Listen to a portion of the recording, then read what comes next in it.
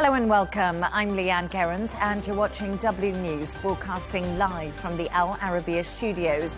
These are our top stories. Saudi Arabia strikes army vehicles from UAE ships in Yemen over security concerns as the UAE says it's withdrawing. Trump tells Hamas that will face hell to pay if it doesn't disarm as he pushes to move the Gaza peace plan to phase 2. And Trump threatens Iran against rebuilding nuclear or missile programs, saying any aggression could trigger US strikes.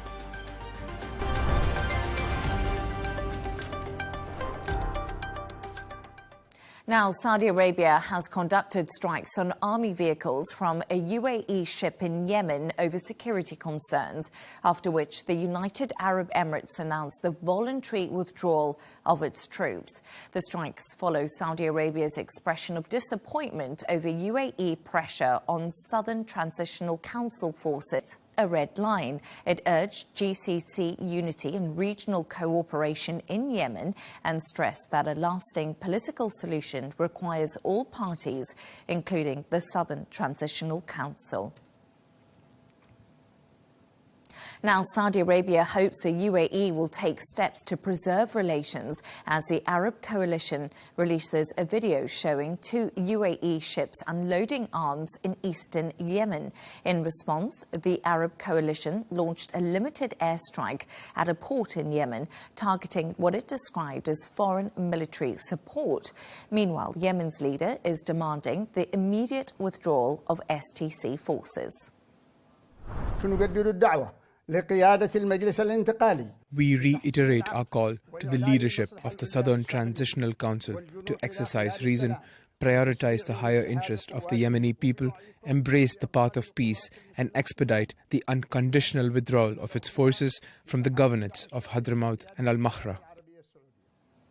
Following the strikes and condemnation from the kingdom, the UAE's defense ministry announced that it will voluntarily withdraw remaining troops from Yemen. Earlier today, the UAE Foreign Affairs Ministry issued a response to recent concerns, affirming its commitment to regional security and stability and rejecting any actions that could threaten safety. It emphasizes its ongoing efforts to de-escalate tensions in key areas in coordination with partners. The UAE also insisted that recent shipments did not contain weapons and the vehicles were intended for its forces operating in the region.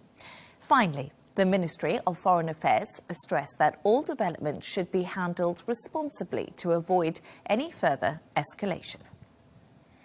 For more on this, I'm now joined from London by Badr al-Qahtani, editor of Gulf Affairs at Sharq al-Assad. Thank you, Badr, for joining me today. Let's just begin with the UAE has withdrawn remaining forces from Yemen. What do you make of this? Thank you for having me at the beginning. I think it wasn't the UAE decision to leave what remains or their own forces in Yemen. It was ordered by the president of Yemen, or the acting president of Yemen, the head of the PLC, Dr. Rashad al-Alimi, who asked UAE to withdraw in 24 hours. And this all escalation happened because of the fund that have been made by the UAE to the STC and the pressure that UAE have shown to the STC to escalate in Hadramaut and Al-Mahra, which is in the Saudi borders. And it doesn't only threaten the Yemeni de-escalating, but it also threatened the Saudi national security and the 700 kilometer of borders of Saudi Arabia. So now the whole Yemeni picture have been redrawn by the updates, and I think we should watch what is going to happen in the ground, because Saudi Arabia have been sent the message clearly to STC forces, which was acting as rebels, not as government, to withdraw from Hadramaut and Al-Mahra before any kind of negotiations or any kind of talks. And Saudi Arabia has bombed a port in Yemen, as we've been discussing. But can you give us some background to this? Who was targeted and why were they targeted? I think the operation, as the coalition have announced, was very limited, and it didn't target the port itself, but it targeted the shipment. The military shipment was coming from Al Fujairah, and it was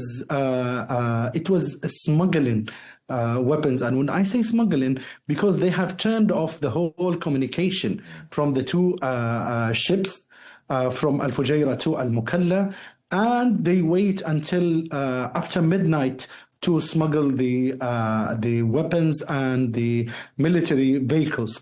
So if I read the UAE statements, they claim that this vehicles was about to be sent to the Yemeni forces. There is no operations in Hadramaut or even Al-Mahra. There is no military operation anyway. Houthis are so far from that place. And at the same time, if this is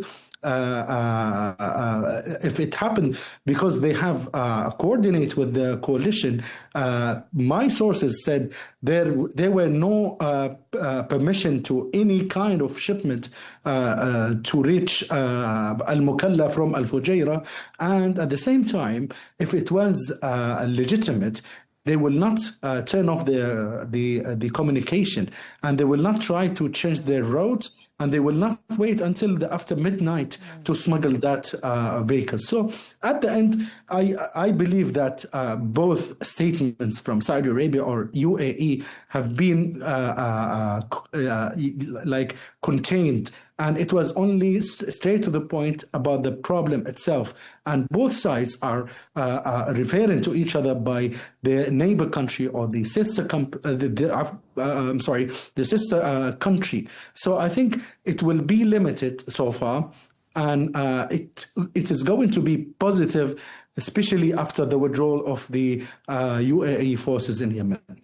And let's talk a little bit about that, actually, Badr, because after the UAE's decision to withdraw forces, what can we expect to happen next? Because, as you say, things have been contained and limited, and both the statements from the UAE and Saudi Arabia have actually shown that. I've been following Yemen since day one of the coup in Sana'a since 2014. UAE have sent a very confusing message in the foreign ministry message or statement, because they have said the vehicles were sent to our troops in Yemen. And in 2019, if we remember that, UAE have announced that they withdraw all the troops from Yemen to support peace and etc., etc. So that's one of the elements that I can see some confusion as an observer to the whole conflict. And at the same time, this type of support, whether to STC or the other groups, it wasn't by today. It have been more than 6 years of the escalation. The Saudi-led coalition tried to contain STC. They tried to contain them in Aden. There were like kind of agreements, Riyadh agreements. There were like Yemeni talks under GCC umbrella in 2022, and that meeting have ended up by transferring the power to a council led by Dr. Rashad Al-Alimi, and STC was represented by Mr. Aidarus Al-Zabidi. Zabidi and the other STC members inside the council, they haven't shown or any kind of appreciation. They have been offered bunch of positions, whether in ministries, deputy ministers, assistant deputy ministers in several governmental bodies. They try to push to get a lot of political gains. They tried to push Dr. Rashad Al-Alimi to give them extra benefits, but I think there is always limits to what they can push. And they did what rebels like Houthi in Sudan or Houthis in northern Yemen. Anything that STC wanted to have in terms of politics, they go outside and they try to get it by military solution. And I don't think Saudi-led coalition and the other Yemen supporters will be happy with this type of steps, especially now Saudi is leading political mediation. And guess what? Houthis are part of this type of talks. And most of the other political Yemeni powers, except STC, who sent their troops to Hadramaut and Al-Mahra, which doesn't have any Houthis or any terrorists or any Muslim Brotherhood as they claim. Bara Al-Qahtani, thank you so much for joining us and for your time and analysis.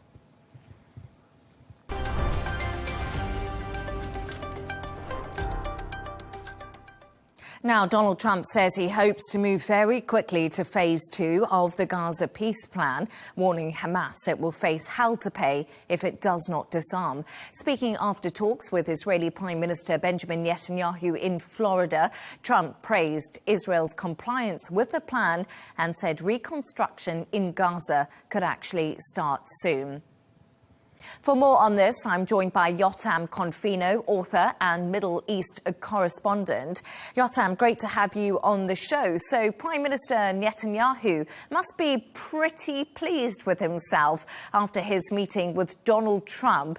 So was it mission accomplished for Netanyahu? I would say partially so. Netanyahu got a few, I would say, not gifts, but something that he expected, such as the United States publicly backing a strike on Iran's ballistic and nuclear program if they don't hold both of them. That was something that Netanyahu had hoped that Donald Trump would not only publicly say, but he did it even before they started the meeting. So the meeting started off well.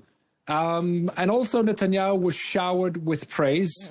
He said that Netanyahu is essentially the reason why Israel still exists today, because he's such a strong wartime leader. And he once again called on the president of Israel to pardon him in his corruption cases. So I would say on those fronts, Netanyahu couldn't have asked for more. But when it comes to Gaza, it's a bit more complicated, because Netanyahu came to Mar-a-Lago to try and convince Trump that allowing Turkish troops to be part of this international stabilization force that will go into Gaza and disarm Hamas, that's just not a good idea. But Trump said that he actually backs this. He publicly said it while looking at Netanyahu. And that is something that's it's really bad for Netanyahu, but it's really bad for Israel, because Turkey is an ally of Hamas.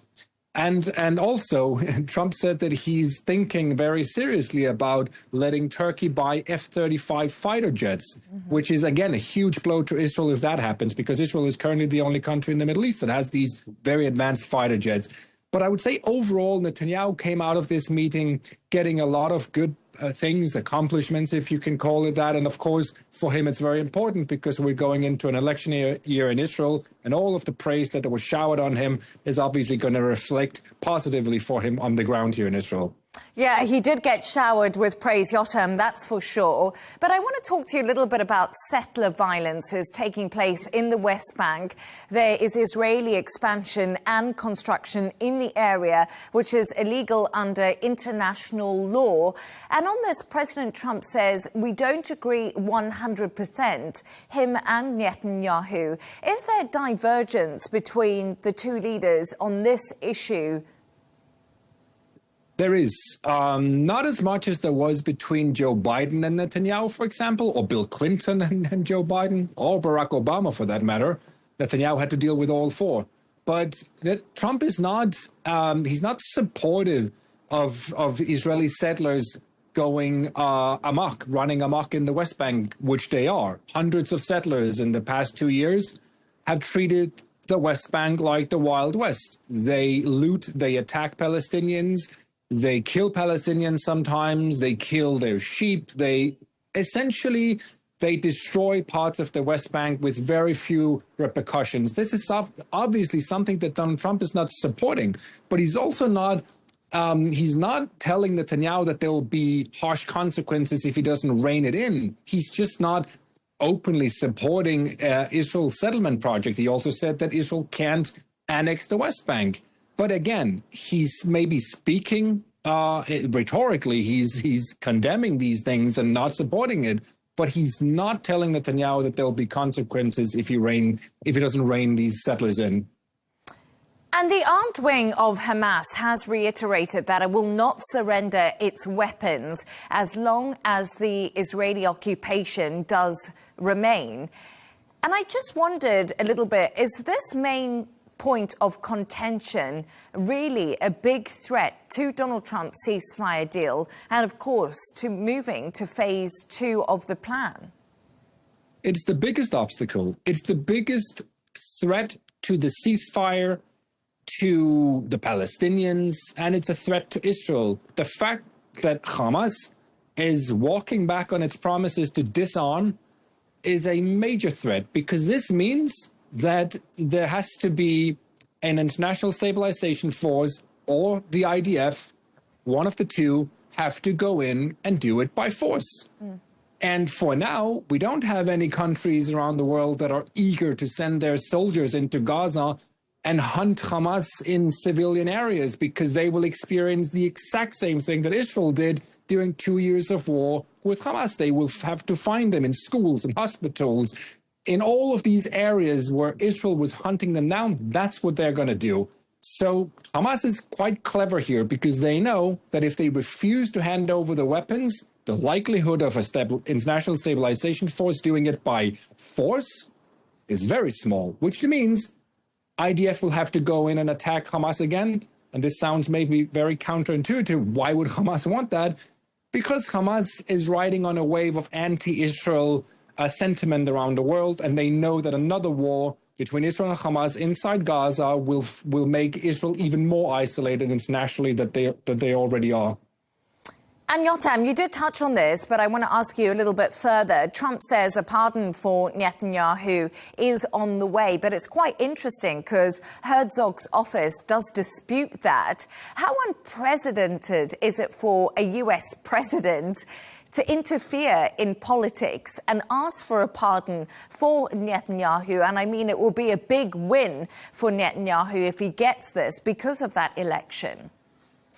I'm not sure if it's so unprecedented for an American president to interfere with Israeli politics. Other presidents have done it more subtle. You know, back when Netanyahu was running against Shimon Peres in the 90s, it was clear that the Clinton administration wanted Shimon Peres to win and not Netanyahu. But it was done in a much more subtle way. What Trump is doing here is extremely unprecedented. He's putting immense pressure on the Israeli president, who is now almost being shamed by Trump for not, acting quicker, or at least if he ends up not granting Netanyahu a pardon, he knows that he will probably face some rage from Donald Trump. It's very unprecedented. And I'm not sure that most Israelis like this. They do like Trump very much, but on this particular issue, I think that's my feeling, at least, when I speak to people, that he's out of order, that it's too much to start interfering with a corruption case like this. Well, Yotam, it's not like Donald Trump to be subtle, but Yotam Confino, thank you so much for joining us.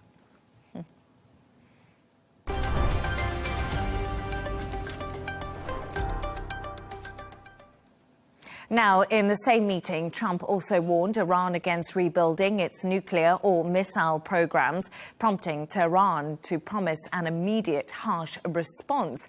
Take a listen to what Donald Trump had to say. Now I hear that Iran is trying to build up again, and if they are, we're going to have to knock them down. We'll knock them down. We'll knock the hell out of them, but hopefully that's not happening. I heard Iran wants to make a deal. If they want to make a deal, that's much smarter. You know, they could have made a deal the last time before we went through, a big attack on them, and they decided not to make the deal. They wish they made that deal. So I think, again, they should make a deal. They want to make a deal, but sometimes that doesn't happen.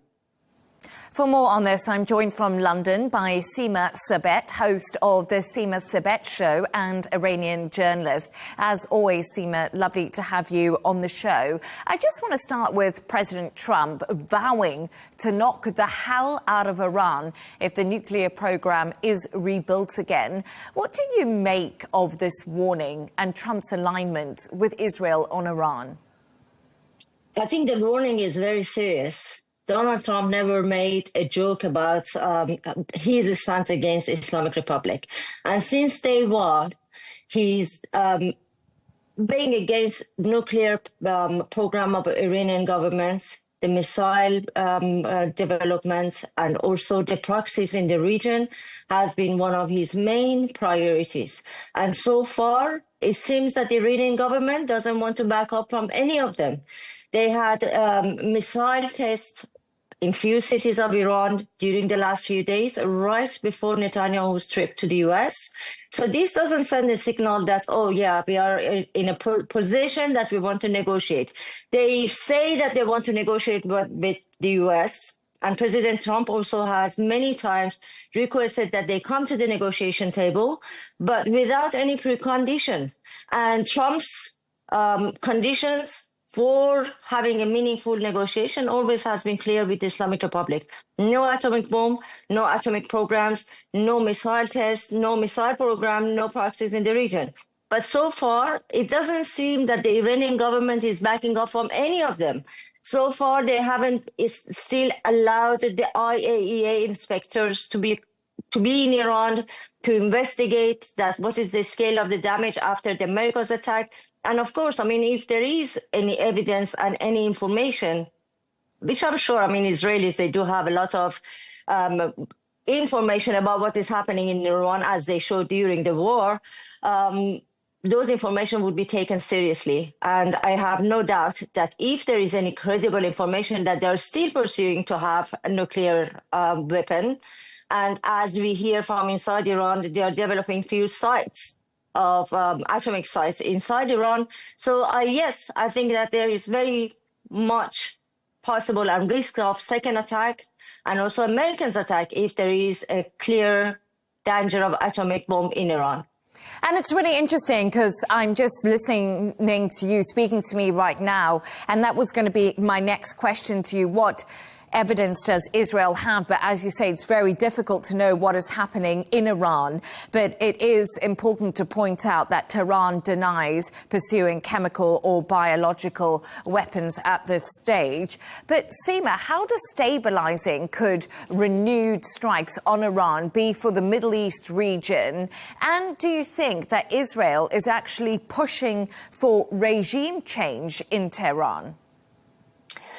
Well, I guess, I mean, Islamic Republic is the only government is the only state in the region that creates a lot of instability for the whole region.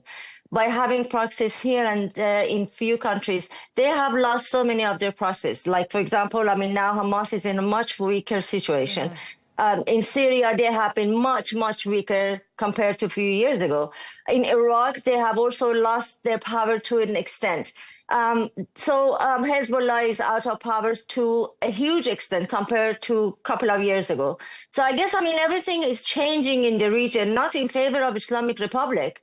But of course, I mean, there has been a time that Islamic Republic during the 8 years of war with Iraq was pursuing having chemical or biological weapons.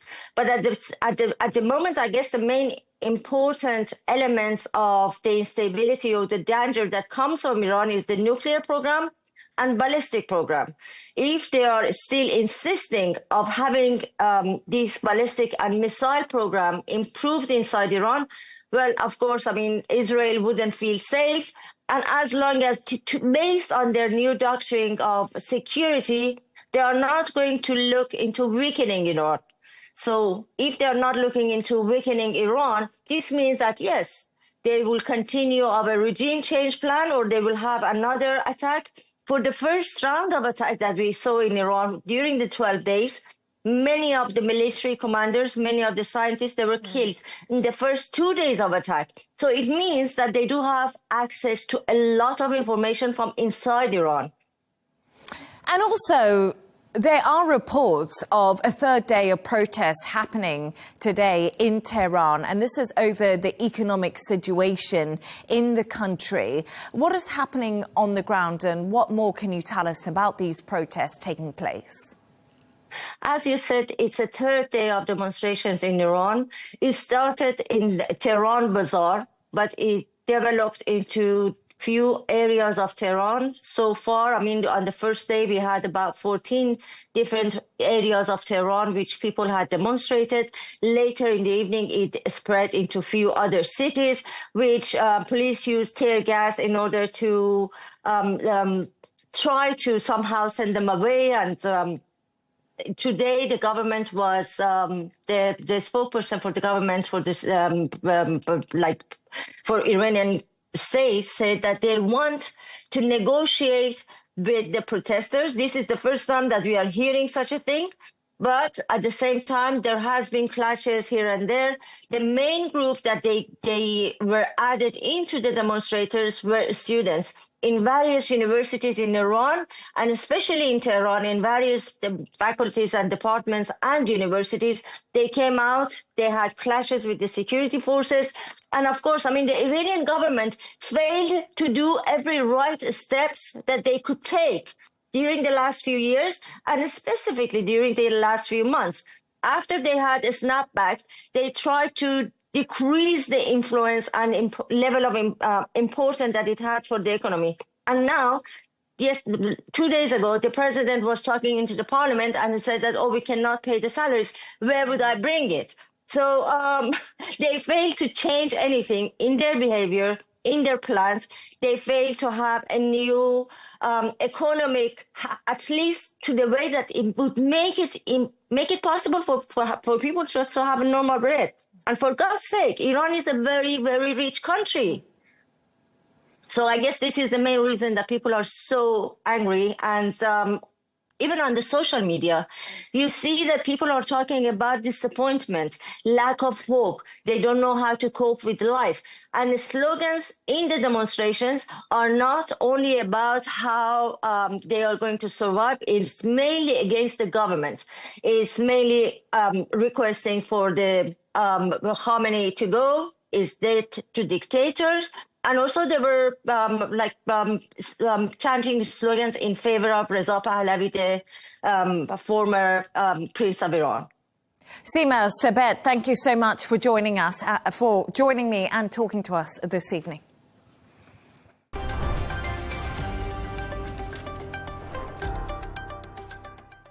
Let's take a look at some of the other stories making the headlines today. Bangladesh's first female Prime Minister, Khalida Zia, and a longtime rival of Sheikh Hasina, has died at the age of 80 after a long illness. She rose to power after her husband was killed and became a leading political figure despite years in prison and house arrest. Zia stayed active in politics and had planned to run in February's election. She is remembered for her role in advancing democracy and women's leadership in Bangladesh. Australian police say the two gunmen behind the attack that killed 15 people at Bondi Beach were not part of a terrorist cell. Authorities say the father and son acted alone and did not receive any training in the Philippines. Police say investigation is ongoing and further evidence may still emerge. Ukraine has denied allegations that it carried out a drone strike targeting Russian President Vladimir Putin's residence. Russian Foreign Minister Sergei Lavrov claims Kyiv launched the attack using 91 long-range drones. Moscow says it is now reviewing its position on peace negotiations. The US has carried out a strike on what it described as a dock area linked to Venezuelan drug trafficking. President Donald Trump says there was a major explosion at the site where he claims boats were being loaded with drugs. If confirmed, the strike would mark the first known US military operation inside of Venezuela. Eurostar has resumed its train services after the Channel Tunnel closed for hours due to power supply problems. Passengers were urged to postpone their journeys as severe delays are indeed expected. And Syria has unveiled a new national currency which will be introduced gradually from the new year. President Ahmed al-Sharaa presented the new banknotes, saying the move aims to strengthen the Syrian pound. The currency has sharply lost value after years of civil war and economic collapse that followed the end of the al-Assad regime.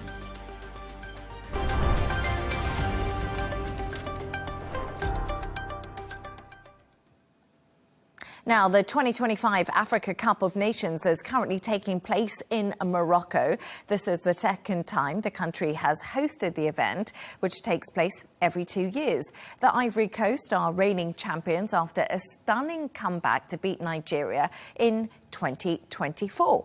And for more on this, I'm joined by MENA football broadcaster Joe Morrison. Joe Morrison, you're in the studio with me. Brilliant to have you. I just want to start with something. This is not my expertise. It's not my wheelhouse. It's yours. So what is significant about this tournament in comparison to the previous ones that we've had? Well, it's the first one to start in December.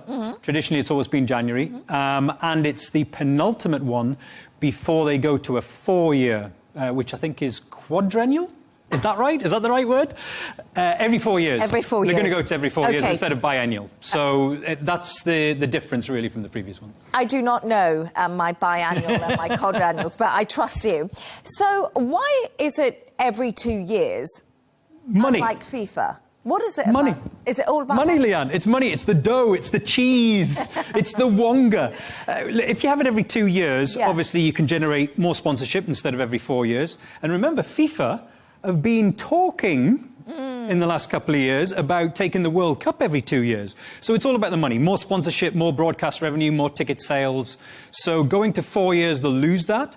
But they're talking about putting in place instead a Nations League, which will be every year to make up the difference. But that's going to be quite difficult for the footballers, isn't it, if it goes to every 4 years from every 2? They will obviously lose out on pay themselves, or not so much? No, it doesn't really work like that. I mean, I'll tell you who will benefit will be the clubs, because this has always been a big bugbear, especially English Premier League clubs. They have to release these players. And, of course, the Christmas period is always a very busy period of fixtures. There's Premier League games tonight, for example. And they have to lose those players to AFCON. By the way, AFCON, not Comic-Con. One's in Las Vegas, the other one's in Morocco. Morocco, yes. They have to lose those players every 2 years. So it's always been a problem. And then let's talk about that, because are there any big names that we see in the Premier League and around the world that people would recognise playing in AFCON at the moment? Oh, yeah. I mean, the obvious one is Mo Salah from Liverpool. Whether he'll be there after the January window, who knows? Watch this space. And a few cheeky words, Mo Salah, yeah. I mean, as far as this region is concerned, Sadio Mane, Al Nassr, he plays for Senegal. Riyad Mahrez, who plays for Al Ahly in the Kingdom of Saudi Arabia, he plays for Algeria. Plus, you have others like Nicholas Jackson at Bayern Munich, Brian Mbeumo at Manchester United. So there's a lot of names that football fans around Europe in particular, but also around the globe, would know about. And would be keen to watch. Who are the favourites this year? And also, is home advantage important? So who is likely to go through from the group stages? You're asking me to put my neck on the line. Look, you talk about home advantage. That's a brilliant point. Morocco, home advantage, very, very strong, and a team that'll go far in the World Cup next year. The current holders, Ivory Coast, you'd expect them to go far. Nigeria, strong. They were finalists, as you mentioned at the beginning. You'd expect them to go far. So, yeah, there's a few strong teams. And for everyone watching, I am Zimbabwean, born in Zimbabwe, you know, a true Zimbabwean girl. There's been a lot of chat on my Facebook today. And I want to know how Zim are doing. Badly. Oh, are they? They're going to go nowhere. Ninguno, nada, nothing. Mafi. No help at all. There's no hope for Zimbabwe. They won't make it out of the group. What have they got at the moment? 1 point? I think so. Yeah, but apparently on Facebook I did say that, you know, we can't say the whole of Zimbabwe have lost. You know, there's only so many players in the team. So we'll move on from what's happening in Zimbabwe. But to like a more serious topic away from football, obviously, yesterday I wanted to talk to you a little bit about what happened with Anthony Joshua. We got the story yesterday and we were reporting on it. It was very shortly after it happened, so more details are emerging. And it is a pretty shocking situation and scenes that came out of Nigeria. How do you think something like this is going to impact him personally and emotionally? Because we know the two that died are very close friends of his and obviously helped him for not a lot in the boxing ring. Yeah, they were there from the beginning, pretty much, of his career, or almost the beginning. It's a difficult question. Physically, he'll recover from this. And thankfully, it seems like he hasn't been hurt too badly. We're still waiting for more medical tests, etc. But it seems on first glance that he's okay physically. Mentally, you have no idea, Leigh Ann. I mean, he's just banked $60 million from the Jake Paul fight. Money all of a sudden becomes irrelevant in a situation like this when you've lost two very dear friends, two close colleagues as well. He was hoping for a big heavyweight unification bout against Tyson Fury, possibly next summer, autumn. Will that go ahead? I mean, we've seen it in the past when Mike Tyson lost Cus D'Amato, his mentor. He went off the rails. So you just don't know. Mentally, you just don't know. We'll have to wait to see. And what does it mean for the heavyweight division next year? You mentioned that bout that he was hoping to have with Tyson Fury. A lot of people have been speaking about that. Obviously, we saw Joshua in the ring with Jake Paul. Some people saying he'll be ahead of Tyson Fury. Tyson wouldn't have fought for months when they get into that ring. But I wonder if we're going to see something a little bit different. Well, in terms of serious contenders, he'd kind of fallen off the landscape a little bit, the boxing landscape in the last couple of years. Then had come back and had seemed to find a new vigour and a new energy and a new focus on going for those titles and going for the biggest fights. That's now a question mark.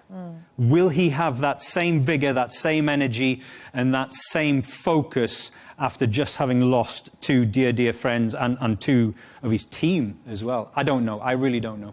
And obviously, he's still under observation, but they seem to think that he should be okay. But, Joe, thank you so much for bringing me an update on that story. Joe Morrison, as always, thank you very much. Thank you, Leigh Ann.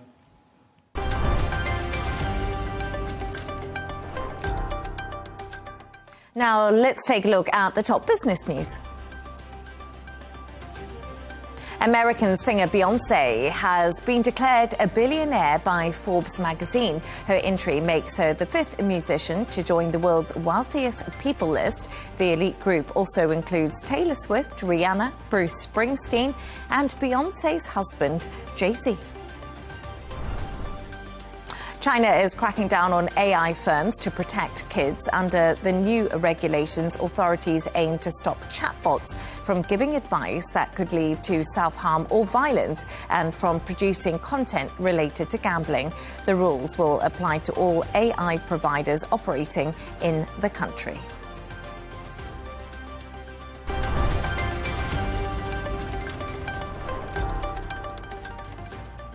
And that's all from us on W News. Don't forget to subscribe to our YouTube channel, of course, follow on X, and we'll be back in a couple of hours' time with W News Extra. Goodbye and thank you for watching.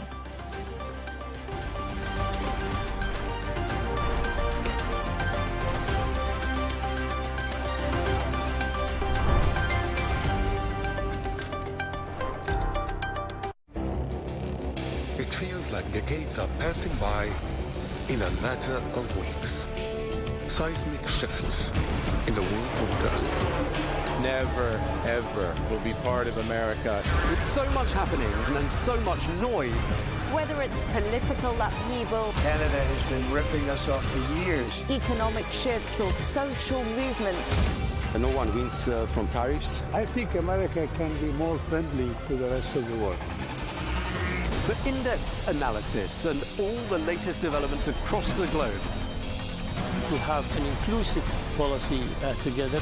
The meetings with Hamas gave me some hope. We're in another nuclear arms race. the most important developments straight to your screen. Welcome to the dressing room. I'm on my own. I need backup. And an insightful look at the issues shaping our world today. It was not going to happen, that war, and it happened. Join us on Al-Arabiya News, where the world talks.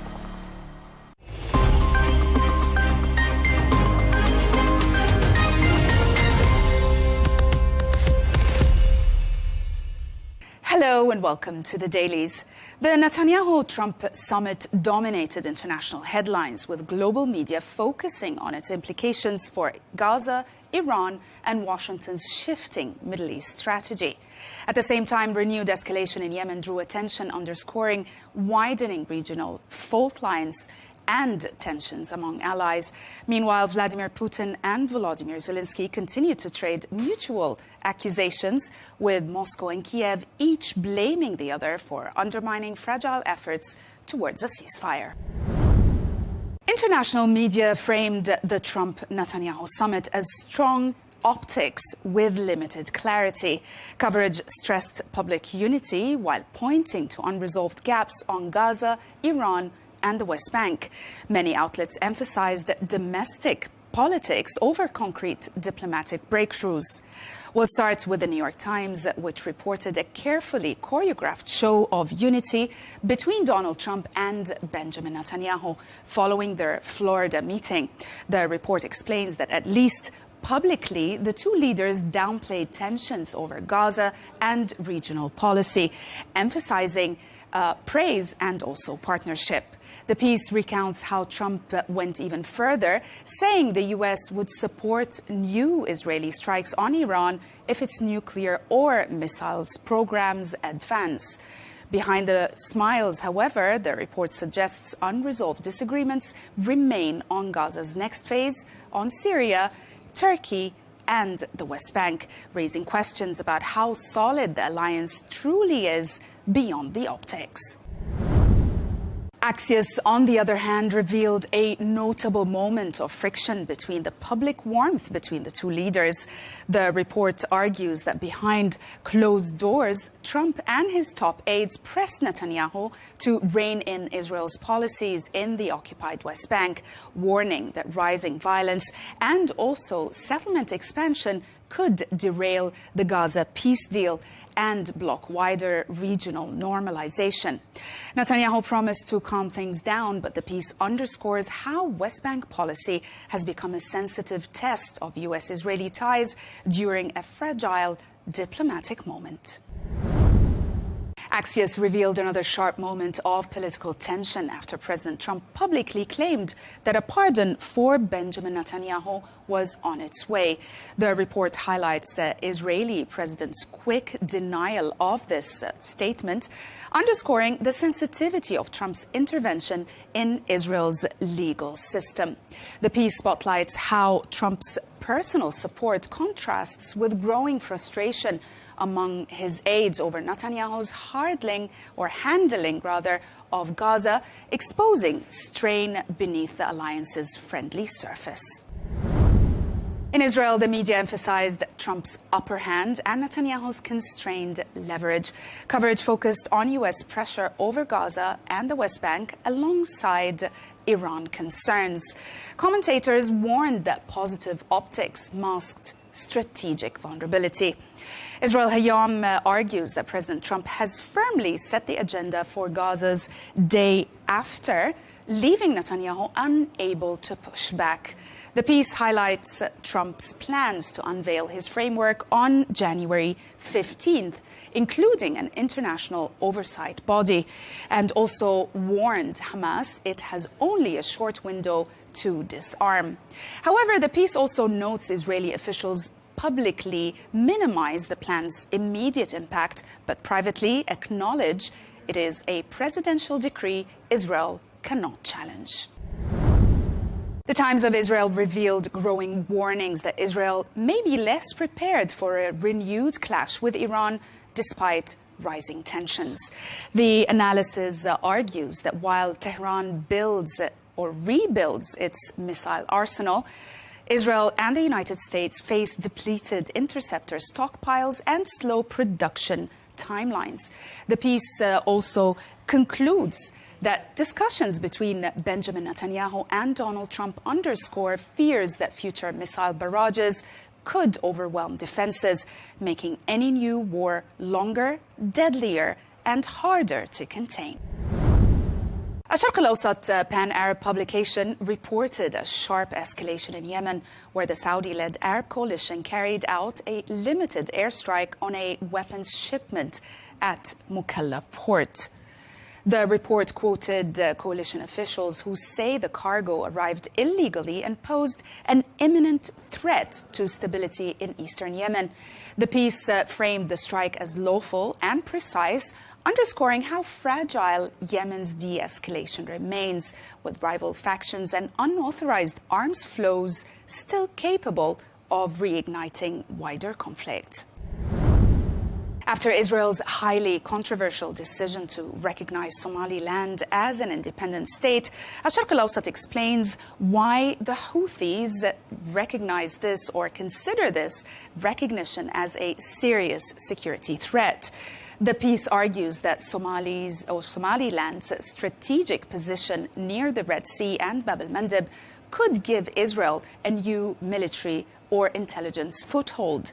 It goes on to say that for the Houthis already in conflict with Israel over Gaza and shipment lanes, this raises fears of encirclement and future strikes, escalating regional tensions involving Yemen and beyond. Another story remained in focus internationally was the developments in diplomatic efforts to end the war in Ukraine. Politico examined new details from talks between Volodymyr Zelensky and Donald Trump, revealing that Washington has offered Ukraine 15 years of security guarantees as part of a draft peace deal.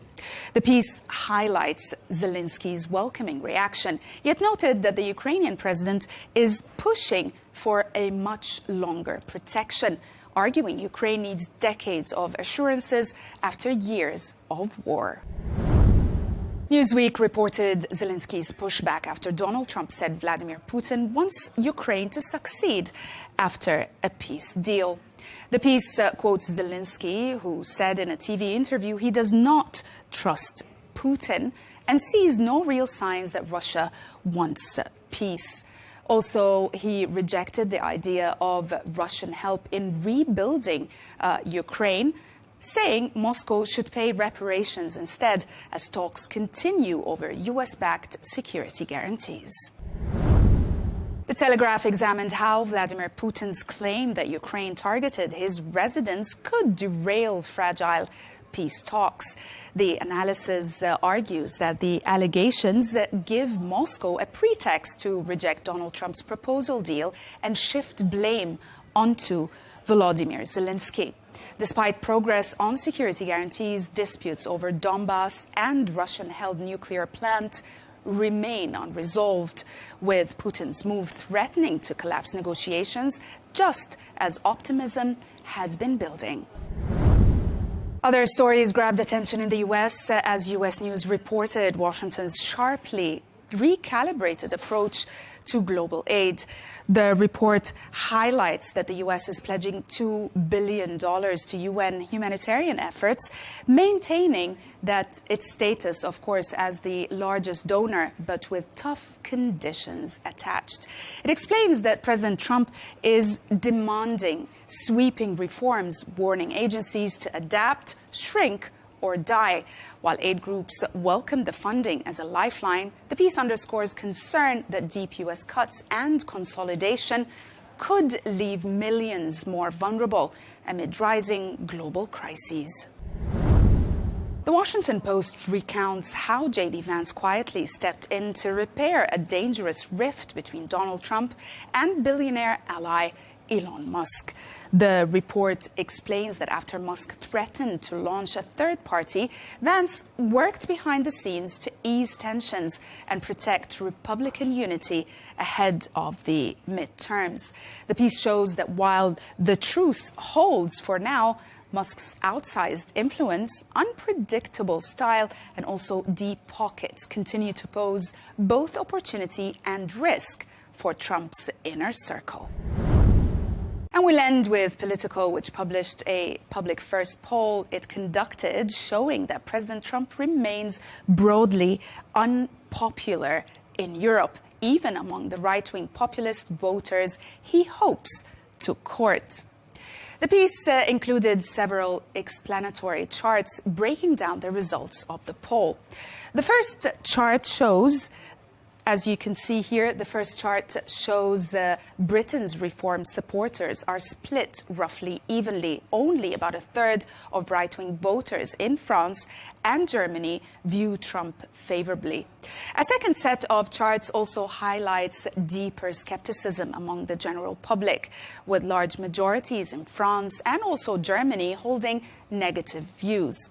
Also, we have a third chart comparison that shows that populist voters admire Trump's country first style more than their own leaders, yet still distrust his impact abroad. Overall, the piece suggests that Trump's influence in Europe is far weaker than he assumes. That's it for today. Thanks for watching the dailies, only on Al-Arabiya English.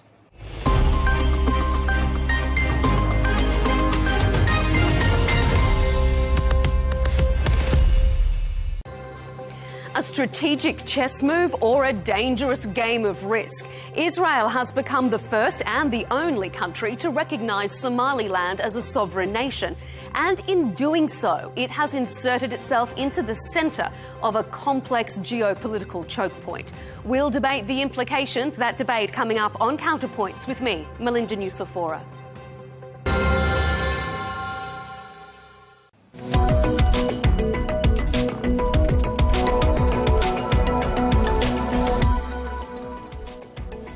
Hello and welcome to The Real Deal. Coming to you from the Al-Arabiya English studios, this is your weekly bulletin bringing you all the latest business news headlines and analysis from Saudi Arabia. Coming up, with the end of 2025 in sight, we analyse the overall performance of the kingdom's economy, including the real GDP growth figure of 4.8% in Q3 compared to the same period in 2024.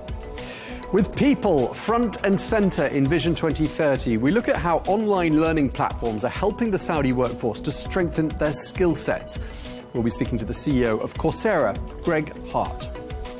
And with more than 200 fintech companies in the kingdom, Saudi Arabia is going full throttle in its bid to be a fintech hub. We'll be speaking to Jawad Mahmood, who is the CEO of the payment services company MyTM.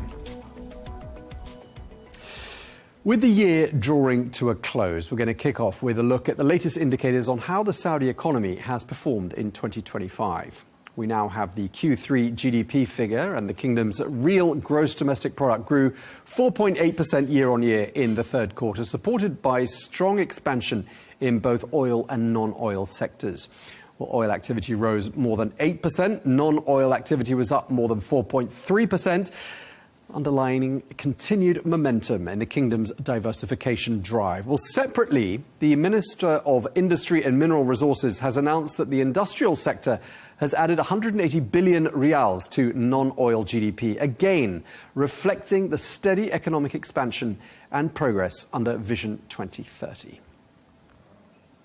Let's get more on this now, and I'm joined by Jamil Ahmed, who is the global markets commentator. He joins us now. Thank you so much for being with us, Jamil. As the year draws to a close, just wanted to get your initial thoughts on how you think the Saudi economy has performed during the course of 2025.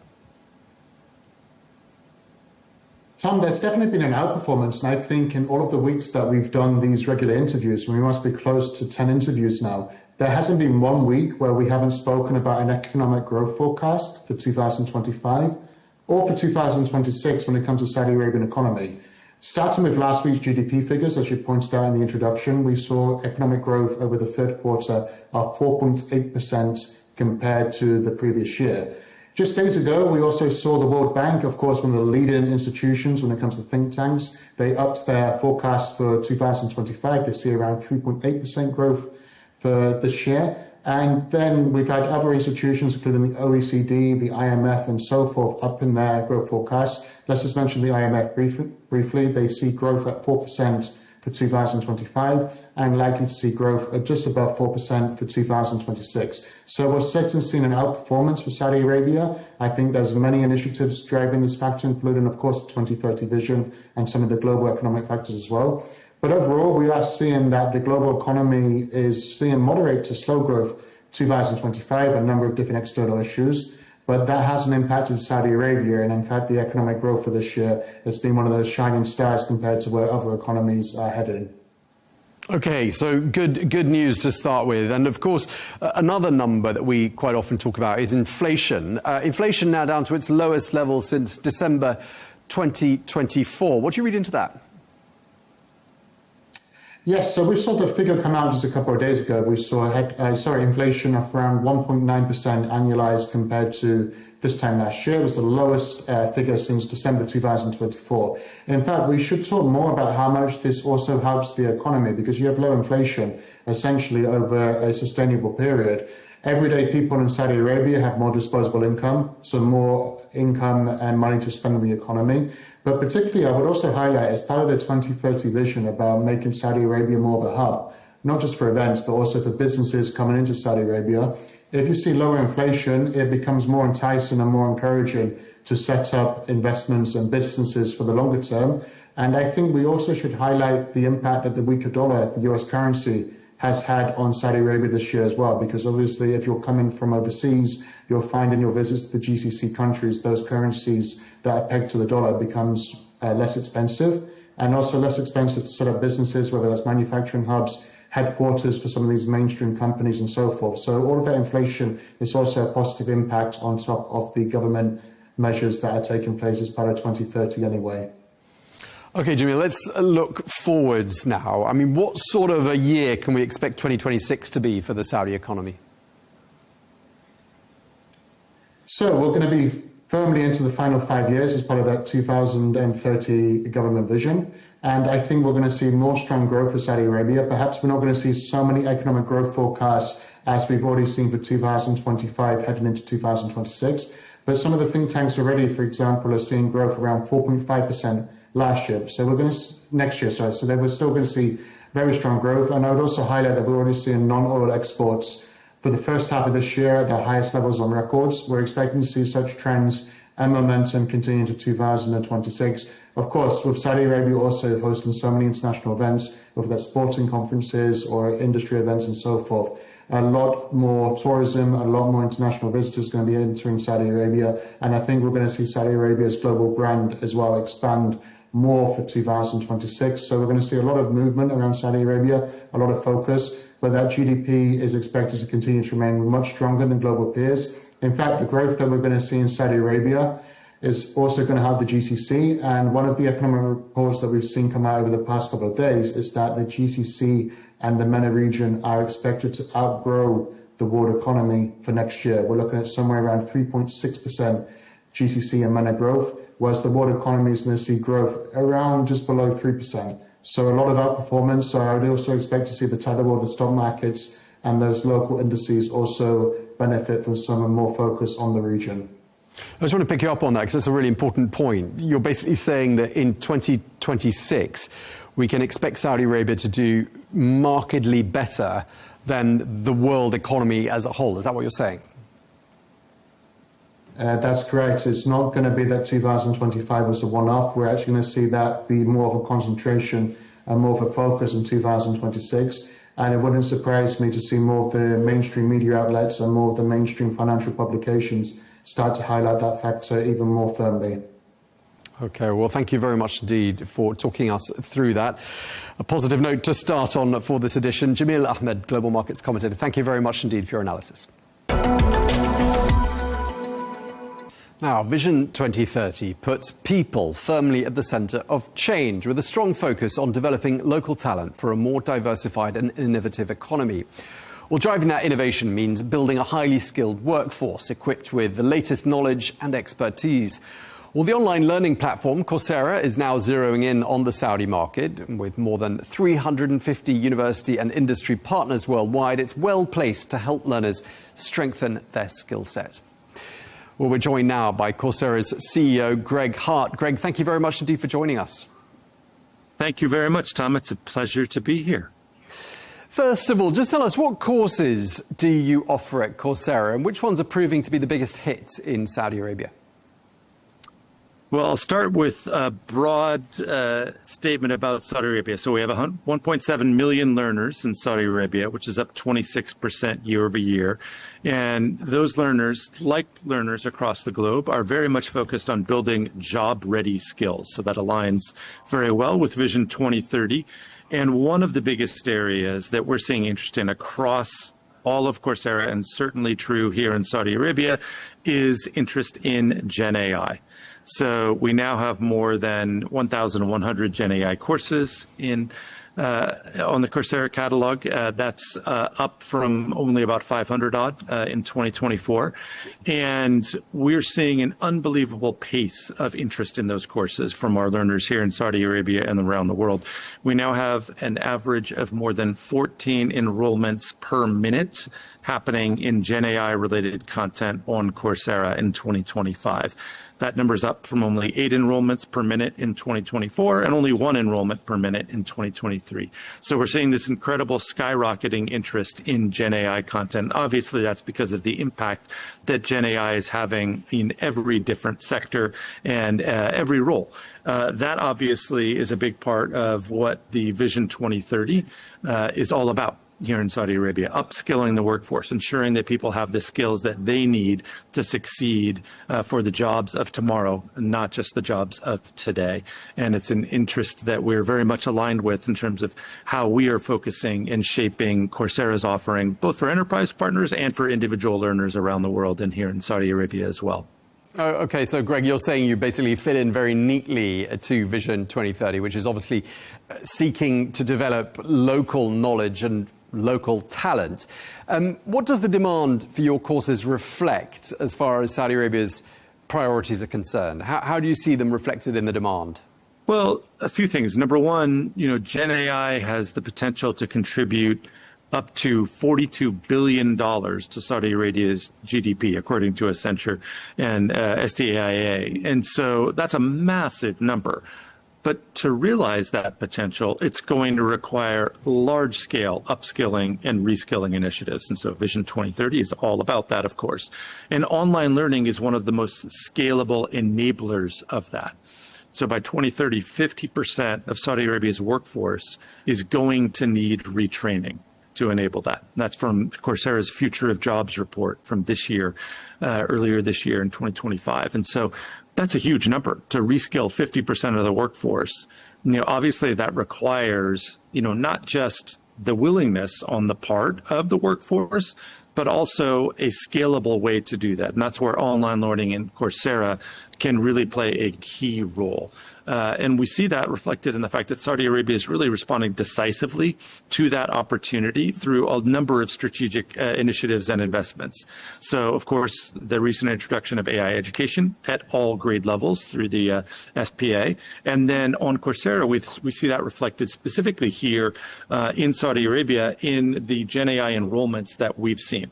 So we have more than 129,000 Gen AI enrollments coming from Saudi Arabia, 57,000 in 2025 alone. Saudi Arabia ranks number 2 regionally on Coursera's AI Maturity Index. And Coursera's second largest market in the Middle East and North Africa is Saudi Arabia.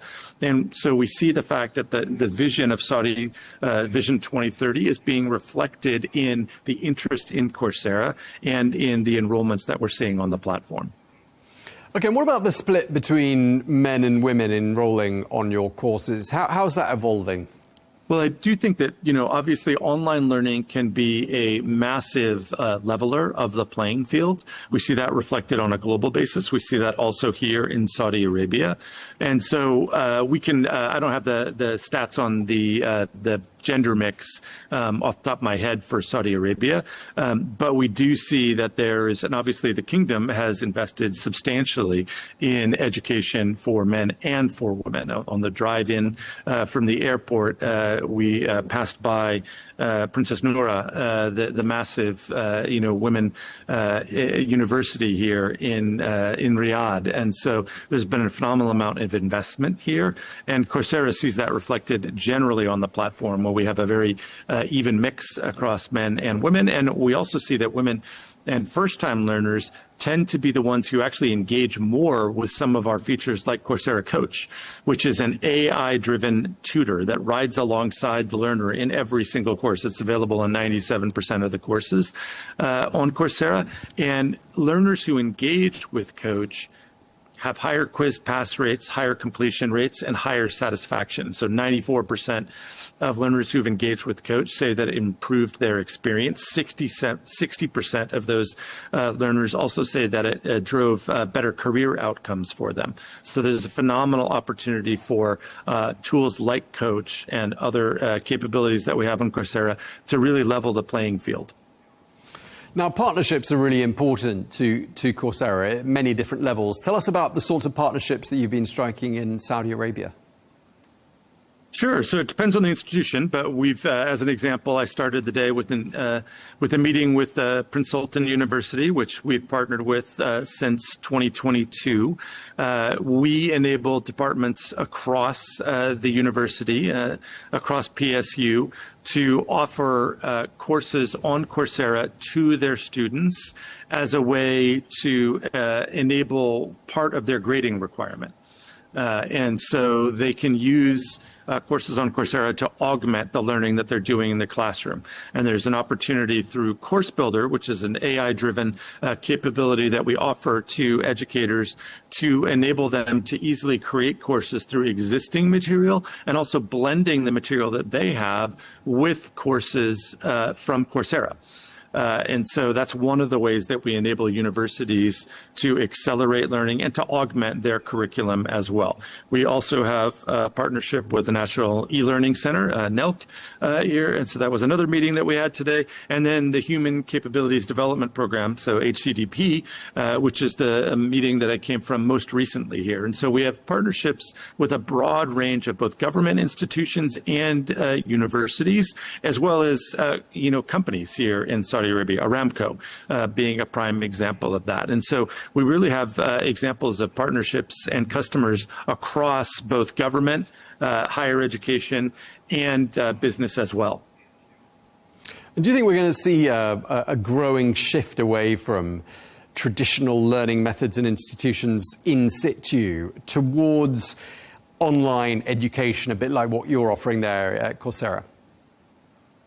I do think I would say it's not so much a shift away from higher education as much as a recognition that the traditional skills that higher education has offered really need to evolve to meet the rapidly changing needs of the workforce and employers. And so one of the things that we've been developing to help address that is skills tracks.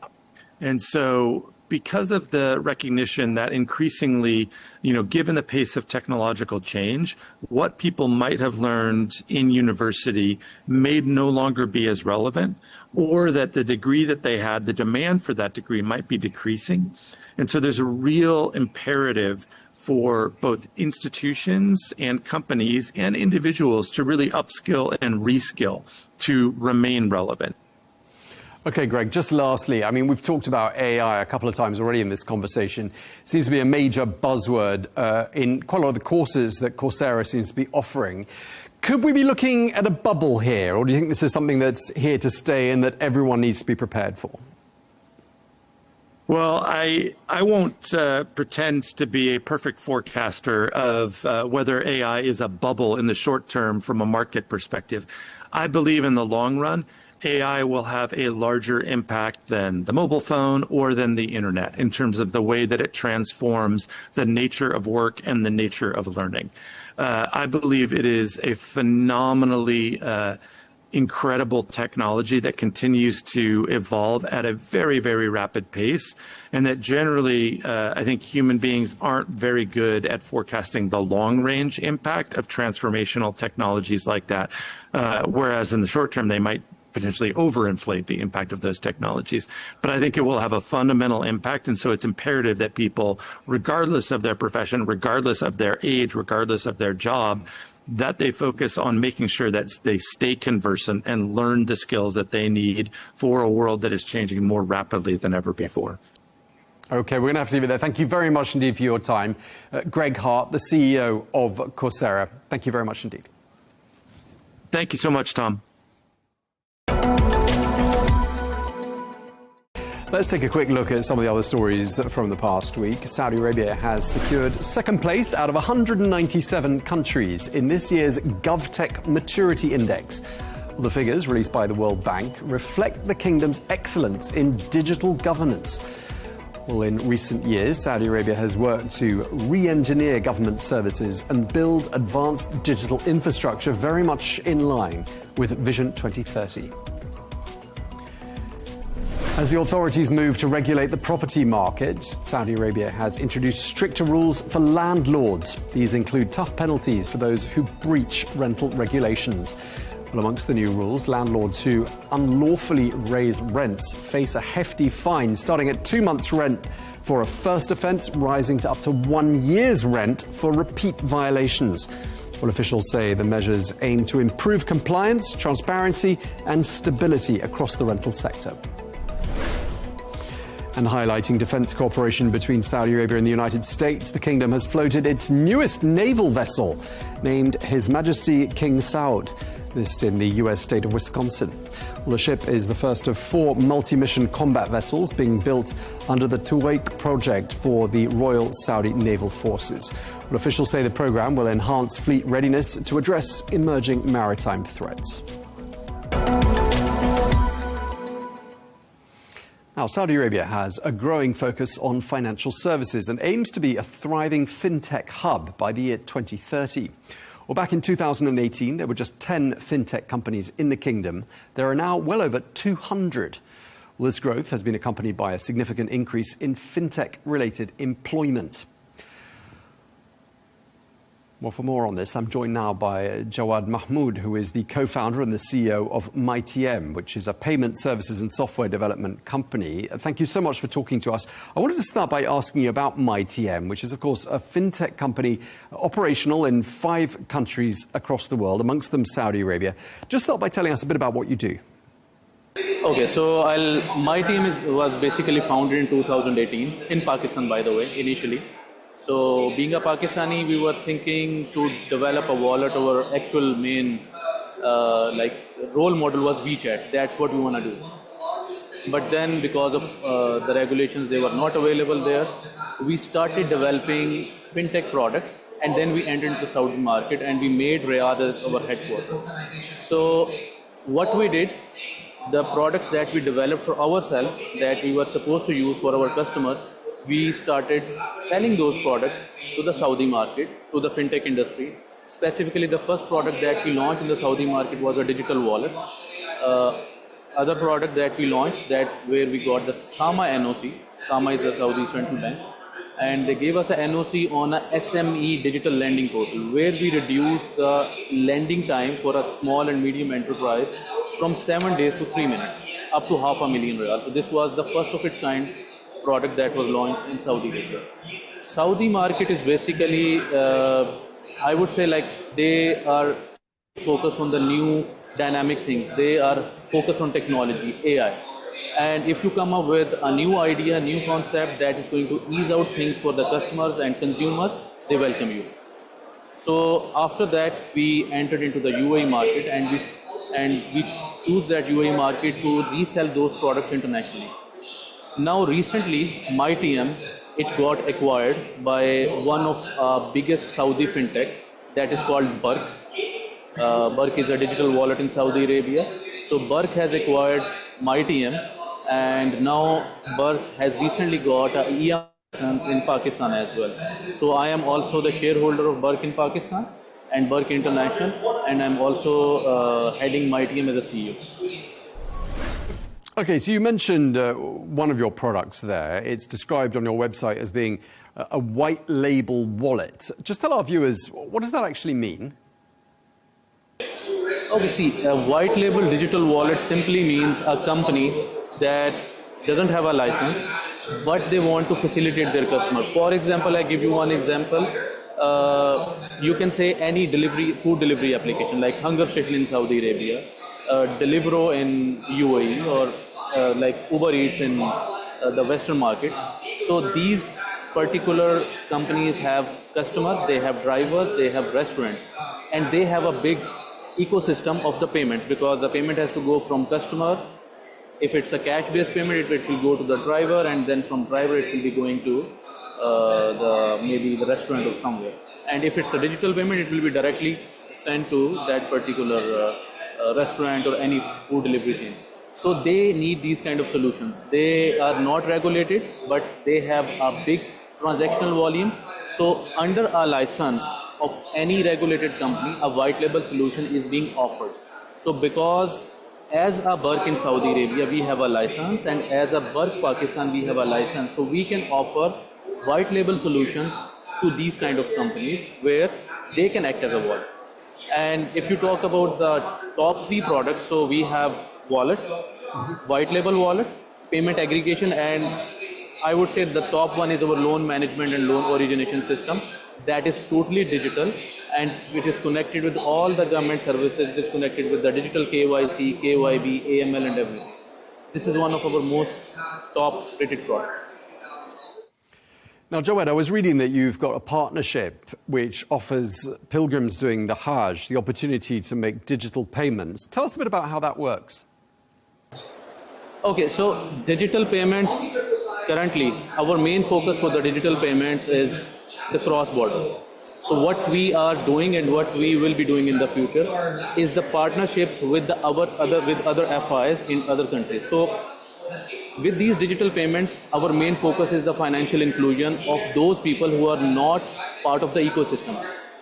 There is, if you see about the GCC market, even if you see in the European market, people from the second world and third world countries, they are working there, but their earning is like a taxi driver, a Uber driver, or maybe a delivery man.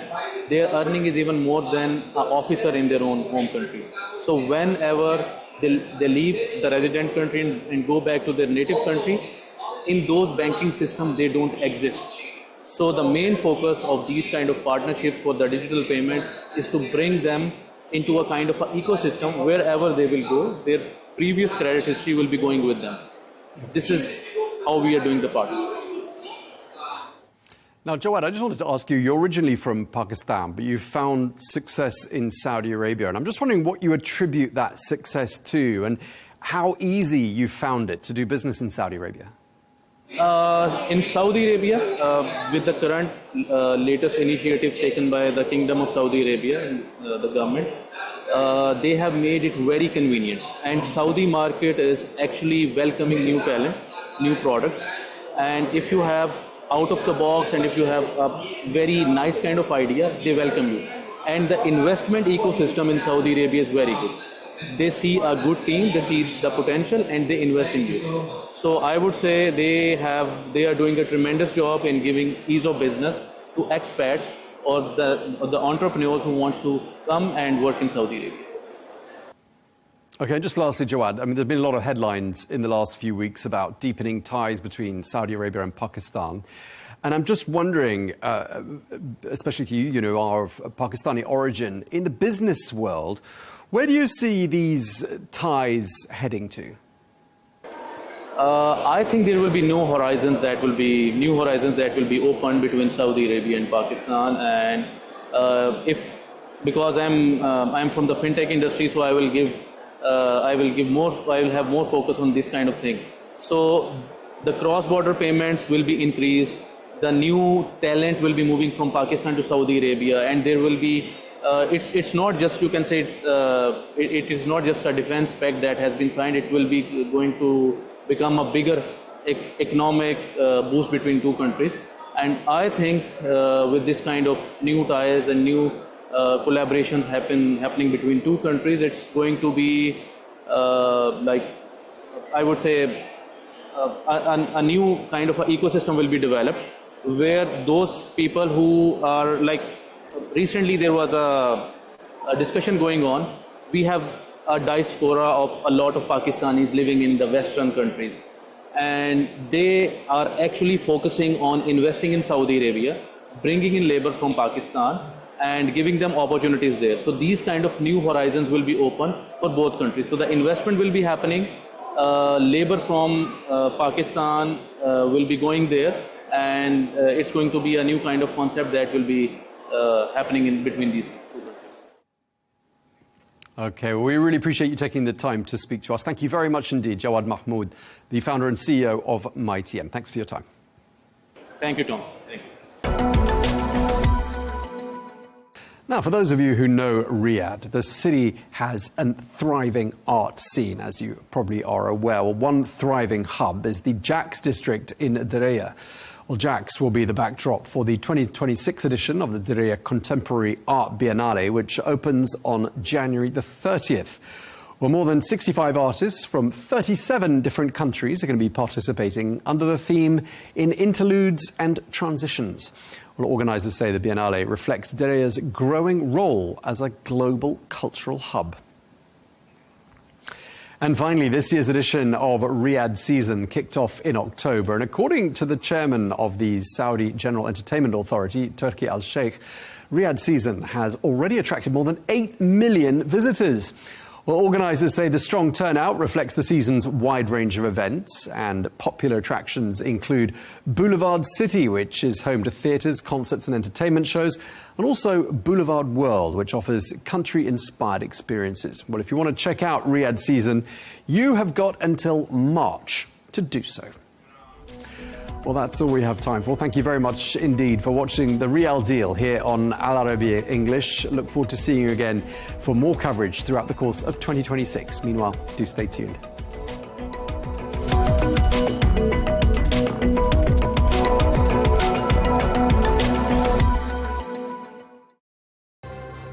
A strategic chess move or a dangerous game of risk? Israel has become the first and the only country to recognise Somaliland as a sovereign nation. And in doing so, it has inserted itself into the centre of a complex geopolitical choke point. We'll debate the implications. That debate coming up on Counterpoints with me, Melinda Nucifora.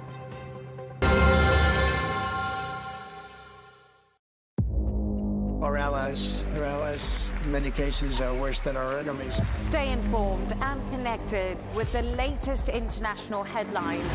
There obviously is a risk.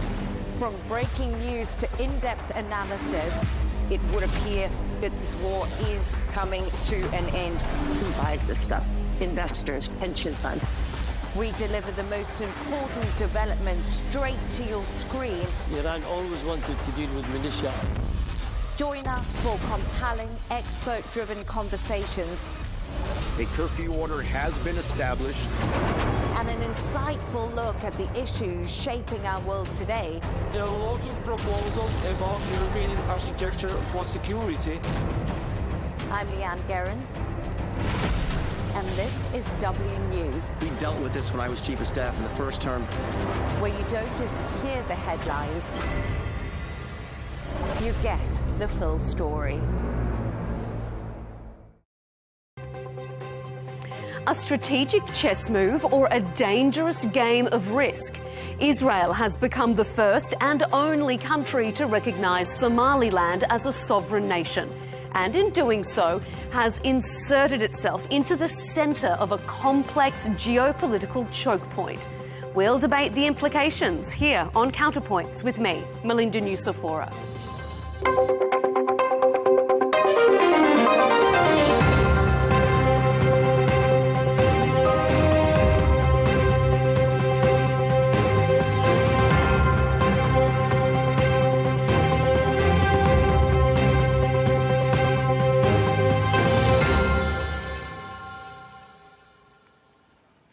It has its own government, army, currency and passport. But for 34 years, no other country recognised Somaliland's existence until Israel broke that status quo. I express my wholehearted appreciation to the State of Israel for its brave decision, which reflects both historical continuity and confidence in Somaliland's demonstrated commitment to peace, stability and responsible governance. Our friendship is seminal and historic. So I'm very, very happy and I'm very proud of this day, and I want to wish you and the people of Somaliland the very, very best there. The self-proclaimed republic sits in a strategically important position on the Gulf of Aden. Through its recognition, Israel may be aiming to secure a foothold in the Horn of Africa and counter Iranian and Turkish influence in the region. But like all gambles, it's a risky move. Israel has potentially isolated itself from important regional actors.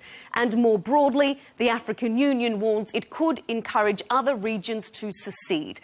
So on this episode, we'll ask, why has Israel made this move now? What are the broader international implications? And is Somalia heading for domestic unrest or potentially civil war?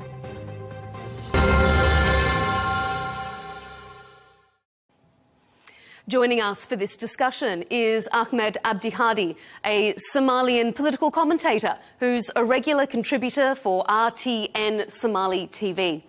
Tobias Ellwood is back with us, former British Middle East Minister and Conservative Member of Parliament. And rounding out the panel, Awale Shirwa, Horn of Africa political economic analyst and former Minister of Planning and National Development for Somaliland. Gentlemen, thank you for being with us here on Counterpoints. Well, Somaliland unilaterally declared its separation from Somalia in 1991, but in the following 3 decades, no other country had recognised its autonomy until now. Perhaps that's an indicator of just how complex and how fragile the geopolitical situation is in the Horn of Africa and in the broader Red Sea region. So, Awale, let's start with you as a former Somaliland minister.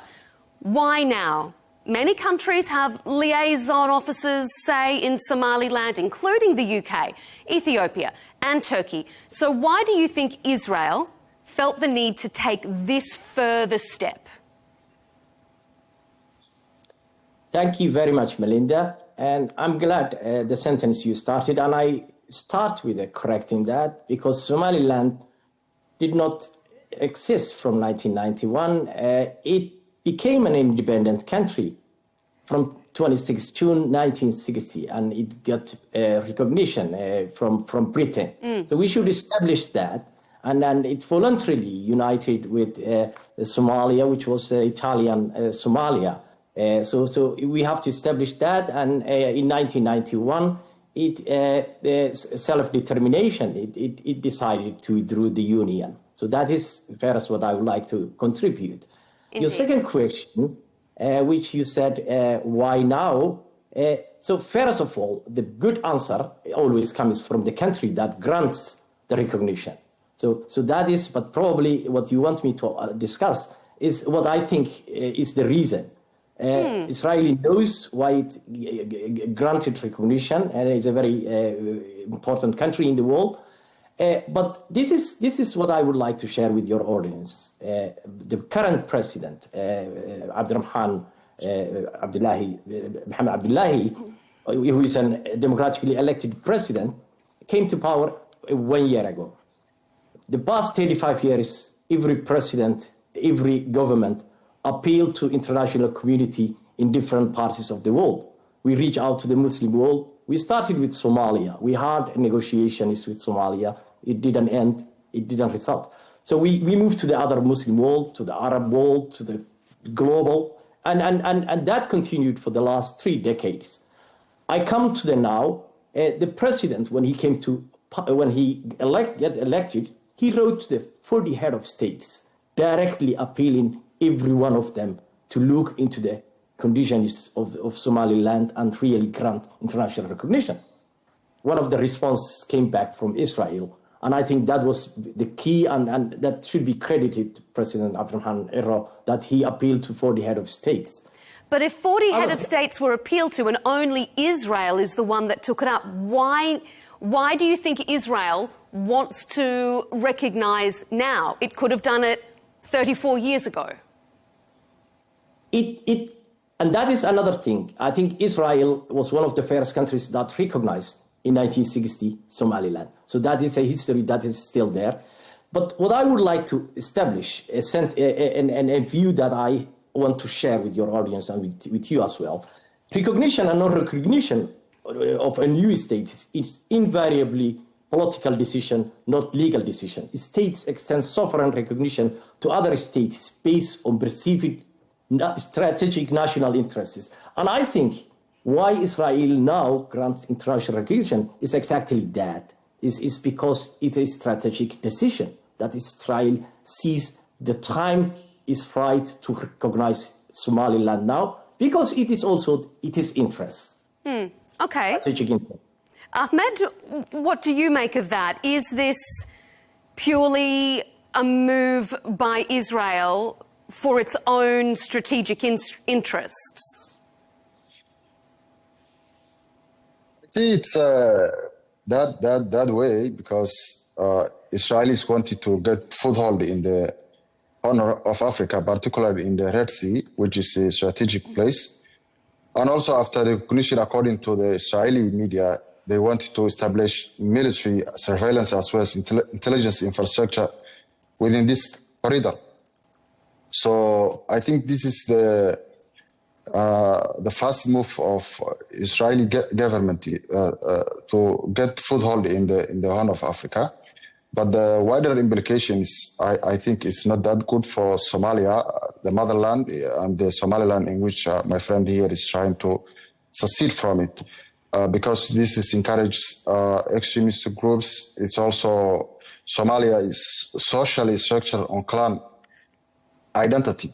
So within the main clan that lives in Somaliland, there's also other clans that are not happy with succession and the recognition of Israelis. Also, religious extremist groups are there also. Some of them, maybe hundreds of them, has been recently cracked down or arrested by the Somaliland government.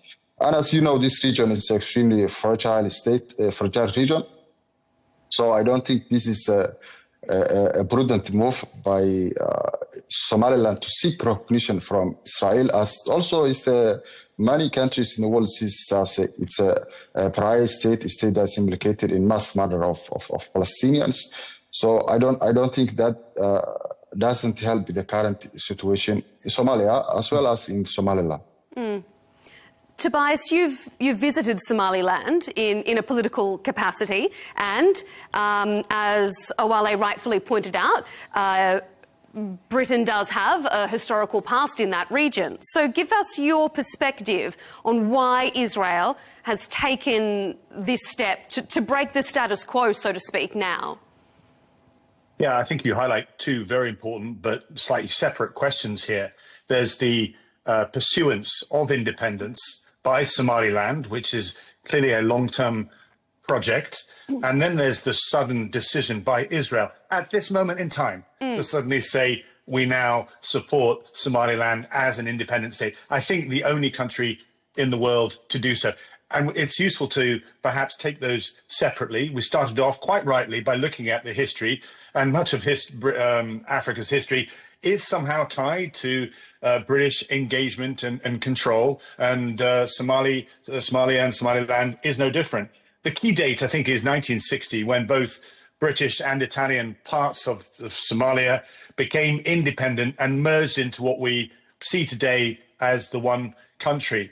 But when I visited, it was clear that there's a massive feeling of independence, of autonomy in the various parts of the country. It is a federated structure anyway, similar to the United Arab Emirates, in fact, where you are. So, you know, Puntland, Jubaland, the Southwest state, for example, they all have their own separate parliaments. They don't have their, I think, their own presidents as well. So, and on top of that, you must overlay the chaos that's caused by a very corrupt Mogadishu, a very corrupt central government, and, of course, al-Shabaab. That's taken full advantage of the chaos, of the absence of good governance, security as well. Somaliland has been interesting because it's managed to exist in an autonomous state, to do well, to look after its own. And so it clearly wants to advance in that direction. I see greater autonomy should be given as a first step before you talk about a breakaway Somaliland, giving, in a similar that Scotland in the UK, for example, got more powers to run its own affairs. That, I think, is a logical step to take the world with you. What we've now seen is Israel make this decision, and then immediately the world has condemned this. The neighbors, Turkey, Saudi Arabia, the African Union itself, China has also weighed in. There's only a single country, I think, that's sort of stood up and said, well, that's not a bad idea. And that's Prime Minister Netanyahu's friend, Donald Trump. And that takes me very quickly to say, why is Israel doing this now? I think this is what we call in Britain a dead cat.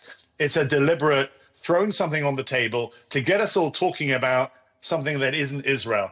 Because if you think of the pile of problems that Israel's currently facing, why would they wander into another foreign policy announcement such as this? We know what's going on in Gaza, how difficult that is. We see what's happening in the West Bank. Problems of a Palestinian state. Interesting that they won't recognize a Palestinian state, but happen to recognize something else. And then, of course, the challenge with Iran. So Israel's things coming over the hill, affecting them, are enormous. And yet here they are, making a decision, throwing out there just to keep us busy, and I think distracted from what is actually going on in Israel, in Gaza, West Bank, and so on. Let me really intervene there. And what Tobias is saying is if Britain and international community want a staged basis, the world has 34 years. Britain had 34 years to listen to Somaliland, to talk to Somalia, to recommend that stage you're talking about. But what I would like to say here is that when a state is recognizing another state, it always looks at its interests. The United States last night on the Security Council stated that correctly, and it said Israel is looking at its interests.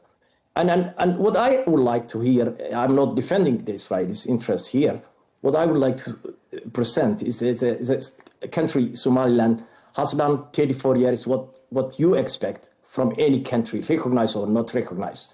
Election is stability. I will not comment on what Ahmed talked about clans, because Somaliland really, Nobel Prize winner is James Robinson, who got Nobel Prize, wrote in his book what Somaliland did, no other countries did, how we did conflict resolution. So Somalia will not lecture us how we deal with resolution, community and clan issues.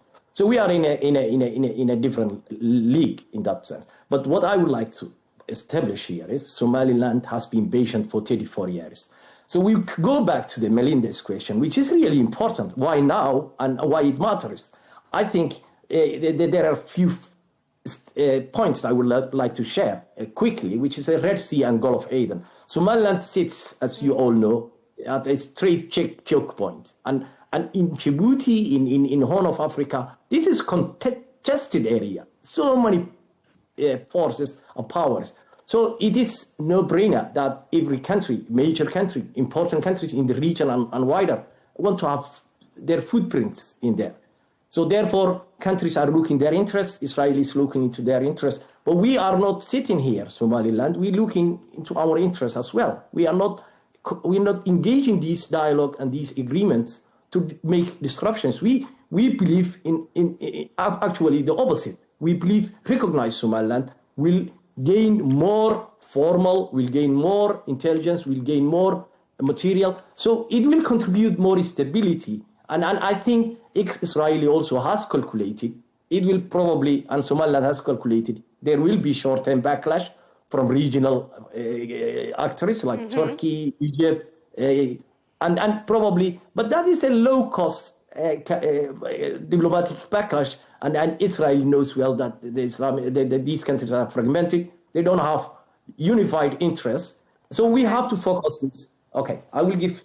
All right, because Tobias, I see that you want to interject there. Yeah, I simply say that I support the long-term determination, strategy for Somaliland to become independent. I declare that now, and I couldn't say that as a Foreign Office Minister because it wasn't British policy. But I like the idea of Somaliland being able to stand on its own feet. The strategy, if I may humbly say, has gone awry because what you've not done is lobby, I think, the right countries, nor offer what would be a plausible direction of travel for the whole of Somalia. When you just want to break away and become independent, clearly Somalia itself will be weakened overall. And therefore, having a strategy that allows all parts of Somalia to grow with you, that would be a logical strategy for the area. Because I'm sorry, on the face of it, Israel suddenly, out of nowhere, saying, I support your plans to become independent, actually smack of simply signing up a hopeful ally so that Israel can take on the Houthis just across the water in Yemen. And that may be right, or may be wrong, but that's the optics that I'm afraid look very, very clear at the moment. If you want to go down this direction of travel, then get the support of other regional allies, Muslim countries as well. Israel calling out right now, I just think, make it very clear, this is Prime Minister Netanyahu, is a very clear direction that he's trying to take. As I say, what we say in Britain, a dead cat, a distraction from us focusing on what is going on in Gaza, what's going on in the West Bank, what's going on with Iran. We know that area is all in trouble. And suddenly now, what are we talking about now? We're talking about Somaliland. Ahmed, let me bring Ahmed in. Is Israel using Somaliland, just as pawns in their own games, as Tobias is saying? I think that is a reasonable explanation, given not only the war in Gaza, but domestically, the Prime Minister Netanyahu is facing legal as well, political challenge, domestic challenge within the country. So he wants to channel his problems. That was even the case of his attack against Iran. If you remember back, he was implicated in the Israeli court system. But apart from the Somali structural fragility, which every country can do whatever it likes to do. Nevertheless, I see this is not wise for Somaliland people because if you want to secede from Somalia, there is established international laws to do so, which is to sit down with the mother country, negotiate with them, and then after negotiation, strike an agreement, and then go for popular voting or memorandum ways as other countries did. Today there is 1,000 or 800 secessionist groups, so the world cannot accommodate all these groups to form states. So I think people in Somaliland needs to just sit back and ask the question: is Israeli recognition of Somaliland a good starter? I think it's as more problematic maybe then what they are about to drive from their recognition. Okay, Awale, a right of response from you? Melinda, first of all, this myth that we didn't approach the right approach that's coming from Tobias and Ahmed, I think it's not true. Somaliland has tried the last 34 years in different routes, international, even UK, Turkey, Djibouti. There were dialogue with Somalia. We tried. Somalia couldn't really respect the basic preliminary agreements that has been agreed in these meetings. It has going on for 12 years. So that the world must hear this. Somaliland has tried it. It didn't work. So you cannot hold hostage for 6 million people for 34 years while we see what's happening in Somalia, that they cannot even still held an election. They cannot even have a government beyond their city, which I'm not happy. I'm not saying that. I'm not burying that. But I mean, you cannot hold 6 million people who really fulfill all criteria, who tried to talk to Somalia, because now in front of these two gentlemen, I can confirm as a former minister, we tried different formats. Even we tried negotiation under a not neutral host, which really was pro-Somalia. So I have to establish that. Apart from that, what I would like to conclude here, Melinda, is Somaliland is what is now, the attention it's getting, it is not something else. It's geography where we are in the world. We were located in a very important position. The Britain and the West and the world ignore Somaliland despite all the good things we have done before. We can no longer be ignored. In the multipolar world, where competing powers are competing in our backyards, in our corridors. But are you happy to have Somaliland be used as a pawn by Israel, if indeed that is what's happening? Our government and president and minister of presidency clearly answered that question. We went to Israel, to other countries, the same question. So we didn't go with a different question. The same question that Tobias probably used to see when he was a minister, as a UK minister, that's the same question.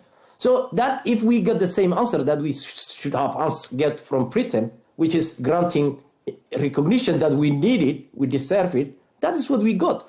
The implication is something we can discuss. And as Somaliland, there is a responsibility on our shoulders now that we shouldn't be using it as weaponize it as a strategic proxy war or that kind of. We must try our best to do our homework well. Okay, I want to stay on international topics just for a little bit longer, and then we are going to go into more of a domestic focus. But because we've been talking a little bit about the geopolitical situation, Israel's recognition obviously comes at an extremely fragile time, both in the Middle East and Eastern Africa. Given Somaliland's strategic location, Israel's move does have the potential to upset the balance of power. The African Union, Saudi Arabia, Egypt and Turkey, amongst others, have warned that it could have a destabilising effect across the region. And importantly, it could disrupt, according to regional analysts, control of key shipping lanes that also serve as a route to transfer arms to various places, such as Sudan. So, Tobias, you were talking about distraction, destabilisation. Is Israel bringing fire to a powder keg of this region? Is Israel trying to provoke a conflict? Whether it's trying to provoke a conflict or not, as I say, I'm saddened by Prime Minister Netanyahu's ability to think strategically. I mean, we've discussed this in previous programs where his superior utility of force in Gaza didn't really lead to any political direction of travel. It was just pure destruction for the sake of it. And now we see him signing up to support Somaliland's push for independence. But all this will do is actually potentially bring war to Somaliland. It's a possibility now that the Houthis will target Israelis, Jews, or so forth, those connected in Somaliland itself. So, as your question implies, it could certainly make the Horn of Africa more dangerous. And then there's Iran as well, is trying to counter Iran's influence. There's an absence of grand strategy as to what you do about the Red Sea region, which, again, as your question implies, seems to be a conduit for weapons and fighters to flow in and out of Eastern Mediterranean and into that neck of the woods. And then, of course, further down, we've got that whole basket case of Sudan as well. So this is a very, very difficult time for East Africa. I would humbly say to our friend from Somaliland, I'm sorry that Britain didn't do enough in my time to listen to your genuine requests to pursue independence. I wish I could have done more. But you're not in good company now with Prime Minister Netanyahu. You really are not. But we're now discussing this. It's back on the international spotlight. So perhaps this is the moment to take advantage of this and offer a potential direction of travel to make your case again, because the world is now looking very carefully at where on earth Somaliland is on the map in many cases, in many diplomatic corridors, and why are you pursuing this, have been pursuing it since the 1990s. Ahmed, what do you think? I mean, is there avoiding domestically, because we will come to that in just a moment, but do you think that Israel has maybe miscalculated here, maybe not considered, as Tobias has said, the broader implications of what its recognition could mean for the region? I don't see Israeli miscalculated. The Prime Minister knows exactly what he's doing here. He's trying to make more conflict in the Horn of Africa, which is already full of crisis and conflicts. So he adds the fragility to another fragility. But the question is not the decision by Israel or the move by the Israeli Prime Minister, is the response by Somaliland elite and Somaliland ruling class, including my friend here. They shouldn't take this bait, and this bait is very dangerous. And I would like to ask my friend a question, which is like, after Union in 1960, the main reason you are trying to secede from Somalia was a moral question, in which the military system brutalized Somaliland, particularly Hargeisa. If that was the motivation that you are looking for secession, why you are now making a company of Benjamin Netanyahu, who is implicated in international justice system and courts and implicated in genocide in Gaza? How you morally make an argument of this? Wale? Yes, first of all, I just, as an individual, I have to make it clear that I am not happy, I'm not pro what has happened in Gaza. I feel sorry for Palestinian people, and it's not right what has happened in Gaza. That is, I have to put, I don't want to politicize that. So that's something personal level. The other thing, I don't want to go back. But this is a politics. This recognition is politics. So what we need to see, Mr. Ahmed, is basically Somalia, as you know, had 34 years to talk to Somaliland to come to some sort of agreement.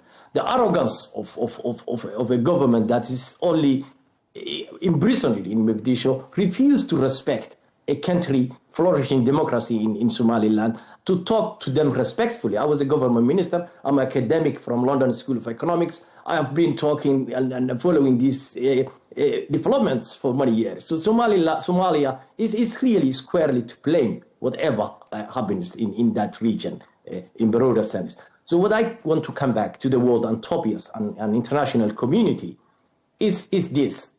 Instead of blaming Somaliland, the steps that it has taken now and making warnings what could happen, what the international community has still opportunity to really forcefully intervene, recognize Somaliland, offer genuine recognition, talk to Somalia, talk to the African Union, Arab world, and genuinely come on board. You cannot ask people to go back where you sit and make no progress. And as Somaliland, there is a responsibility that they should shoulder, which is they should really ensure they should not contribute more disruption. And Somaliland government made it clear that their intention is not that their country be used a launching pad for any proxy war in the near future.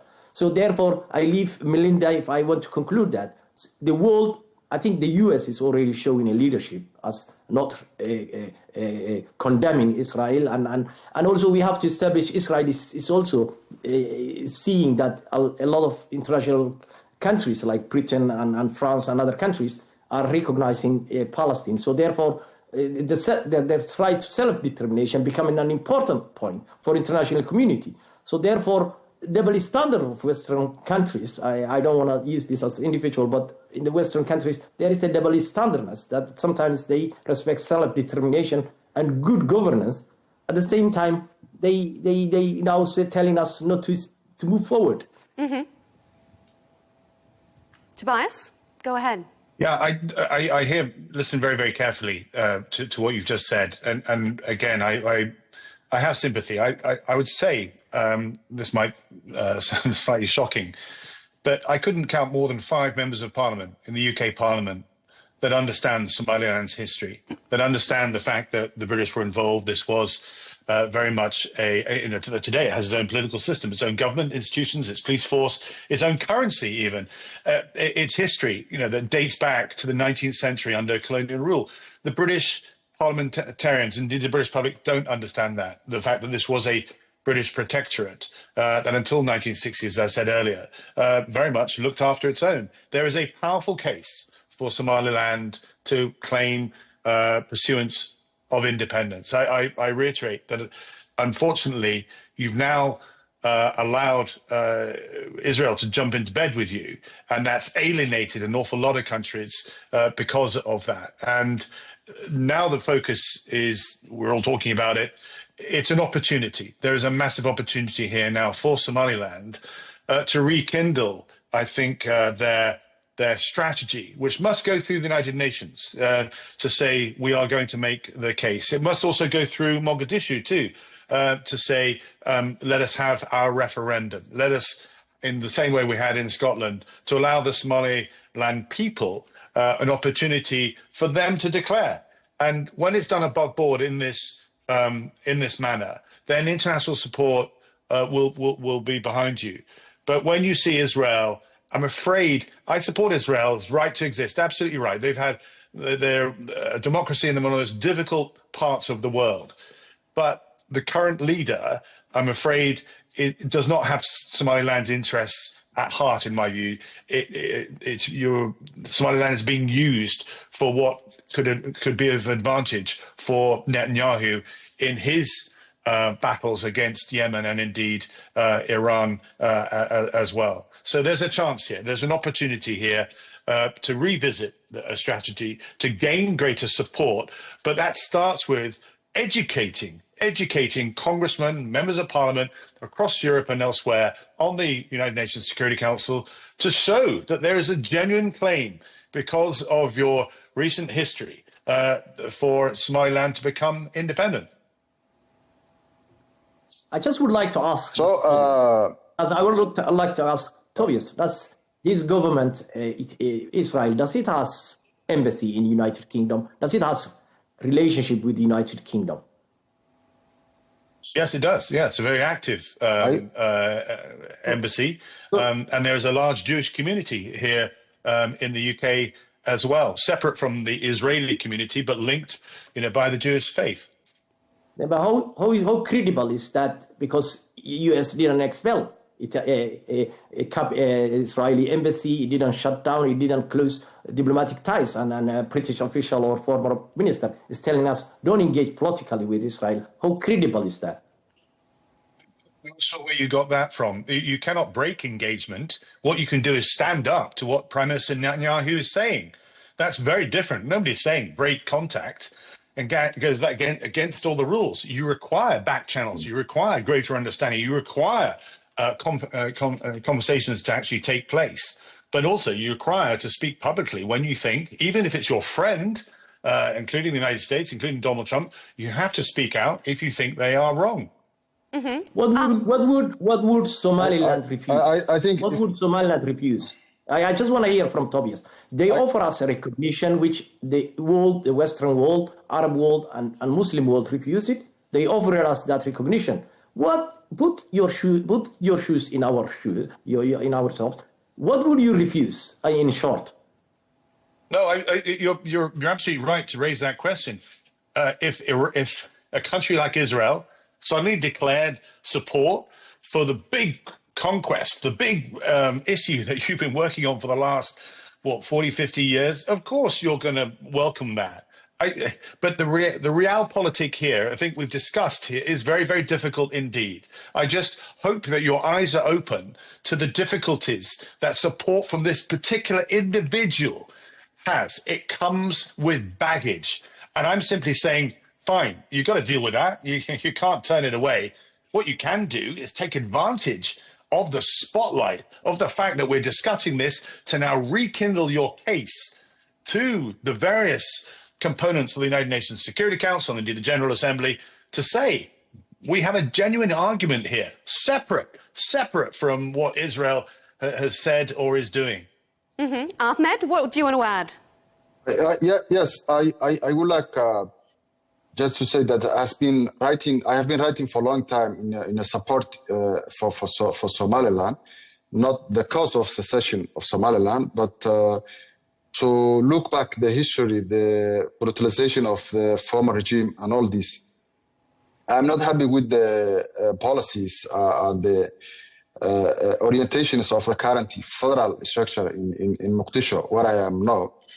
But the logic or the question that you right now appeal to the former British MP, that you were one time in history our master, therefore you have to recognize us back. I think that won't help. Even in the case of Israel, if you remember, British was one of the instruments that enabled Israel to be a state in the Middle East. I know it's true that the way Benjamin Netanyahu runs Israel is not the way humanity or the region accepts would like to be the case. But we would like to come to the domestic questions, which we should be careful about this.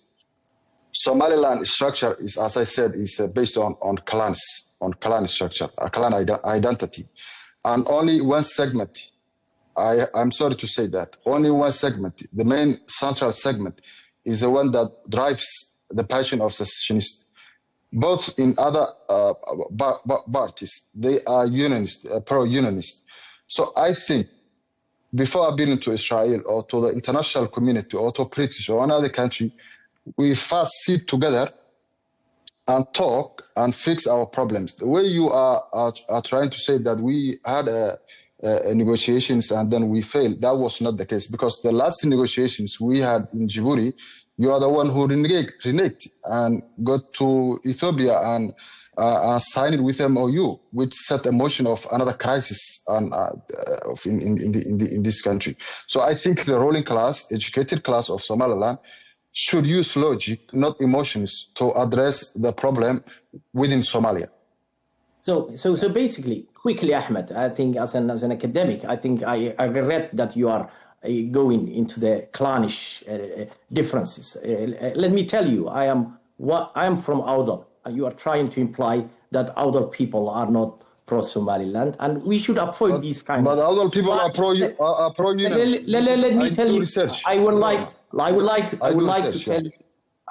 like to tell you this. If Somalia even wants future talks with Somaliland, they should avoid this kind of cheap and divisive strategy to divide and rule. So that is, you cannot speak when somebody like me who is hailing from this community, that you can use that techniques to divide them and incite each other so that you can gain your political objectives. That you shouldn't do that. Well, we should do it. We should discuss the broader lines where we can share prosperity, we can work together, Somalia, Somaliland, if we can have a dialogue. That was something we can discuss. But to discuss clannish, I think I disagree. I'm from Awdal region, and I think it's good for Somaliland. It's good for the Awdal people. We might have our internal differences. We might have some political differences, but I mean, we are from the same country. So what I would like Melinda want to conclude here is we're discussing much about Benjamin Netanyahu and his policies and what he hasn't done good and whether he's a good leader. I'm here to discuss about Somaliland, what we can offer to the world, how we can leverage this recognition, how we can ensure that it doesn't lead to more disruption, how we can mitigate the backlash from regional backlash from Turkey, from Egypt. So that is Somaliland has responsibility to reach out these countries and to address their concerns, whether it's the Middle East or in other countries, and we are doing that. Mm-hmm. We've veered into a little bit of domestic territory. So let's move on to the final segment of our debate here, because I think that it follows on nicely.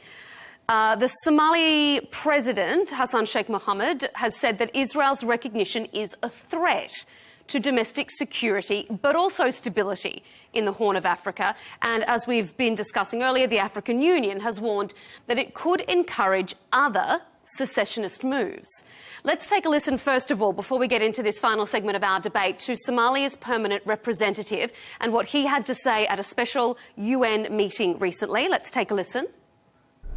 This act of aggression is aimed at encouraging fragmentation of the territory of Somalia, which is the northwestern region, is an integral part and is destabilizing the Horn of Africa, entire Horn of Africa, and the Red Sea region. Ahmed, is there a real concern that this will destabilise Somalia domestically? Is Somalia strong enough to weather this current domestic storm?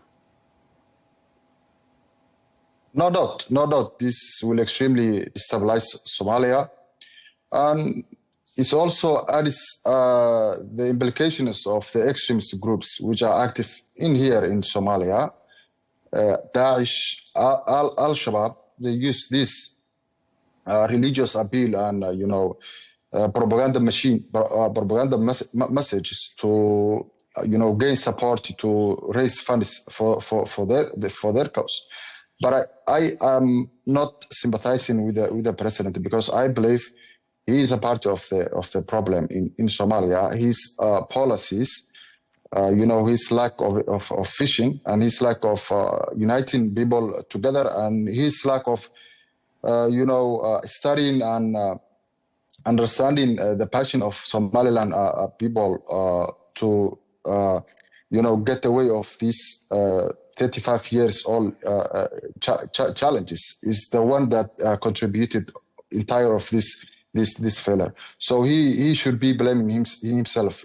I don't give him any sympathy regarding to this, but no doubt that al-Shabaab, extremist groups, clan identity, clan hatred, all this will be weaponized to stabilize in Somalia more. Shall I intervene? Please. I go ahead? Go. Well, I think if we expect any disruptions or any destabilizations, if that's can only happen if the partners that are opposing this recognition are gonna weaponize and arm other people to disrupt this. So I think we should warn against that, and international community has responsibility to intervene in that aspect. Within the Somali communities, I don't see this will lead to more internal fighting, because Somaliland and Somalia has been separate entities for the last 34 years. So within Somaliland, this will not cause more problematic. What I foresee can happen is other countries that could probably become more present in the region, and that could lead more clashes between these forces. But I rather see a Somaliland government getting recognition, become more increased capacity to safeguard the 800 long coastline, which already it safeguards with limited resources, with more technological advances and cooperation, security cooperation with international community, with Israel, with US, with UK. I see there will be also positive contributions. But the international community, if they are concerned that there will be repercussions, I think there is an opportunity that they could intervene now. They could talk to the regional who are not happy with the new developments. They could mediate. They could contribute more support, whichever possible to the situation. Tobias, you don't look convinced. No, this is a difficult subject, and in a positive way, it's good that this is now being discussed. Quite rightly, there's been an absence of, I think, informed discussion at the right levels at the United Nations as to what should happen, not just in Somalia and Somaliland, but in the Horn of Africa. And I say with some sadness, my own government, should be doing more. We've cut our aid budgets because there's pressure on domestic matters in the UK. The United States has done the same under Donald Trump, withdrawing international aid right across the world, including the Horn of Africa, including Somaliland, including Somalia as well. And that simply gives greater space for insecurity to grow, to corruption and so forth to thrive, and not to be able to focus on strengthening the country itself. So the international community has turned a blind eye, and this was led to where we are today. So I stress this perhaps is an opportunity now that light is being shone upon the region for some cognitive thought about where the region should go, because continuing down this road, simply with now the international community in the region split over whether or not to recognize Somaliland or not, and the potential of extremism to take advantage of the void in leadership, will simply take that part of Africa into a very darker place.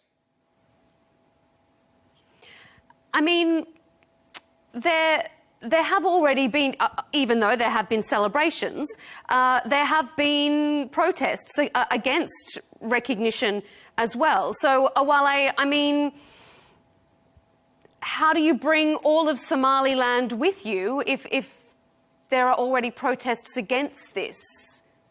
Well, I mean, just like... And I know that you and Ahmed sort of touched on that earlier, but that must be a domestic concern. Yeah. Melinda, we should emphasize that, like in any other countries, whether it's Britain or Saudi Arabia or any other countries, I mean, we have our issues sometimes. We have some disagreements, whether it's political or social or anything else. So we don't live in a perfect world. So it's unfair that some people can point out any specific incident or any conflict. What I see is 6 million people who patiently waited for this moment to get a recognition. The jubilation and celebration the world has seen was phenomenal, was something unseen, and also we have to again revisit that these people has been living in a volatile region for the past 34 years. I have been a planning and development minister. With limited resources, these people has been paying a tax, has been accepting rule of law with a limited government provisions. And this is what the world should recognize. These people, you cannot turn your eye and say it, you can no longer benefit from this recognition. What the world and international community should do is really revisit the quest for recognition and really do something about it and get serious consultation with Somaliland. In terms of local protests, what I can tell you is Somaliland is really very happy. Somaliland is really trying even. This is the first time I've seen that the different segments, whether it's religious, youth, women, people from diaspora, are really united and really, even journalism. This is the first time I see 100% unity that people are saying, yeah, we deserve this and we have to protect this. And this is something they are very strong about it. And it will be very wrong that the international community suggests that it is wrong that Somaliland really taking this with both hands.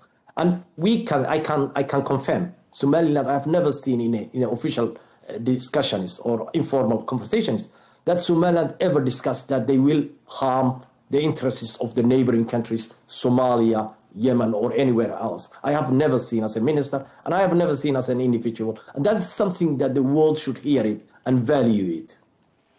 We're almost out of time, so I just have one final question that I'm going to put to all of you just to give us your brief opinions.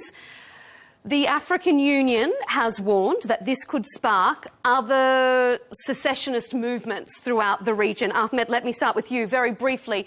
Do you think that is likely? I think that's likely, and that encourages not only secessionist groups, but also extremist groups. Because if you know, Al-Shabaab and Daesh also wanted to create Somali territories within the Islamic State, which is out of international governance system or orders.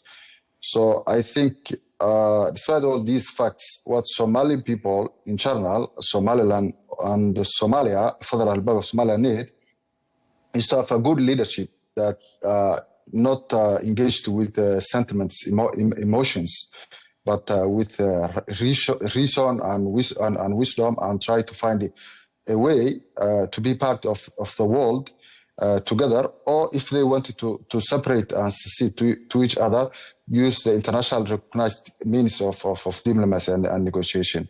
But I don't see these types of approaches or policies will help Somalia or Somaliland or the Horn of Africa or in the world, as the world is today global. Mm-hmm. Awale, what's your take on that warning from the African Union? African Union, I think, produced conflicting responses. I mean, we had a fact-finding mission somewhere in early 2000, which really visited the Republic of Somaliland and confirmed and established it's an exceptional case. And I mean, African Union had long argued that recognizing for Somaliland or any other country will lead to Pandora box. We have seen South Sudan, we have seen Eritrea. It has never led to a Pandora box. And I think Somaliland, meets that the charter that African Union always revere, which is that respecting the colonial borders. Somaliland has a colonial borders, which it gained from Britain in 1960. So I don't think this will lead to more domino effect, other problems, conflict. I don't see for that. And I think the African Union, yeah. Okay, thank you. Tobias, round us out. What's your opinion? Yeah, as I say, I've repeated a couple of times, the spotlight's now on Somaliland. My humble advice would be to invite a delegation from America. Donald Trump, I have to say, I don't agree with much of what he says or does. He does have a way, though, of shining light on problems, of going into a particular area and shaking things up a little bit. But you need to take the international community with you, and that's not happened here. That's clearly the opposite has happened by Israel moving forward on its own in this way without discussion. I mean, Israel, most countries in the West, or Western connected, normally discuss these things behind the scenes and then make an announcement together. We saw that with Palestine. This isn't the way Prime Minister Netanyahu operates. So my advice would be engage with the White House, with the State Department, invite them to Somaliland to then do a report on saying, how can we look at this issue, all the jigsaw pieces, and say what would be best for long-term security? That, I think, would be perhaps a way out of where we are today. What about a knock-on effect? Do you think this could encourage other cessationist movements? Well, it will do, unless it's done in a structured method. It could be that there isn't a case for autonomy, that when you look at the pieces, America says, actually, this will destabilize. But if it's done in a way, I mean, we haven't discussed Finland, for example. They've also declared independence as well. Is there another model which, like, as I say, the Emirates model is very interesting. They're separate kingdoms that work together to stay as one unified country. Mm-hmm. That perhaps is a stepping stone that you could go towards. Okay, very, very briefly, Awale. Why, Tobias? We have an example precedent here. The South Sudan didn't lead to any further fragmentation of other countries. But the method and the way was different from here. Then did not start a separate state recognition. We know the way. No, we have even a stronger argument than South Sudan. We were a state. I don't know if you were, right? We were a state recognized by 34 countries. So, I mean, I think nobody has an answer for that, Melinda. I can assure you. South Sudan didn't lead any defragmentation. Nobody can tell you that. It's a justification to stop Somaliland. I don't think it will lead to more problems in Africa. It is a really complex topic, and your analysis, all three of you, has been very illuminating, and we really appreciate all of your points of view here on Counterpoints. Ahmed Abdi Hadi, the Somalian political commentator, thank you for being with us. Tobias Ellwood, former British Middle East Minister and Conservative MP, and Awale Shirwa, former Minister of Planning and National Development for Somaliland. Thank you for your contributions.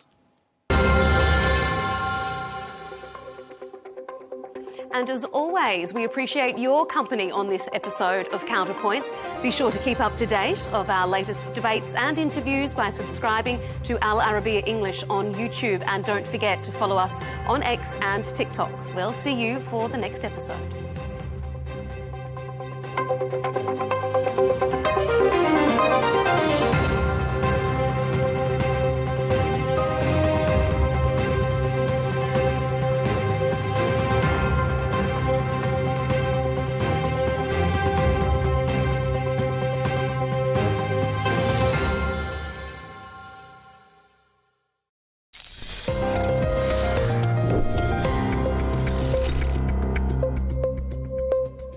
I am Catalina Marchand Abreu, and you are watching Al-Arabiya English.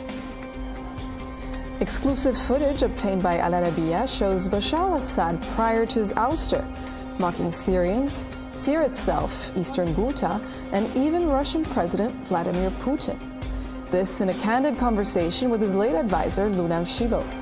In the leaked footage, Shibel jokes about Putin's plump appearance, to which Assad replies that the Russian leader is full of operations. Have you seen Putin? How puffy his face looks? Is all of that from surgeries? All of it is surgeries. He's around 65 years old. This film exposed him quite significantly. Assad's leaked intimate conversations are an embarrassing twist, given Russia's support and refuge after his overthrow on December 8, 2024. Since being overthrown, Assad has stayed out of the public view. However, a recent The Guardian investigation reports that according to well-placed sources and leaked data, the Assad family is living a quiet life while exiled in Moscow. The former dictator is reportedly brushing up on his old profession, ophthalmology, and even studying Russian, hinting he may cater to wealthy clients in Moscow. Speculation is mounting over how the Kremlin views the leaks and whether they affect Assad's refugee status in Russia.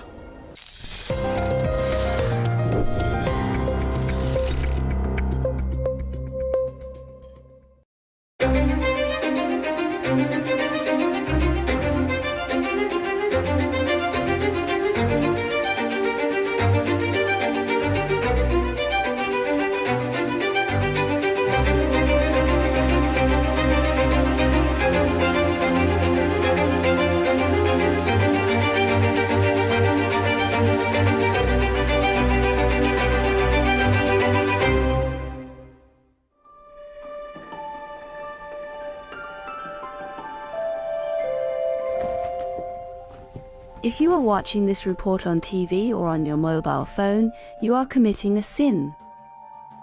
And if you take part in political activity, as a candidate or as a voter, this is forbidden. And never keep photos of yourself at home or allow anyone to take them. New York, the dazzling city known for its nightlife, its crowded streets, and the Statue of Liberty. In all its modern lifestyle, its urban sophistication, its fast pace of life, architecture, and advanced technology, and yet only about 300 kilometers away from New York lies the state of Pennsylvania, which is home to the largest Amish community in the world, a religious group that has voluntarily given up modern freedoms and abandoned contemporary technology in order to preserve their traditional way of living. Our team boarded a train from New York to Pennsylvania on a special mission to learn more about this group in a journey that felt like stepping into a time machine.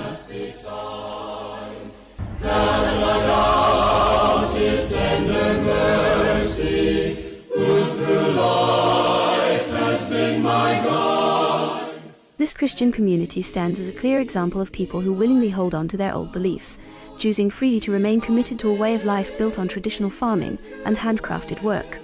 They continue to follow these long-standing practices with intention and devotion, quietly setting aside the modern developments and technological changes that surround them in the world today.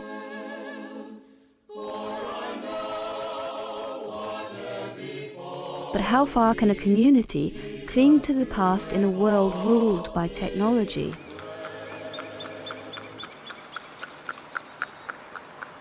Pastor Gregory welcomes us into his church to share his experience living among the Amish and how their beliefs differ from the Protestant Christianity followed by most Americans.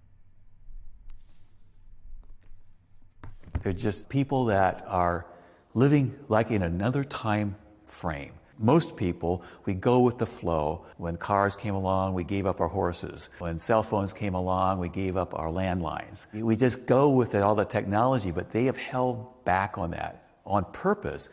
I think because they want to have a slower lifestyle, more thoughtful lifestyle, more contemplative, and not be influenced by the things that go with these advances. It's a mixed bag. There's blessings in the technology, but there's also some dangers as well, and they try to stay away from that. The Amish believe that good deeds in this life lead to salvation in the next. Unlike most Christian churches, baptism is not done at birth, but at the age of 18. At that age, one chooses whether to remain with the Amish community and be baptized, or leave it with no ties.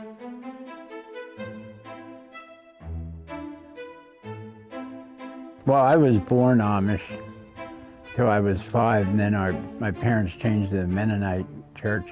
Playing with cousins wasn't a problem at all. Children get along with children.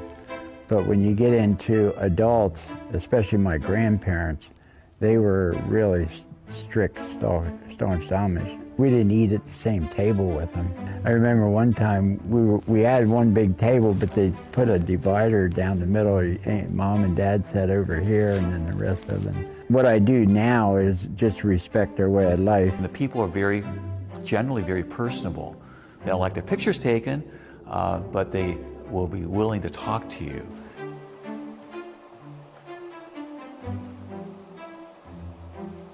A man named Sam Stoltzfus. He lives here in Gordonville, Lancaster County, next to the church where I pastor. But this man is a resident historian for Gordonville. He's written Lancaster County Amish History is one of them. And he recently, well, I think it was 2016, he said, he took a trip to Germany. And he has pictures, and it's like a travel log of his experience in going to Germany. So things don't get collected. People give me notes, or I write notes, and I put the envelopes in. Pastor Gregory arranged for us to meet his Amish friend, the historian Samuel, who agreed to speak only if his face was not shown, as photography conflicts with Amish beliefs against portraying humans. We don't believe in having our photographs taken because of the graven image. 10 Commandment, second commandment. We have 350,000 Amish people in North America. They're scattered all the way from Montana to Delaware to Virginia or New York State. There's Amish people in Ohio, Indiana, Illinois, Missouri, Mississippi. Then there's also beachy Amish. They don't drive cars, but they have tractors. Almost 40,000 Amish people in Lancaster County. The Amish are known for their distinct appearance. Men grow beards but shave the mustache, and women cover their hair and dress modestly. We always wear plain clothes, plain suits, plain shirts. Now, we don't always make our own clothing. We buy some. You can buy some tailor-made. And dresses, the girls wear white before they're married. Organdy, we call it. Then when they get married, then they wear colored dresses. The white dress, when you get married, is laid back, and that's their funeral garb. Or when a lady gets to be 35 and not married, then she'll switch over to colored dress. The Amish trace their origins to the 17th century, when a Swiss spiritual leader named Jakob Ammon founded the movement, aiming to return the church to its original teachings and old religious traditions, believing the Mennonite church had strayed from them. Ammon also wanted a simple, humble lifestyle aligned with the teachings of the Bible. The Amish people came here in the 1700s to Pennsylvania, Lancaster County, at the same time that many other people were coming, Christians who were experiencing persecution in Europe. William Penn and others had purchased land here and made land available for them to come, where they would have religious freedom, freedom to teach their children, have their own schools, and live like that. Many of them were farmers and stayed to be farmers throughout most of their life and throughout the history of Lancaster County.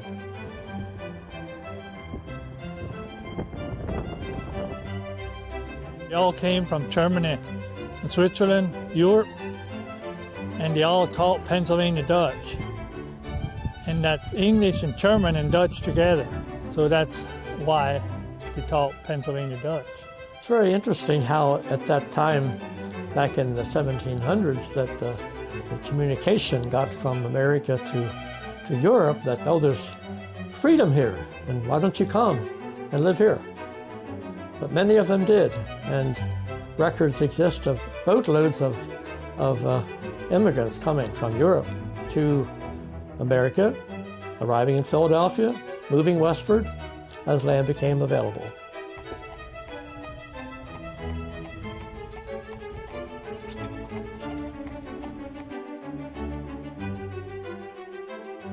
We've been keeping that pretty well.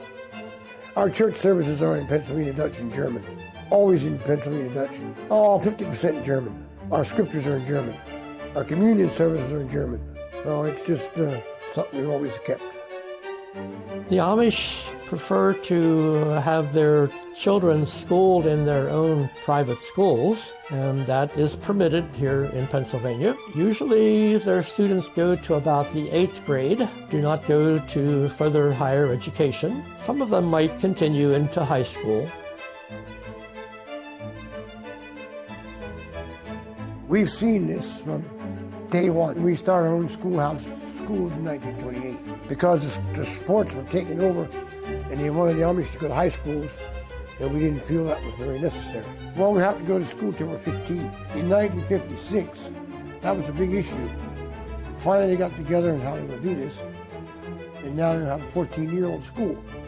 After you're through the 8th grade, you go to 1 year to that until you're 15. And then they teach German, farm economics, and things like that. The ladies will learn cooking, housekeeping, which they have anyway. They knew it anyway.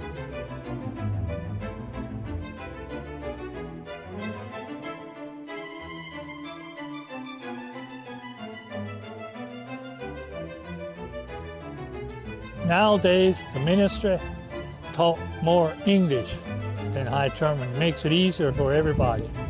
But they still use a lot of German too.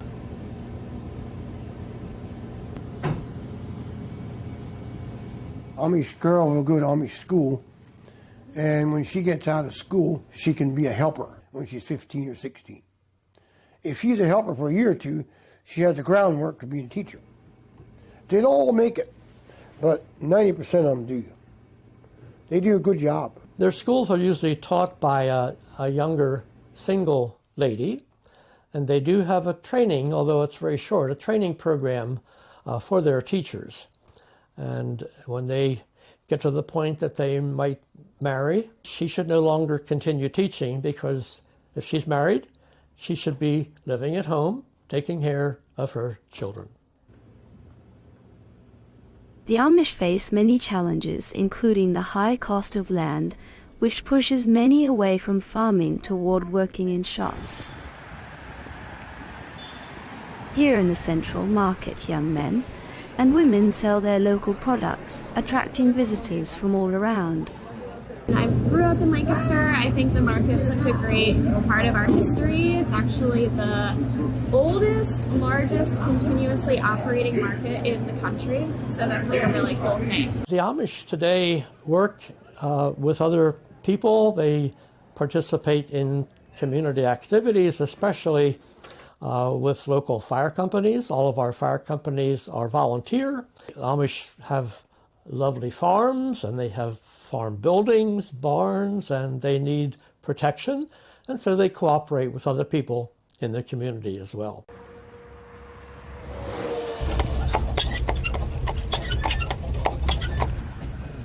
Here's a fire company. The Amish help a lot at the fire company.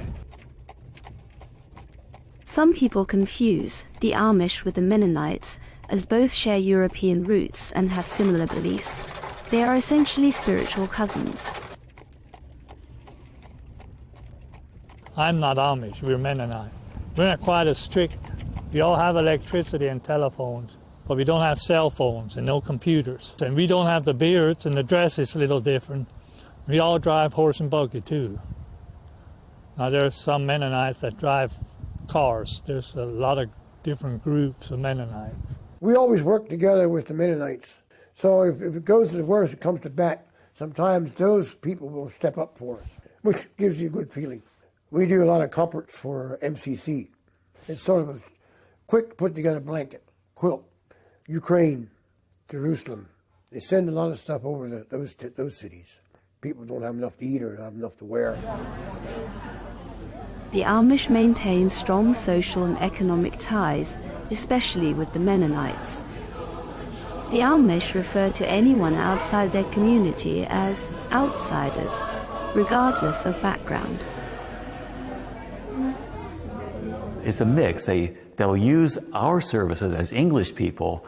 They will use our technology, our transportation when they need to, but they rely upon themselves mainly for their day-to-day living in their home life. Some of them actually have vehicles, but not for their own purpose. They use it for business purposes. I work for a hardscape company up in New Holland where the owner had 3 big diesel trucks. He had cell phones, he had office computer equipment and so forth, but he himself would have to be transported by a driver to get to the job locations to give the estimates and then to check up on the work.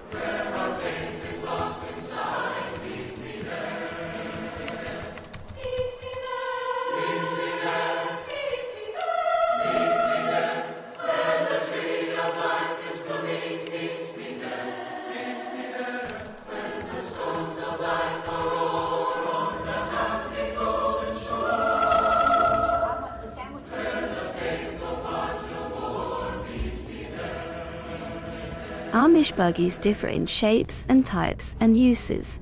There are summer buggies, winter buggies, family wagons, cargo wagons, and more. Paul accompanies us to show us some of his personal buggies.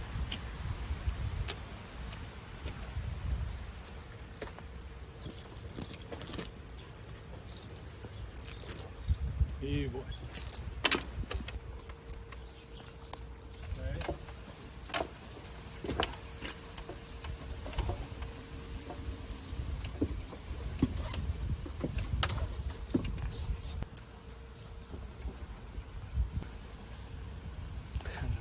Go through the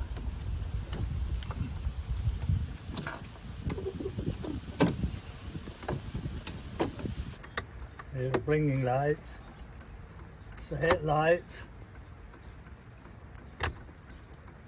This is actually my buggy here. I use this quite a bit in the summer.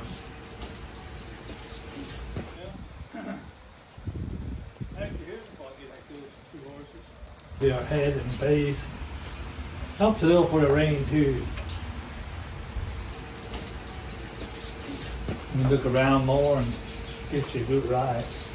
We believe in using horses and on the road and in the field, because if we would start buying cars and buying tractors, we would go way too fast. Our young folks, when they get 16, we get them a horse and a buggy, and that's the way they travel.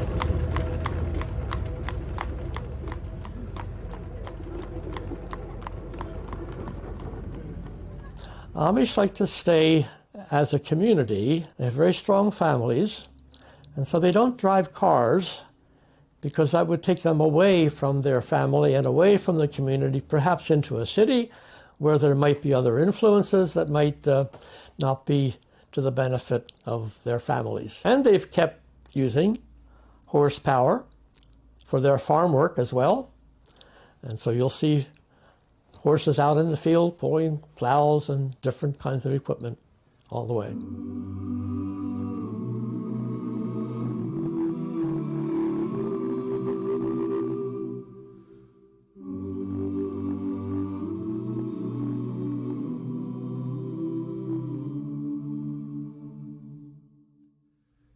packing up the dreams God planted in the fertile soil of you. Can't believe it can add up to the price of a car when you have a horse and buggy together. They have different upholstery. He said they can have seating, front row seat, you have a back row seat. So the single guys, he was just going to have a front row seat. He didn't need a back row because he wasn't married. But we'll keep you close as always. It won't even see you go. The buggies all have halogen bulbs now. In the last 20 years, they got much brighter.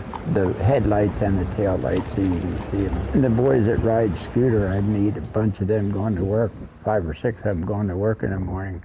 And they have a light they put on their hat so they could see, and then they have a flashing light in the back for safety. Among the Amish, forgiveness and rejection of violence are core values, to the extent that they do not join the army. Even so, their punishment is harsh for those who break their rules. For example, if members violate Amish church guidelines and refuse to confess or leave the group, they face expulsion, which in their community is called shunning, as happened with the Miller family. They keep their horse feed in here. Chicken leg into it again. You go into an Amish-owned store to buy something, they won't take money from you. You have to lay it on the counter, and they'll pick it up. They won't take it out of your hands. They'll ride in a car with ex-Amish, but you're not allowed to drive. They can't. I have to drive because I was never baptized in the church like my parents were. So it gets a little touchy, I guess. 'Cause our hearts in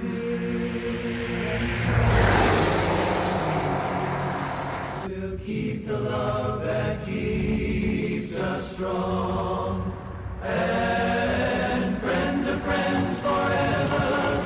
If the Lord's the Lord of them, and a friend will not say never, 'cause the welcome will not end. They have mud sales every year, and they could have $5 million coming in. They sell everything imaginable, household quilts and farm equipment, and they sell horses some places, and quilts could bring over $1,000 for quilts and auction them off. But because it's a fundraiser for the fire company, they don't mind paying twice as much as what you would maybe buy it at a store. You might get 5,000 people showing up at the sale, English and Amish. They go together, and Mennonites, and sell buggies and horses.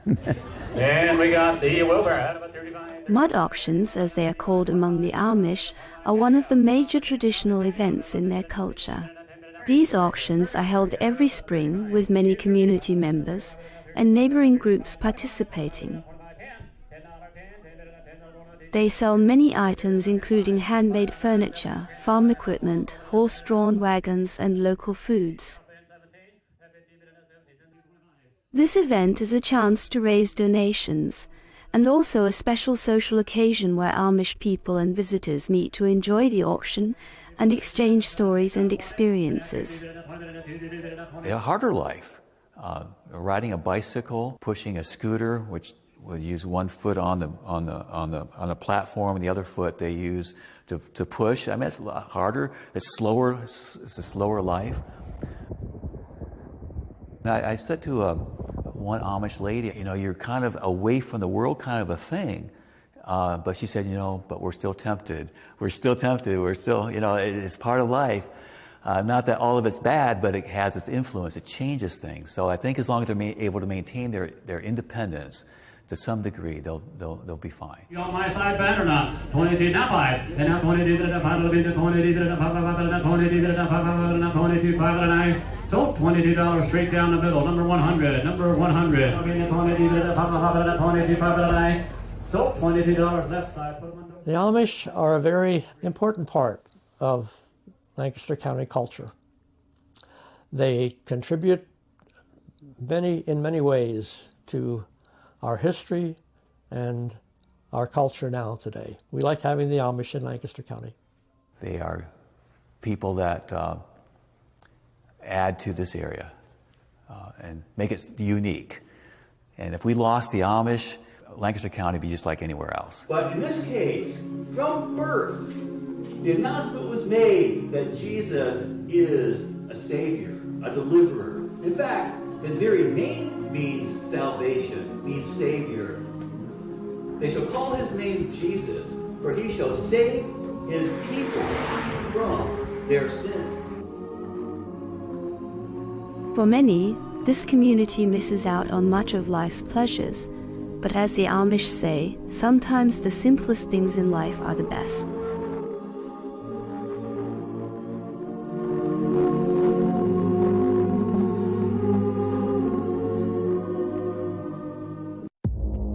Our allies, in many cases, are worse than our enemies. Stay informed and connected with the latest international headlines. There obviously is a risk. From breaking news to in-depth analysis, it would appear that this war is coming to an end. Who buys this stuff? Investors, pension funds. We deliver the most important developments straight to your screen. Iran always wanted to deal with militia. Join us for compelling, expert-driven conversations. A curfew order has been established. And an insightful look at the issues shaping our world today. There are lots of proposals about European architecture for security. I'm Leigh Ann Gerrans, and this is W News. We dealt with this when I was Chief of Staff in the first term. Where you don't just hear the headlines,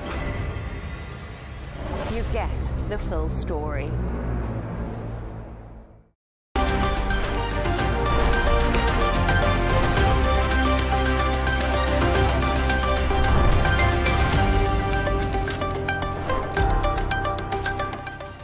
Hello and welcome. I'm John O'Hayes and you're watching W News Extra, broadcasting live from the Al-Arabiya studios. These are our top stories.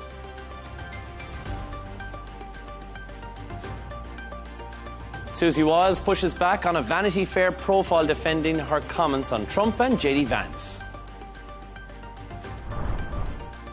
Families mourn the victims of Sydney's Bondi Beach attacks as police charge the surviving gunman.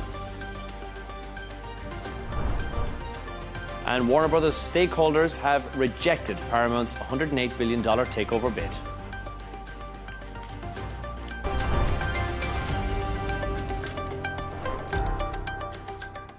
To our top story, White House Chief of Staff Susie Wilds is pushing back against that Vanity Fair profile that quoted her making blunt remarks about President Trump, about Vice President JD Vance and about Elon Musk as well. In the interview, she described Trump as having what she called an alcoholic's personality. She also went on to say that Vance had been a conspiracy theorist for years. Wilds says the magazine stripped away the key context. That's an accusation that the White House has rejected, with Trump and JD Vance publicly coming to her defence. Have a listen to this. And you know why I really love Susie Wilds? Because Susie is who she is in the president's presence. She's the same exact person when the president isn't around. I've never seen Susie Wilds say something to the president and then go and counteract him or subvert his will behind the scenes. And Susie Wilds, we have our disagreements. We agree on much more than we disagree, but I've never seen her be disloyal to the President of the United States, and that makes her the best White House Chief of Staff that I think the President could ask for.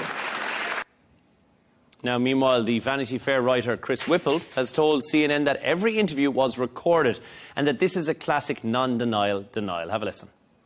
When you hear words like out of context and omissions and framing, what that tells you right away is that you are absolutely, you have hit the target. They have nothing, they literally have not challenged a single assertion or fact in the piece.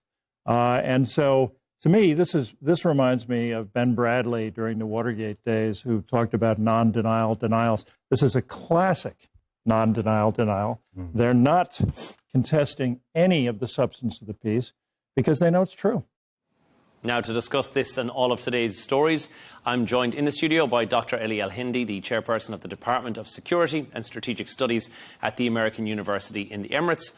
And broadcaster and journalist Isabel Webster is joining us from Surrey. Thanks to both of you for joining us. Isabel, we'll turn to you first on this.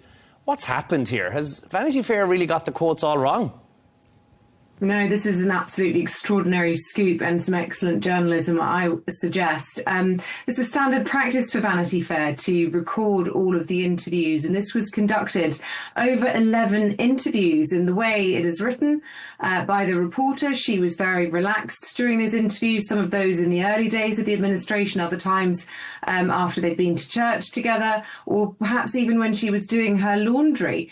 And the fact, as the reporter Chris Whipple was saying in that CNN Newsnight there have been no factual denials or assertion denials.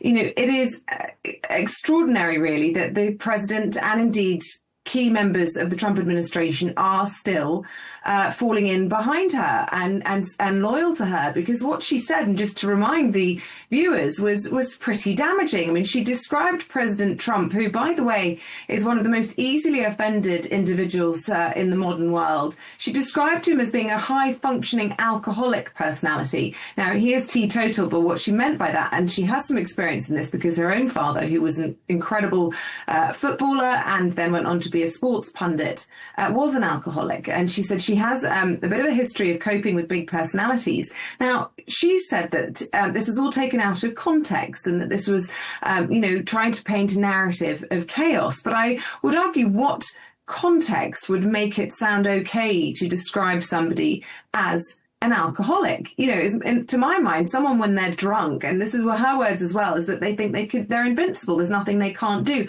beyond their actual ability. That's an insult, isn't it?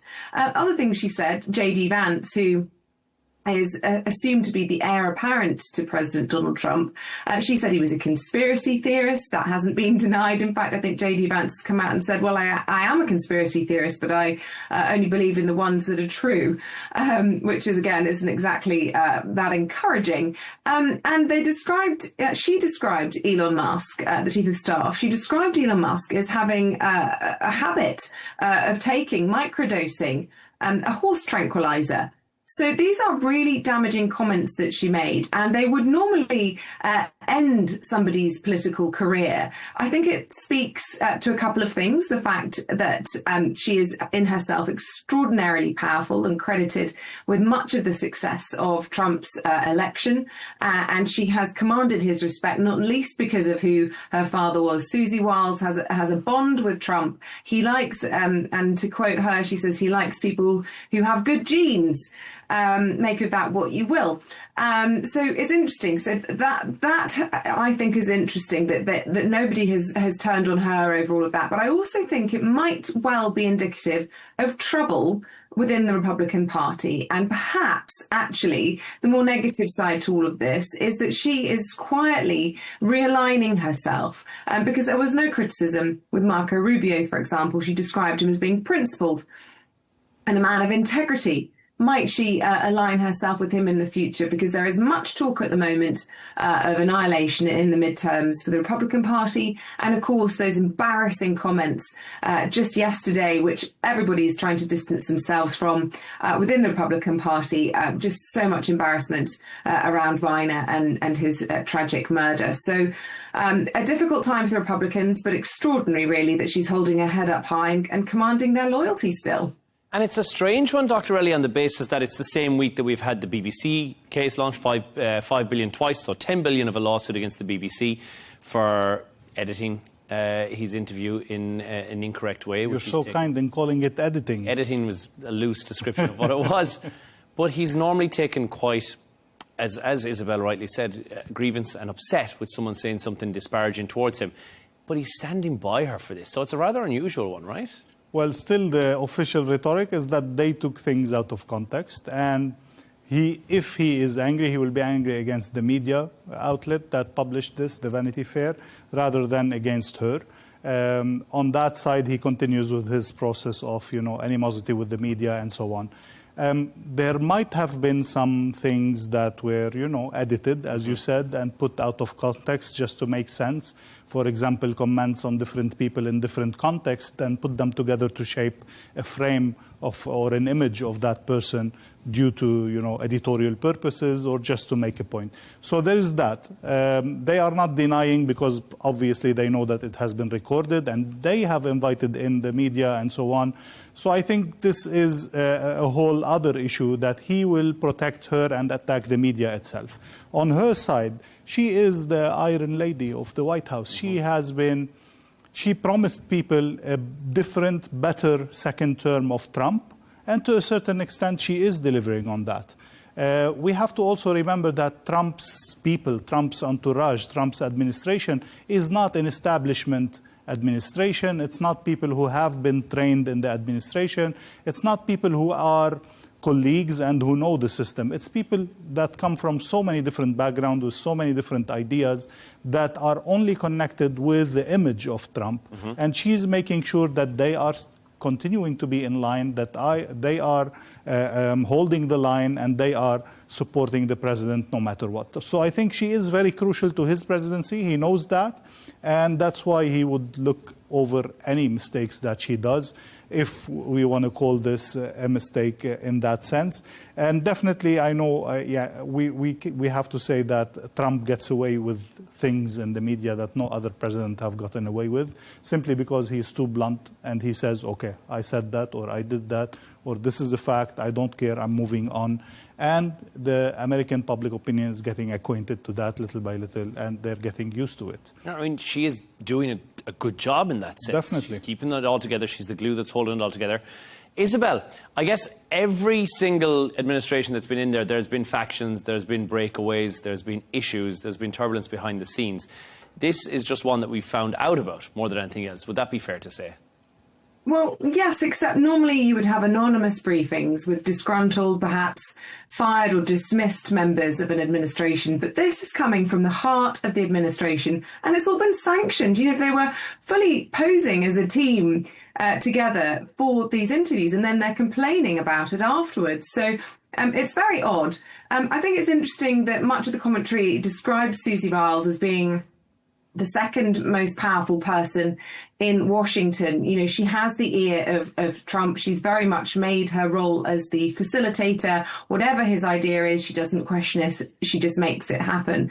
But I argue actually that she may be the only person who can actually offend Trump, and therefore perhaps she herself could be, unknown to all of us, one of the most powerful people on the planet, perhaps the most powerful. She has the ear of the president. She makes his wishes happen. He's not going to let her go anytime soon. So I think what we've learned from all of this is the power that she wields, and perhaps a weak spot that Trump might have for her. Because to keep somebody close to you like that, who has made those sorts of comments, in any other administration, whether it's in the UK, whether it's in the UAE, whether it is in the United States, it is a risky business. And, it's not very Trump-like to keep anyone critical close to him. Let me just be the conspiracy theorist for once and say maybe, because she has never given, very rarely given statements to the media, maybe this is a kind of tribute to show what kind of legacy she has, what kind of, great work she's doing in the White House, especially that all the team, all the administration actually posed for the pictures and gave the glory of her and so on. Maybe that's a way for them to say, okay, thank you, goodbye. Within few months, we'll see a change in the White House and the new chief of staff coming. Could be. We'll hold that Everything's clip. Possible. If it does happen, yes, we'll hold please. that clip just in case. Thanks to both of you for your thoughts on that, Ellie and Isabel. Right, let's move on to our next story. In Australia, families have begun holding funerals for the 15 people who were gunned down at the attack on a Hanukkah gathering on Sydney's Bondi Beach. Hundreds gathered to pay their respects, and police have brought murder and terror charges against the surviving gunman. Patrick Falk has this report. In Sydney, mourners marched to the beat during a funeral procession for Rabbi Eli Schlanger, just a few blocks away from Bondi Beach, where he was gunned down days ago. A husband and father of 5, Schlanger had organised Sunday's Chanukah by the Sea event where the attack unfolded. The crowd that had come to pay their respects spilled outside of the synagogue. His daughter is in my daughter's class in school. We had to explain to her yesterday that her friend's dad is no longer with us, no longer coming home. This is This is not a normal situation. I don't think people understand that we have terrorism on our doorstep. There were emotional scenes also at the funeral of the youngest victim in the attacks, Matilda. Her parents recalled the moments leading up to the massacre that took their daughter's life. Telling me that it's hard to breathe, and I was holding her, and I was like, calm down, please, please, please. I was trying to pull her out, but the shooting would just not stop. We were looking where the cops were. There were no cops. As Australia continues to grieve, police brought charges against one of the men responsible. 24-year-old Naveed Akram faces 15 counts of murder, 40 counts of attempted murder, as well as other charges of terrorism. Police say his car, found at the crime scene, contained improvised explosive devices. He's expected to remain in hospital until he's well enough to be transferred to prison. Reports saying the suspects were inspired by ISIS have prompted questions about whether authorities in Australia did enough to prevent hate-fueled crimes. We want to stamp out and eradicate anti-Semitism from our society. We want to also stamp out the evil ideology of what would appear to be, from the investigators, an ISIS-inspired attack. That has no place, that sort of hatred. Meanwhile, investigations are ongoing to try and determine how deep any links with ISIS may have been.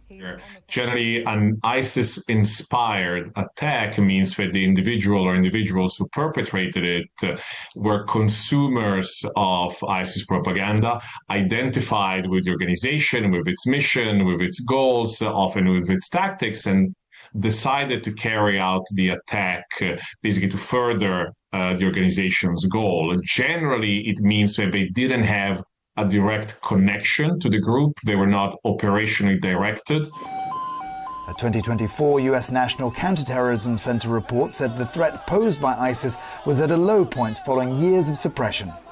But the Bondi Beach massacre may show its followers remain active and pose a threat wherever communities fail to eradicate them. Patrick Falk, Al-Arabiya English. Dr. Ellie, first to you on this. This arrest comes as mourners are gathering for the funerals of victims. It is of no consolation whatsoever for the families of these victims that an arrest has been made, but at least one of the gunmen has been brought to justice, or will be brought to justice once he's well enough to be released from prison. Nothing brings back your child. Nothing brings back the parent or the person that you have lost. This is an awful thing, no matter how you put it, no matter what is the context before, during, and after. It's just a pain that is unbelievable.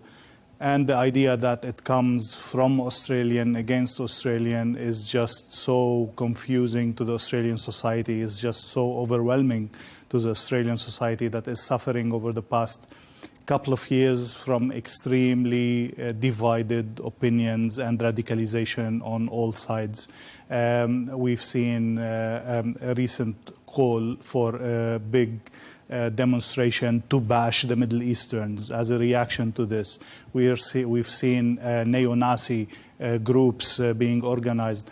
The Australian society definitely is taking a strong turn, and I think now, after things calm down a little bit and the lost ones have been put to rest, there's some serious questioning that needs to be done. There's some serious thinking that needs to be done on where is Australia heading from here on. And I don't think that the day before can be like the day after. Something significant, I think, will need to change if we are to protect Australia from future actions and reactions on both sides. We know that the biggest previous event of shooting led to a major change in the gun ownership policy. I think this one also will do the same towards more restrictions. It will be challenged in Parliament, but I guess after such an atrocity, things will be maybe heading in more and more restrictions on gun ownership and so on. But also, I think, just on a short note, the government will hold the consequences of this. It will be a real challenge to it, although they are trying to say, we didn't do anything wrong. but definitely many people, many parties are holding it accountable, and it might be a big shock to the current Labour government that have also recognized Palestine, that have also taken different decisions related to that whole division in the society. It might be paying the price for that soon. We'll come back to some of those regulations that you mentioned as well following the 1986 mass shooting. But Isabel, we heard there one 10-year-old victim's mum speaking out about this atrocity. It's really heartbreaking to see this on our screens. Yeah, I mean, my heart goes out to her. I have a 10-year-old child. I can't even imagine the pain she's feeling. I think her name was Valentina, and she was describing how they'd left their home country of Ukraine 10 years ago because they felt it was unsafe. That was around the time of Russia's first invasion when they stole Crimea. And they moved to Australia thinking that it would be a safe and a better future for their children. They even chose the name Matilda because, of course, it is the most Australian name that anyone could think up, Waltzing Matilda. And they've urged people, please just remember her name. But it's so senseless, you know, the arbitrary killing of innocent people, Holocaust survivors, elderly people, children, innocent people coming together in the most harmless and beautiful way to celebrate a religious festival is absolutely abhorrent. And I'm pleased to see the international condemnation.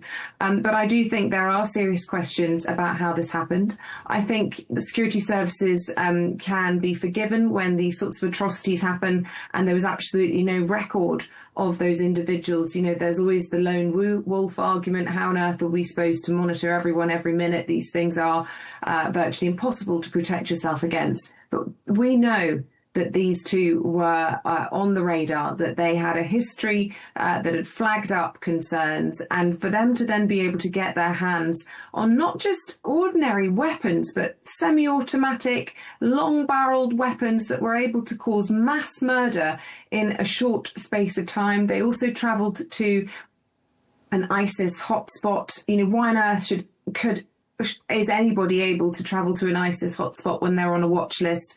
I think there are some really difficult questions to be asked. We know that the particular individual, Naveed Akram, who survived of the perpetrators, only just woke up from a coma last night. He's refusing to cooperate with police. But the court hearing's now being delayed until April because of the complexity of this case and, of course, the huge number of victims. And I think it's something like 59 counts he's facing, including 15 counts of murder. So an absolutely horrific situation in Bondi. And as for the mother, Valentina, my heart absolutely breaks for her and for all of the victims. And of course, we mustn't forget, I think there are 22 who were injured, who are still seriously unwell in hospital. So our thoughts with them as well. Dr. Ellie, before we move on, as someone who's got family in Sydney, and I think Sydney's always been seen the world over as a place to go for a fresh start, regardless of where you're from. Sure. The majority of people who are there have immigrated to Australia, have gone to Sydney in search of a fresh start, a better life. And now we're seeing this rise in anti-Semitism. We're seeing this rise in Islamophobia. And you lived there for the longest time. Do you see that as a concern? Do you see it as no longer the welcoming safe haven it once was? It's definitely a concern, and this is a continuously rising concern. People are not, let me say, leaving their past behind and engaging in what's common in the national identity, in the national Australian pride, and the national way of life. And bringing this into Australia is the biggest threat that this can be. On a positive note, though, we have seen that the person who stopped the shooter is also a migrant or a Australian from Syrian origin. So there's definitely all kinds of people in all different communities. The main concern is, do we know what unites us? Do we know what are the values that make us Australian in a sense? And are we willing to adopt these values? And is the government willing to... Is the government willing to punish whoever does not abide by these common values and common identity, if I may say? Well, thank you both for your thoughts on that. The story, honestly, every time we cover this, my heart breaks for all of the victims and their families. Let's move on to our next story. Warner Brothers Discovery's board has rejected Paramount Skydance's $108.4 billion takeover bid. Now, it says it failed to provide adequate financing assurances. The board has called Paramount's offer inferior to Netflix's $72 billion merger agreement. So they've said there's significant risk, there's uncertain backing from the Ellison family as well. Let's turn to you first of all, Isabel. Why would Warner Brothers reject such a huge offer? It's far above what Netflix had offered and put on the table in the first place, but there's probably a good reason for this. Yes, there's lots of mind-boggling numbers floating around, which are enough to sort of bamboozle anyone. The offer, let's not forget, from Paramount Skydance was $108 billion, which is more than the GDP of some small countries like Morocco and Ecuador. But this is a huge legacy studio wanting to acquire and take over another legacy studio. But of course, that would mean probably, no expert in this, but I believe a huge amount of debt. It would be amalgamating two businesses in a structurally highly complex way, which possibly could not only be fraught with lots of bureaucracy, but also debt, taking on lots of debt. So Netflix, we know, is going great guns. Just as recently as earlier this year, I think the boss there was saying we're not interested in acquiring any studios. We're happy on our own, but obviously that's changed. The offer that they're making, there is a lot for Netflix to gain from this, but what is in it for Warner Brothers? Well, they don't have a huge amount of choice, really, when it comes down to a hostile takeover, but I can see that Netflix is a more favourable proposition. They are less of a legacy studio, but they are, there's no huge debt to take over, and I think I'd have made the same decision if I was fortunate enough to be on the board of one of these enormous multi-billion-dollar organisations. Well, look, I think it's going to come down to the shareholders as well. They'll vote in spring, summer of next year, but the difference, $30 a share would have been what the Skydance Paramount offer would have got them, $27 for Netflix. So unless you're a large amount of shares into this company, you're not going to notice too much of a difference. But Dr. Ellie, probably one of the reasons that this fell down is Jared Kushner and his, I'm going to call it pulling out, I don't know if it was forceful or otherwise, from the deal and the fact that he had a backing in there in the first place. Indeed. I think we're seeing in the US in general, with the divide that has been, the main stream in the US politics for the past few years, I think there has been concerns on both sides of who controls the media and who controls, in general, production of movies. And we have to recognize how much these big studios and big companies do influence the public opinion and do shape the public opinion in a certain way. And I do believe that the presence of Jared Kushner, but also the Ellison family, supposed or claimed interference in that deal, was also a scare for Warner Bros. Not to take the deal in that sense and to see things as a potential takeover to control a huge share of the market and consequently shape the public opinion from there on. So this definitely needs to be accounted, not only the technicalities, which I'm sure are very important that you mentioned, but I think I tend to see this as the most important factor that made them refuse the deal. Jared Kushner withdrawing and saying, no, I have nothing to do with that, and this is them on their own, was, I think, an attempt to save the deal and to push it to go through. But then this will make any potential new offers that they will give even more difficult without his support and his financial presence in that sense. So they've said yes to the Netflix deal.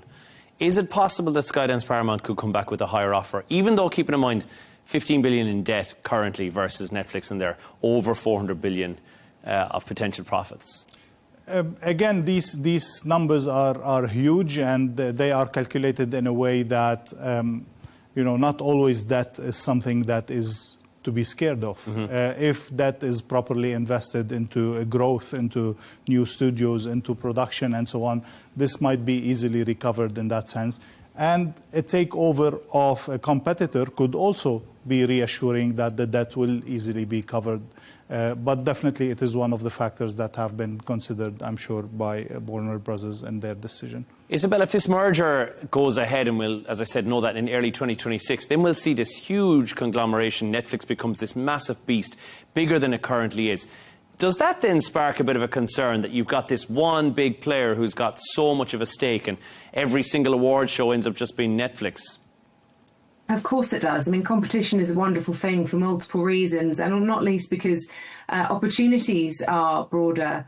It always worries artists and, independent production teams, actors, when you have these sort of huge corporate powers that make all the decisions. You never want to have a sort of monolith, really. Everybody would like to see the sort of hybrid situation, or ideally a bit of cross-pollination. But I do think it is worrying when you have these hugely powerful, hugely valuable sort of unilateral companies, if you like. I think it's a shame, but I can see why it's happening. Well, thanks to both of you for your thoughts on that. We're going to move on to our next story. A photo that's been posted by Finland's Miss Universe delegate has sparked international backlash, and it's reopened debate over racism and also cultural awareness. The image shows her pulling the corners of her eyes, a gesture that is widely regarded in most of East Asia as a racist stereotype. Alongside it was a caption that referenced eating with the Chinese. The post went viral, prompting outrage across Japan, South Korea, China, and ultimately it actually cost Miss Finland the title. Dr. Ellie, we'll turn to you first on this. A social media post has caused outrage very quickly, making headlines once again. This happens all too often, but when someone is in this sort of position of prominence, I guess it can't afford to happen. Exactly. I think the social media has become such a big influence in everyday's life, in everyone's life, and it goes viral around the whole world, which becomes also a national issue in that sense that the government could not afford to disregard. It was a racist comment. I tried to give her the benefit of the doubt and actually look at the picture, see the context. It cannot be saved. It can't be misconstrued as anything else. No, it was actually a very racist comment, and she did pay the price for it. But we've also seen diplomats, politicians, different kind of people paying the price for their mistakes that happened to have been caught on social media and went viral after that. Definitely, as a person representing your country in any capacity, you have to be 10 times more careful. You have to be 10 times more aware that you are being watched all the time, and to be careful of every message that you send, whether it was intended or unintended. Look, we've seen, as I said, you've seen many political figures, and even Prince Harry has fallen foul of this in the past as well with his choice Halloween outfits. So that has happened to many people, and they've bounced back from it. But I think she's too fresh into the fore to be able to bounce back, because she has been stripped of her Miss Finland title, Isabel. Is that enough, do you think, or does more need to be done? Yeah, look, I'm not a fan of witch hunts. We all have lapses of judgment. We all do stupid things. Perhaps this will give her the benefit of the doubt, and this was a misguided, poor taste gesture, let's put it that way. I mean, she's thrown her best friend under the bus. She claims she was massaging her forehead because she was suffering from a migraine, and her friend took the picture and posted the caption saying, "Eating with a Chinese." Now, she clearly has brought at least her organisation into disrepute, the beauty pageant industry. Whether or not you think that is a reputable industry is a whole nother debate. Personally, I think they're an outdated concept, and I think it can be dangerous when you have people who are celebrated for the way they look rather than perhaps what they represent and stand for or think. Is not necessarily a great message to send to our young people. But, you know, I don't want to see her cast out of society and, you know, in the doldrums for this. She's made a mistake. I'd like a bit of a mea culpa, a bit more sort of recognition of the offence she's caused, because this is not just racist. This is deeply racist, to the extent where even Finnair, the airline of her country, has faced negative consequences because Japanese people have taken such offence at it. They have been commenting on Finnair on X to boycott the country, to boycott the airline. It took the Prime Minister to come out and say that, you know, this has been detrimental to the country. And then you get the hard right MPs in Finland coming out and mirroring the gesture and pulling their eyes into a racist slant as well, in solidarity with her, saying that, you know, having her title as Miss Finland was disproportionately harsh. Well, I don't think it was. I think it was totally inappropriate for elected representatives to mirror a racist slur. But as I said, she's a human being. It's not exactly, she hasn't committed a crime, but she has caused offence, and I wish she would apologise for it. Yeah, look, and even the PM has said this was stupid, this was a misjudgment, it was damaging to the country as well. Should public figures, Dr. Ellie, be judged more on intent, or is impact the standard that really matters here? How can you judge intent? That's the question. How can you say what was the intention behind this? If she had apologized, if she had said, okay, this was inappropriate, guys, okay, it was a mistake, I wouldn't be so harsh on her. But on the other hand, as you were saying, we all do mistakes, and I wouldn't go all the way to ban all beauty pageants. Come on. It's a beautiful thing that they are trying to, of course, encourage to have not only the beauty of the ladies shown, but also their causes they stand for and their intellect and so on. They're trying to take that into context. I'm not defending them. I'm saying not few mistakes should, derail a whole thing. Mistakes happen and things could move on if the person acknowledges and takes responsibility. Isabel, they've had a bad year, beauty pageants in general. First, we had I don't mind a dog show. I don't mind a horse show. I'm going to one tomorrow. But, I'm not really a big fan of seeing women parading around and rated on, how good they look in swimwear and, platitudes and attempts to sound like they care about kindness and inclusion when actually they're performing racist slurs in private. Well, it is the time of the show that we move on to where Isabel and Dr. Ellie have chosen some of the quirkier stories that I've found from online for today. Isabel, let's come back to you first of all. What have you got for us? Well, there's so much bad news in the world, and I really do think that the world is coming to an end when we have a problem with chocolate. Now, Jono, I'm absolutely shocked to discover that actually you really don't care if we run out of chocolate, because you are so unfortunate that you're allergic. Yeah. So you won't understand the depths of my despair at this story. Exactly. But, it's the end of the world. It's the end of the world. There really is a global crisis with cocoa. There's been a number of poor harvests and drought-related problems, which has seen the price of producing chocolate skyrocket. Now, there is a brand here in the United Kingdom, which is 4 generations in one family. It's called Whittaker's, and he's known as William Whittaker, the 4th generation chap, is known as the real deal Willy Wonka.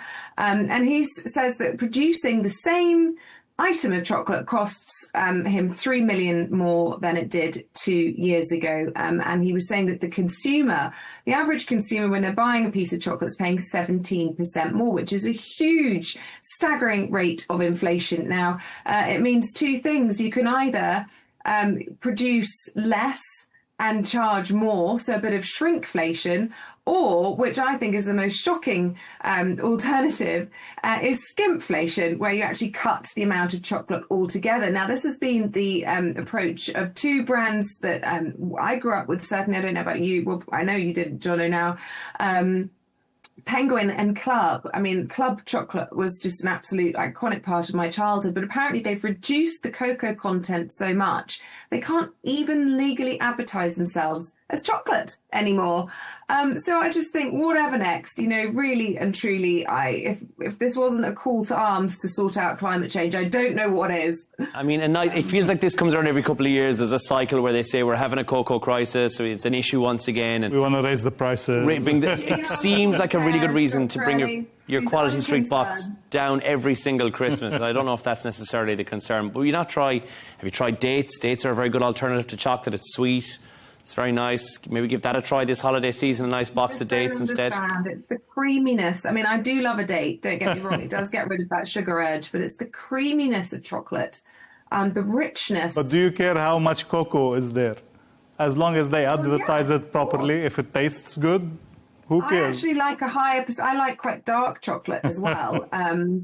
And it's actually better for you. The higher the cocoa content, the less rubbish is in it. So the less fun it tastes as well. So there's also that. Dr. Ellie, we'll turn to your story.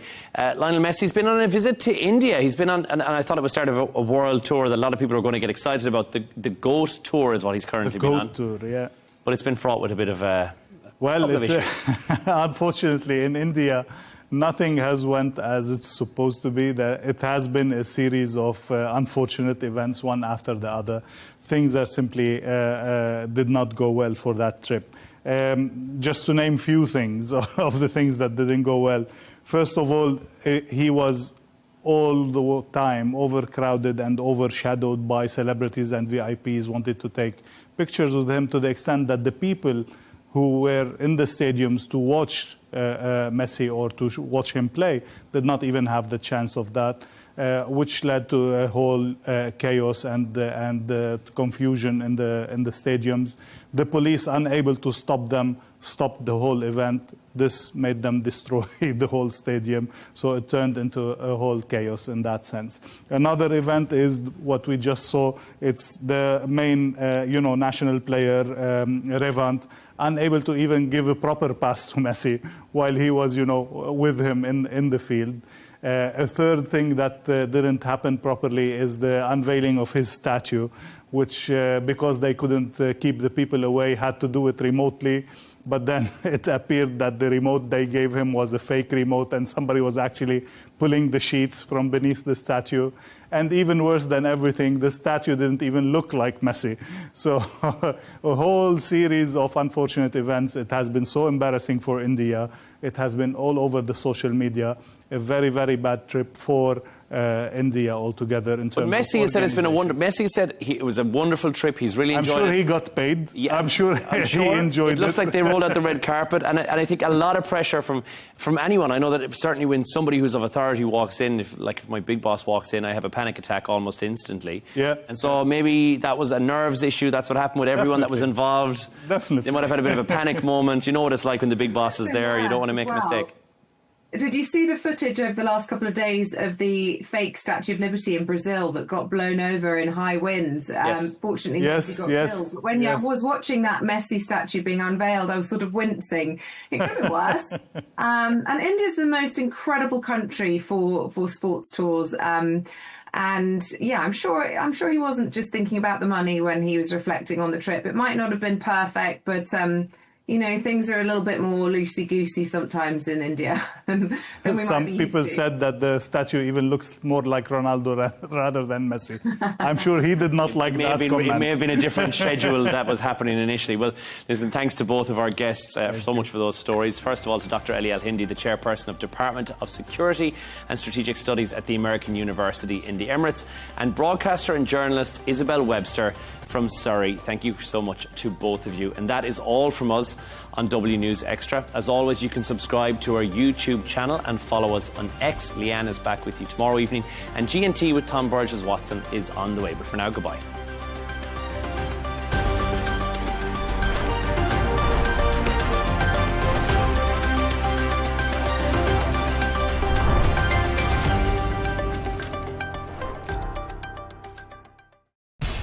We have to take care of our people, and we're going to take care of our people first. For in-depth analysis and all the latest developments across the globe, make sure you join us every weekday. President Trump is trying to negotiate a ceasefire. With so much happening, so much information, and so much noise, international law will have no part in his administration. It can be hard to keep track. Tariffs will just fuel inflation. We're going to fight these tariffs. But you can count on us to tell you what you need to know. We stand by your side. Join me, Tom Burges Watson, for Global News Today, right here on Al-Arabiya News.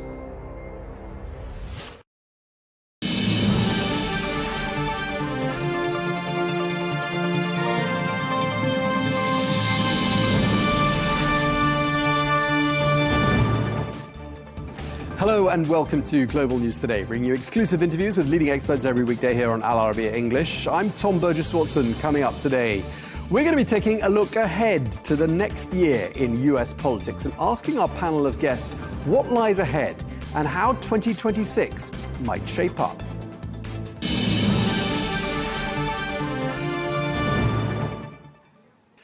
Hello, and thank you very much indeed for joining us. Today, we're turning our eye to the United States and looking ahead to what the political calendar might have in store during the year 2026.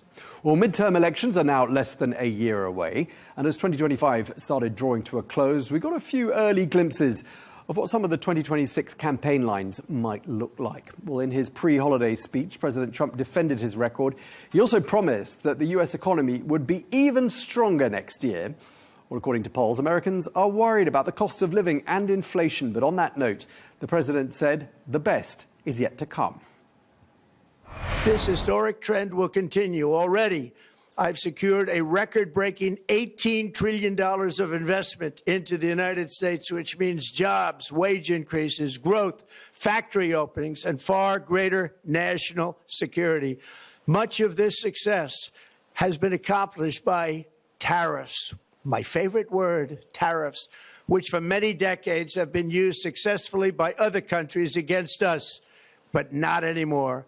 Companies know that if they build in America, there are no tariffs, and that's why they're coming home to the USA in record numbers. They're building factories and plants at levels we haven't seen, AI, automobiles. We're doing what nobody thought was even possible, not even remotely possible. There has never, frankly, been anything like it. 1 year ago, our country was dead. We were absolutely dead. Our country was ready to fail, totally failed. Now, we're the hottest country anywhere in the world. And that's said by every single leader that I've spoken to over the last 5 months. Okay, President Trump speaking there in his pre-holiday address. Well, to discuss what the year might have in store, I'm joined by Angie Wong, Republican strategist who joins us from Miami, Florida. Welcome to the program, Angie. We're also joined by Greg Swenson, chair of Republicans Overseas. He joins us from Washington. Greg, let me start with you, because looking forwards, I mean, it's pretty clear, isn't it? Politically speaking, the midterms in November 2026 are going to be the big political story of the year. Now, for people who don't know, obviously, control of Congress is at stake in the midterms, and this is going to be the first major electoral test of President Trump's second term. Can the Republican Party hold on to the House and or the Senate? It's possible, Tom. I think the Republicans will definitely hold the Senate. The map is pretty favorable for the party right now. It's the House that I worry about because historically the party out of power always picks up seats, and the Democrats only have to pick up 3 or 4 seats to flip the House. So historically, it's a big challenge. However, if the economy continues to turn around and we see real wage growth in 2026, the Republicans have a shot. George W. Bush won and picked up seats in 2002 midterms. Bill Clinton picked up seats in the 98 midterm. So it can be done, but I do think you have to have a robust economy and an increase in real wage growth in order for the Republicans to hold the House. Okay, Angie, what are your thoughts? I mean, to hold on to the House and the Senate, it's going to be all about the economy. Do you agree with that? Well, I certainly agree with Greg on his assessment. It's going to be the big buzzword, which is affordability and not growth. And I think President Trump needs to understand that. He wants to grow the economy. He wants to grow the United States, grow manufacturing. It's actually more about sustaining what we have and making things more affordable. I think that's where the message is.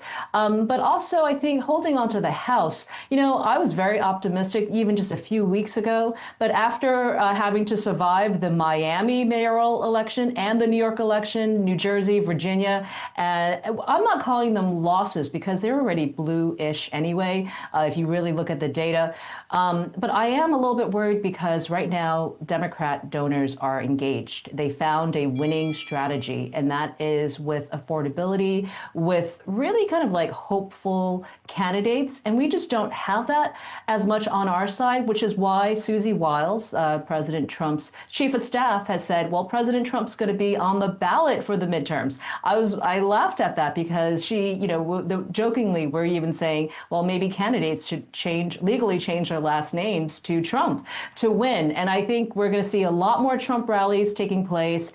He's certainly going to start his domestic tour. So I'm really hopeful because I think that's going to hold on to the current seats that we have. I would like to see a bigger majority. I would love to see the redistricting effort really take off. I know here in Florida, we're looking at 3 to 5 Republican seats that we could probably gain through a mid-decade redistricting. So we're going to try to push all of those things forward to guarantee President Trump a full 4-year presidency.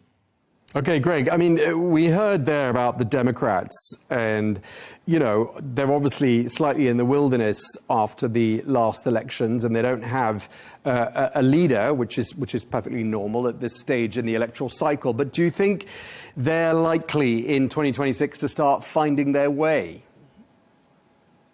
I'm not sure that they'll find their way that quickly, because they are really divided right now between the progressive left, you know, the sort of Marxist progressive left versus the more moderate traditional Democrats. It's really difficult, you know, to really sort out how that settles in the next year. But I do think it's the following year when you get into the presidential campaign after the midterms. So, you know, call it November and December of 26, you'll start to see some candidates emerge for the presidential race in 28. And the Democrats always do well with younger candidates who kind of come out of nowhere. JFK in 1960, Bill Clinton in the early 90s and 92, as well as Barack Obama, all in their 40s, by the way. They obviously failed with President Biden, who was the oldest president of all time. So the formula that works for them is probably going to be someone we don't even know about right now.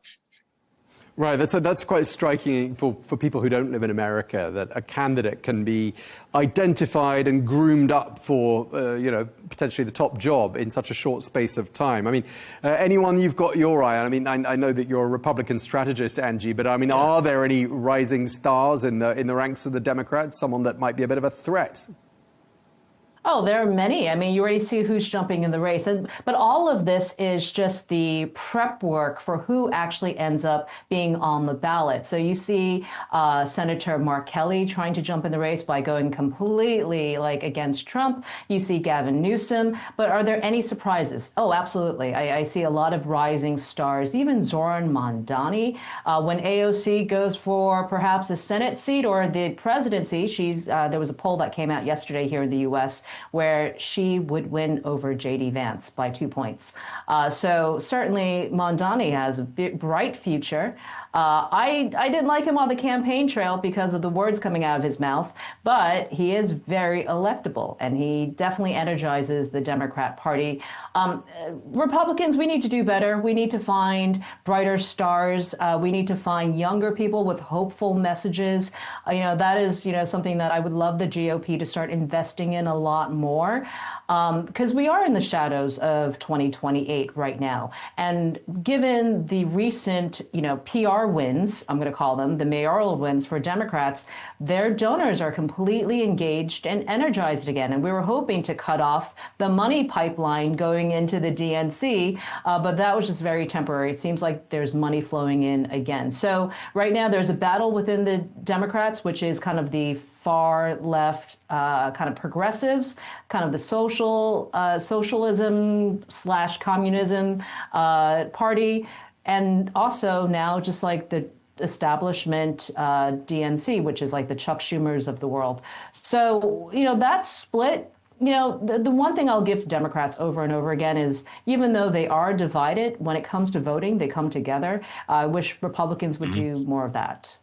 Greg, what are your thoughts? I mean, just picking up on what Angie was saying there and sort of looking to 2028, because it seems like a long way off. And yeah, it isn't really, isn't it? It's only sort of one electoral cycle away, with the midterms being the next one. What are your thoughts as to who might emerge as being a threat or a challenger to the GOP?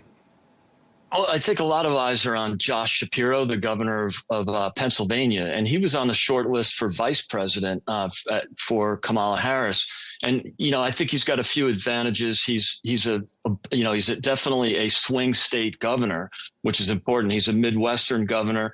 And just the fact that he's a governor, typically, executives do well as presidents. You don't see a lot of senators or congressmen have great success as presidents. It's usually executives who have run states before, and it doesn't even have to be a big state. Bill Clinton was the governor of Arkansas, and Reagan. I think about Ronald Reagan, George W. All governors of big states, California and Texas, respectively. So I think Josh Shapiro. You do hear some chatter about Gretchen Whitmer, but I think her her record is really checkered, and I think she'd have a real difficulty appealing to, the moderate Democrats in the campaign. So, the only person I could think of right now that stands out, I don't think it would be Governor Newsom. His track record in California is horrible. He's tried his best to wreck that state. And so you have to look at someone who's a governor of a Midwestern state who can distance themselves from the Biden debacle. Anybody involved with the Biden White House is out. So I think, again, Josh Shapiro is probably the one that comes to mind most for me. Okay, Greg, just staying with you, because we haven't touched on the economy with you. We spoke about it with Angie. But, I mean, between now and November, clearly what happens in the economy is going to determine, in many ways, isn't it, what the outcome of the midterms is. Do you think the majority of US households will be feeling better off by the autumn? They will, because we're seeing it already. The average real wages, wages adjusted for inflation in the Biden years went down 4%. That's stunning to even suggest that, but it's true. They went up 8% in Trump 1.0. They went up 4% in the 8 years of Obama. So Trump's real wages were 4 times higher than Obama's. And obviously the Biden real wages were a complete disaster. So that's an average of $3,300 for an average American.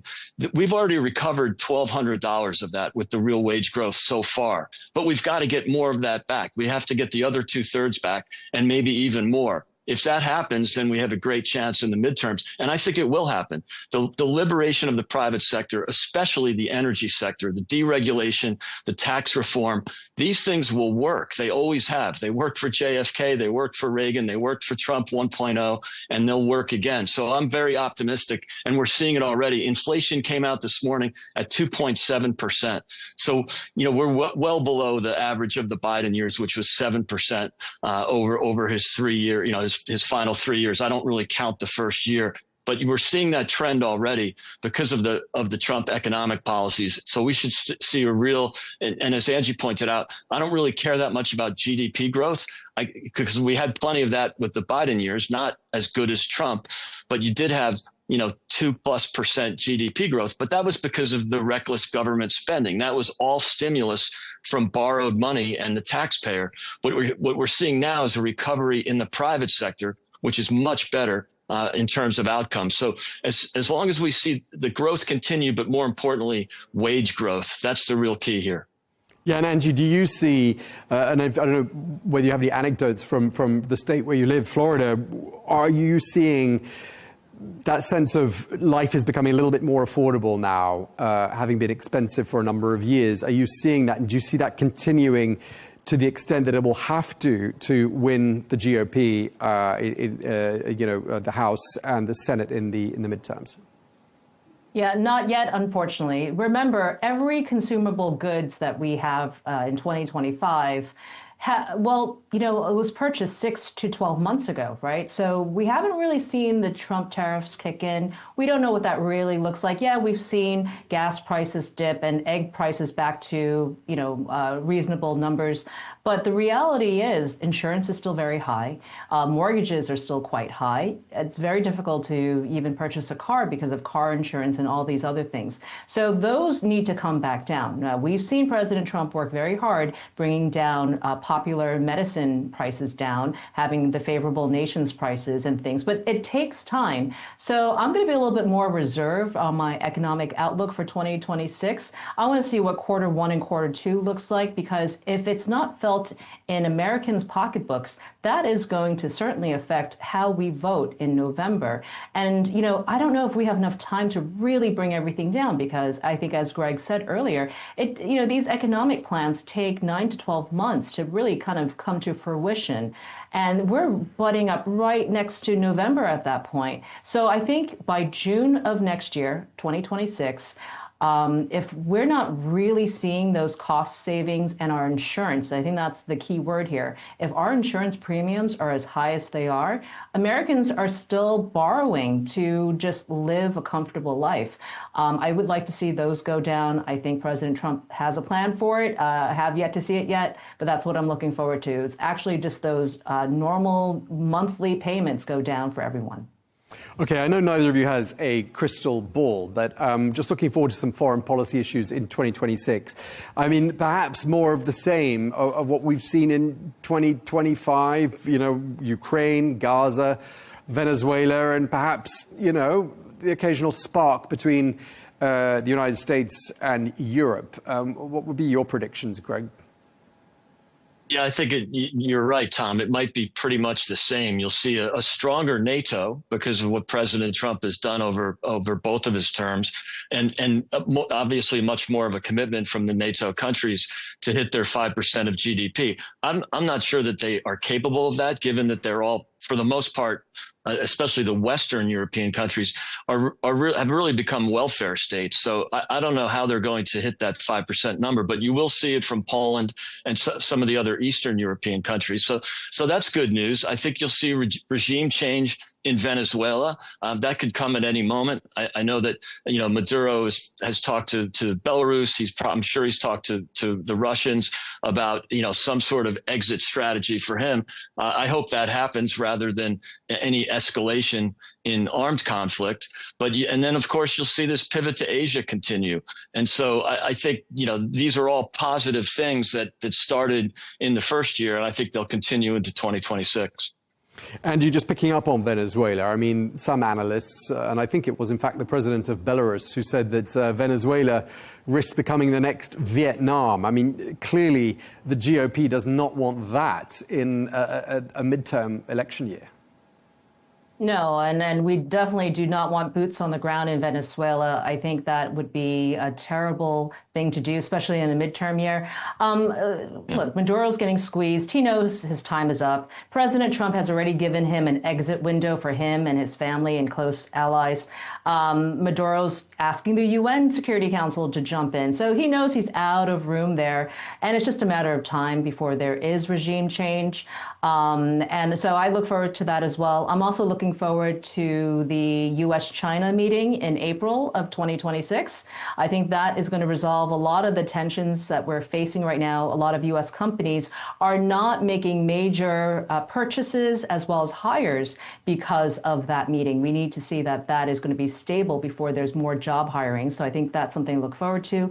I'm also keeping a really close eye on this new alliance between Modi, Xi Jinping, Putin, and others. They were playing games in 2025. They were trying to troll Trump, which I found quite funny. But at the same time, I get it. It's a new alliance that's been formed there that is a very anti-Trump alliance, I feel. So I'm keeping an eye on how that looks like, because Apple, one of our largest companies here in the U.S., is decided to do packaging and manufacturing in India. So, you know, we're all connected somehow. It's whether or not, you know, President Trump can get the best and squeeze the best out of what we can get for Americans and get the best pricing around the world versus a lot of these kind of hard diplomacy policies that he's put into place. I'd like to see him continue with it because I can't see any other president fighting for us as hard as he has around the world. And Greg, I know in previous conversations we've talked about how you know, there's been a lot of activity on the foreign policy front from this Trump administration. But to what extent does a foreign policy issue win votes in a midterm election? And if the answer is not much, do you think we're going to see a pivot away from perhaps deals that just aren't forthcoming? Perhaps President Trump will just say, look, no deal to be found here. Let's move on and focus on issues closer to home. Do you think we're going to see a bit of that in 2026? Well, for sure, you're going to see the pivot on the messaging and the focus. It doesn't mean he'll ignore foreign policy, but I think he will talk about it less and he'll focus much more on domestic issues. So, you know, that's how you win elections. The voters just don't really care about foreign policy when it comes to the voting booth. And so you'll see the messaging and the focus be on domestic issues. You know, as Angie said earlier, you know, prices, people still feel like they're hurting, right? Because, you know, the grocery prices are up 25% thanks to Joe Biden. And there's a lot of work to do there. And so even though their real wages are up slightly, it's not enough to recover from the damage done in the prior administration. So I think you'll see a lot of focus on that, and that's how you win elections. There are exceptions. I think George W. Bush in 2002 was on the heels of 9/11, so there was a lot of positive momentum in terms of support for him. He was polling at 80 in late 2001 and early 2002, and so you could say the same for George H.W. Bush in his midterm elections, and then it can turn around quickly, both positively or negatively. But right now, I think it's all about the economy, and as I've mentioned before, Reagan was polling at 35 in January of '83, and he won 49 states less than 2 years later. So if we see some real positive wage growth so that consumers don't feel the pain anymore. And by the way, they're spending money. And that's what's interesting. Even though the consumer sentiment is lower, according to the polls, well, of course it is, because they're told by the mainstream media, every day how bad things are because of the evil President Trump. So the TDS has an influence on people, and yet those same voters are actually spending a lot. So the retail sales are up, yet consumer sentiment is down. It doesn't make sense, but I think if President Trump and the administration focus on affordability and they turn the corner, then good for us in the midterms. Right, and just one poll I've got for you is that another Reuters Ipsos poll says that 33%, that's a low number, of US adults approve of President Trump's handling of the economy. So clearly some hard work is needed in the coming months to turn that around, if indeed you believe those numbers. We don't have too many dates we can be sure of in 2026. We've agreed on the midterms. That's definitely going to happen. Another thing that's definitely going to happen is that there will be consideration for the 2026 Nobel Peace Prize. And obviously, President Trump didn't win in 2025. Angie, do you think he'll get the 2026 Peace Prize? Well, I know he's been nominated, and many people have. I don't know if he should even focus on this. I mean, the Nobel Peace Prize is quite antiquated. I know plenty of people involved in the process. It's not just so much that someone could just nominate him and he gets it. It's a full process where they send a team to assess what's going on. They talk to your friends, your neighbors. They, walk around with you. It's a big process to actually get the prize. I'm certain that there's no other living person on earth that deserves a Nobel Peace Prize more than Trump does. I know he tried hard for it. I know that's a goal of his. And certainly world leaders, business leaders, everyone is nominating him. So I hope they do. The committee does sit up and listen.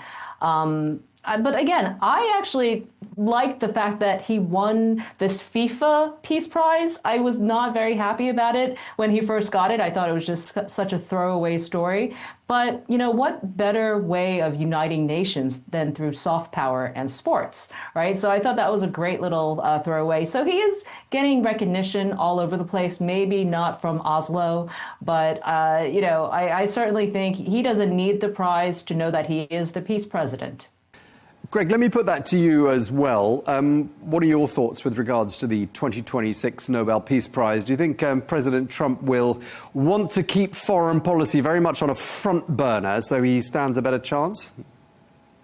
No, I don't think so, Tom. Look, he'll focus on domestic issues. That's how you're going to win the midterms. That's for sure. He deserves the Nobel Peace Prize. Whether he'll get it is a different question. I think a lot of people on the committee, a lot of the sort of Western European diplomatic crowd really have Trump derangement syndrome. It would really freak them out to give the prize to this president. I hope he gets it, but I don't think it's a big issue. You've got the 250th anniversary of America coming up. You've got the World Cup. I think and of course the focus on the economy.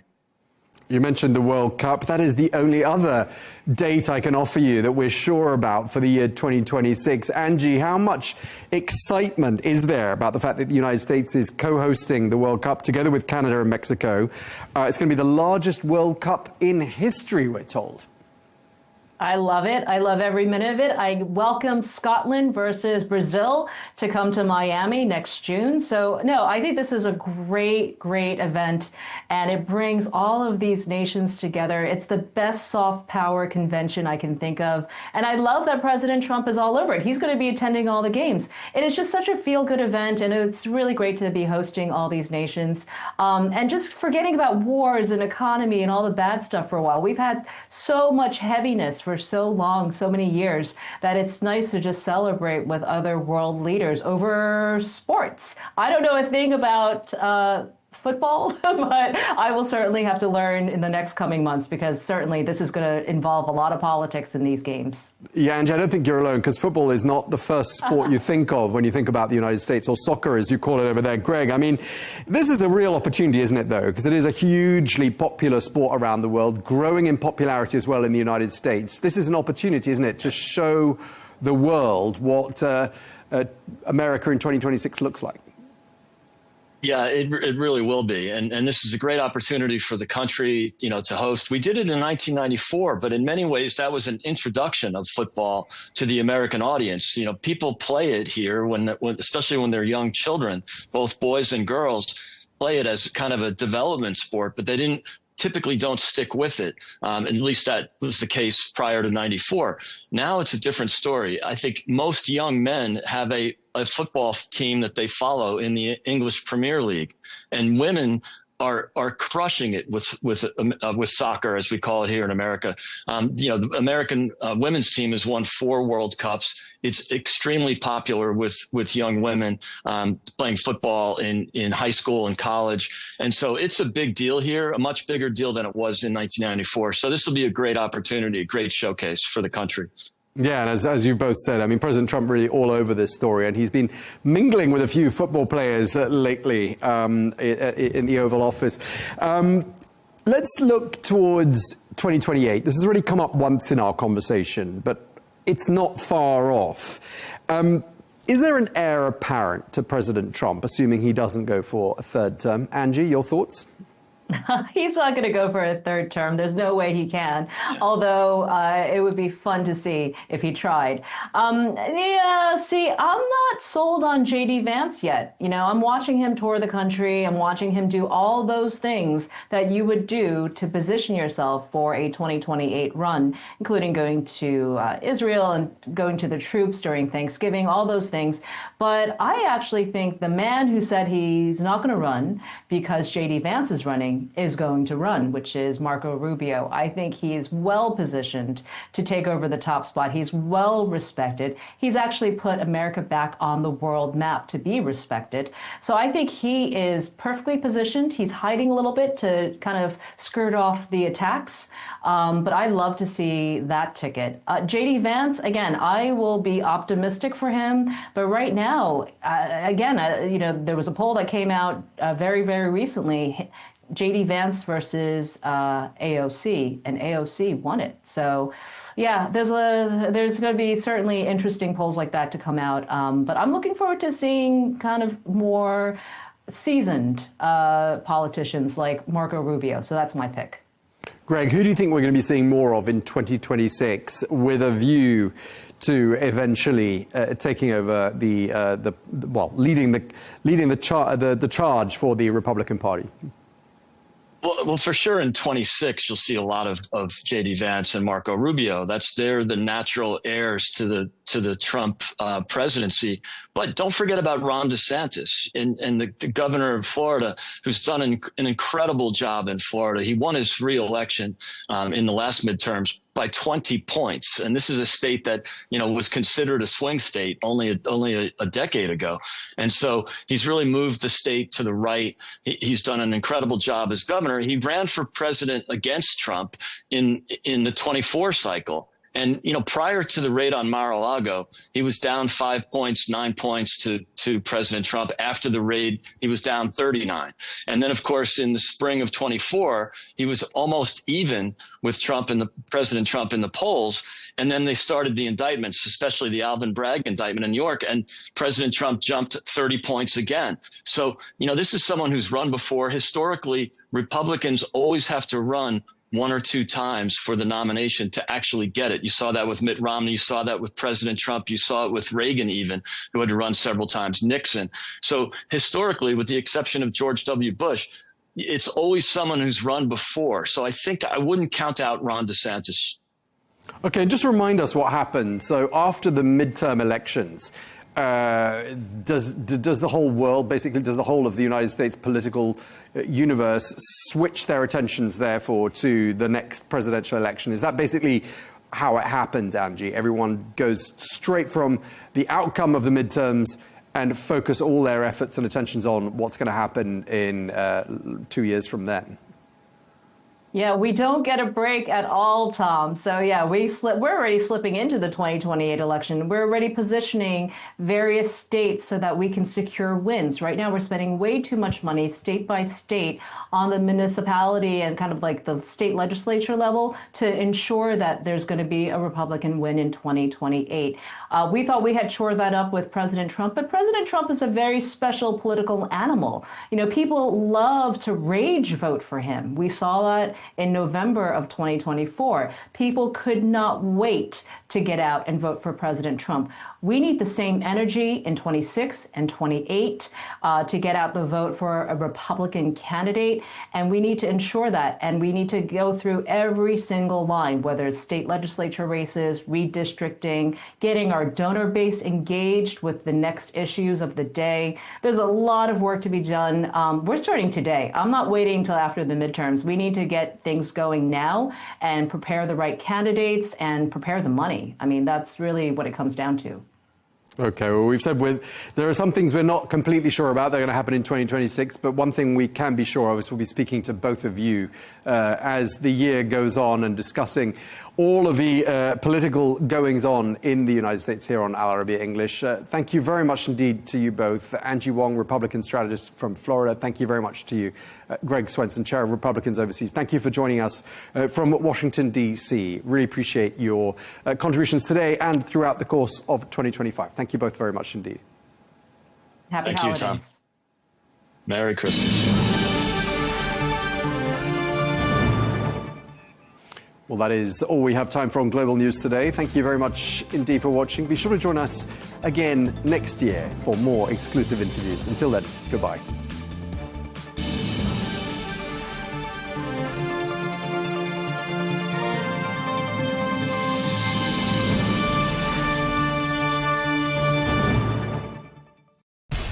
We have to take care of our people, and we're going to take care of our people first.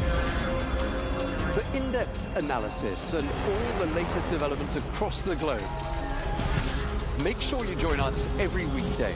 President Trump is trying to negotiate a ceasefire.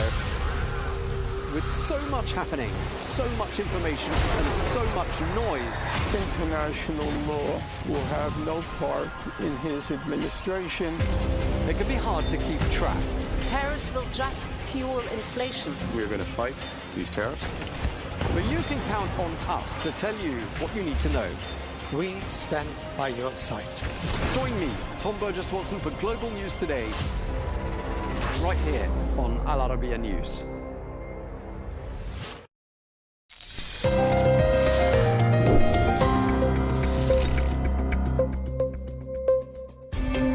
I am Catalina Marchand-Abreu, and you're watching Al-Arabiya English. From politics and religion to climate, war, and technology, 2025 was a year that reshaped the world and left headlines that won't be forgotten. In U.S. politics, starting with U.S. President Donald Trump, who takes office for a second term, setting the stage for high-stakes politics. Trump then appoints Elon Musk to lead the Department of Government Efficiency, which by May had cut staff across multiple federal agencies, including USAID. And in February, a fiery Oval Office meeting between President Trump, Vice President J.D. Vance, and Ukrainian President Volodymyr Zelensky made headlines that resulted in Zelensky's abrupt departure from the White House. You should be thanking the president for trying to bring it into this conflict. Have you ever been to Ukraine that you say what problems we have? In global conflicts, in June, Israel attacked Iran's nuclear sites, sparking 10 days of escalating conflict. The USA further escalated the conflict by bombing 3 of Iran's nuclear facilities. and October brought a U.S. brokered Gaza ceasefire deal, temporarily halting the Israel-Gaza war. In religion, the Catholic Church mourned Pope Francis, who died at the age of 88 on Easter weekend. He was succeeded by Pope Leo XIV, the first American pope in history. In space, NASA astronauts Suni Williams and Butch Wilmore returned safely to Earth after being stranded in space for over 9 months due to spacecraft issues. In economy, Trump's Liberation Day tariffs imposed a 10% tax on imports, sending worldwide markets into a spiral, sparking international negotiations.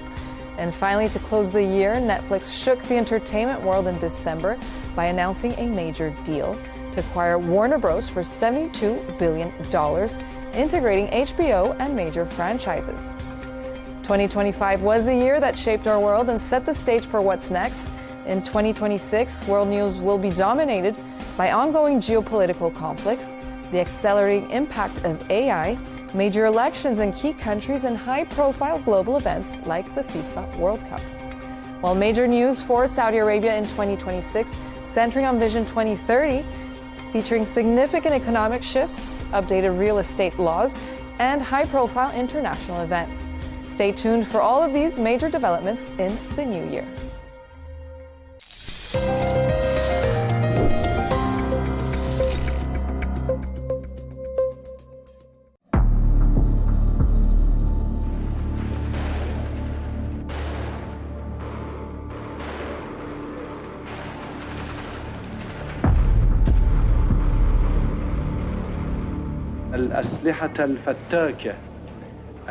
The lethal weapons that have spread into people's hands have begun to ravage the country and tear it apart. And they are killing the innocent, tarnishing the reputation of the country and its people.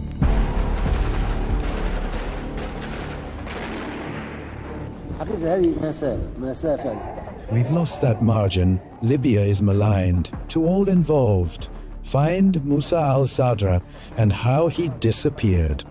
I sought to serve the poor Christians in Tyre just as I worked to serve the Muslim poor, far from sectarian. The Imam's cause does not weaken with time. It is like a snowball rolling from a great height.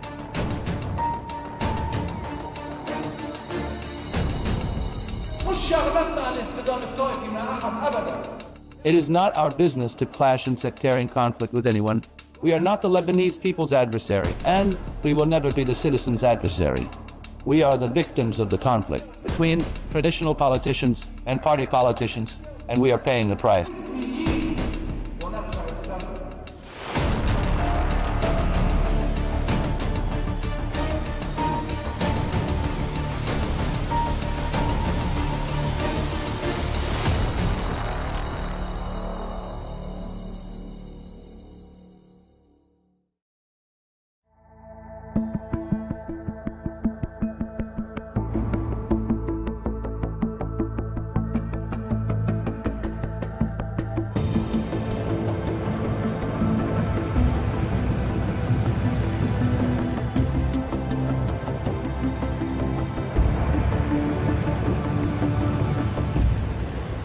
In 1959, an old plane from Tehran landed at Beirut International Airport. Among its passengers, Musa al-Sadra. The young cleric, born in the Iranian city of Qom in 1928, where he studied jurisprudence and philosophy before continuing his higher studies in Najaf. Before earning a degree in law from the University of Tehran.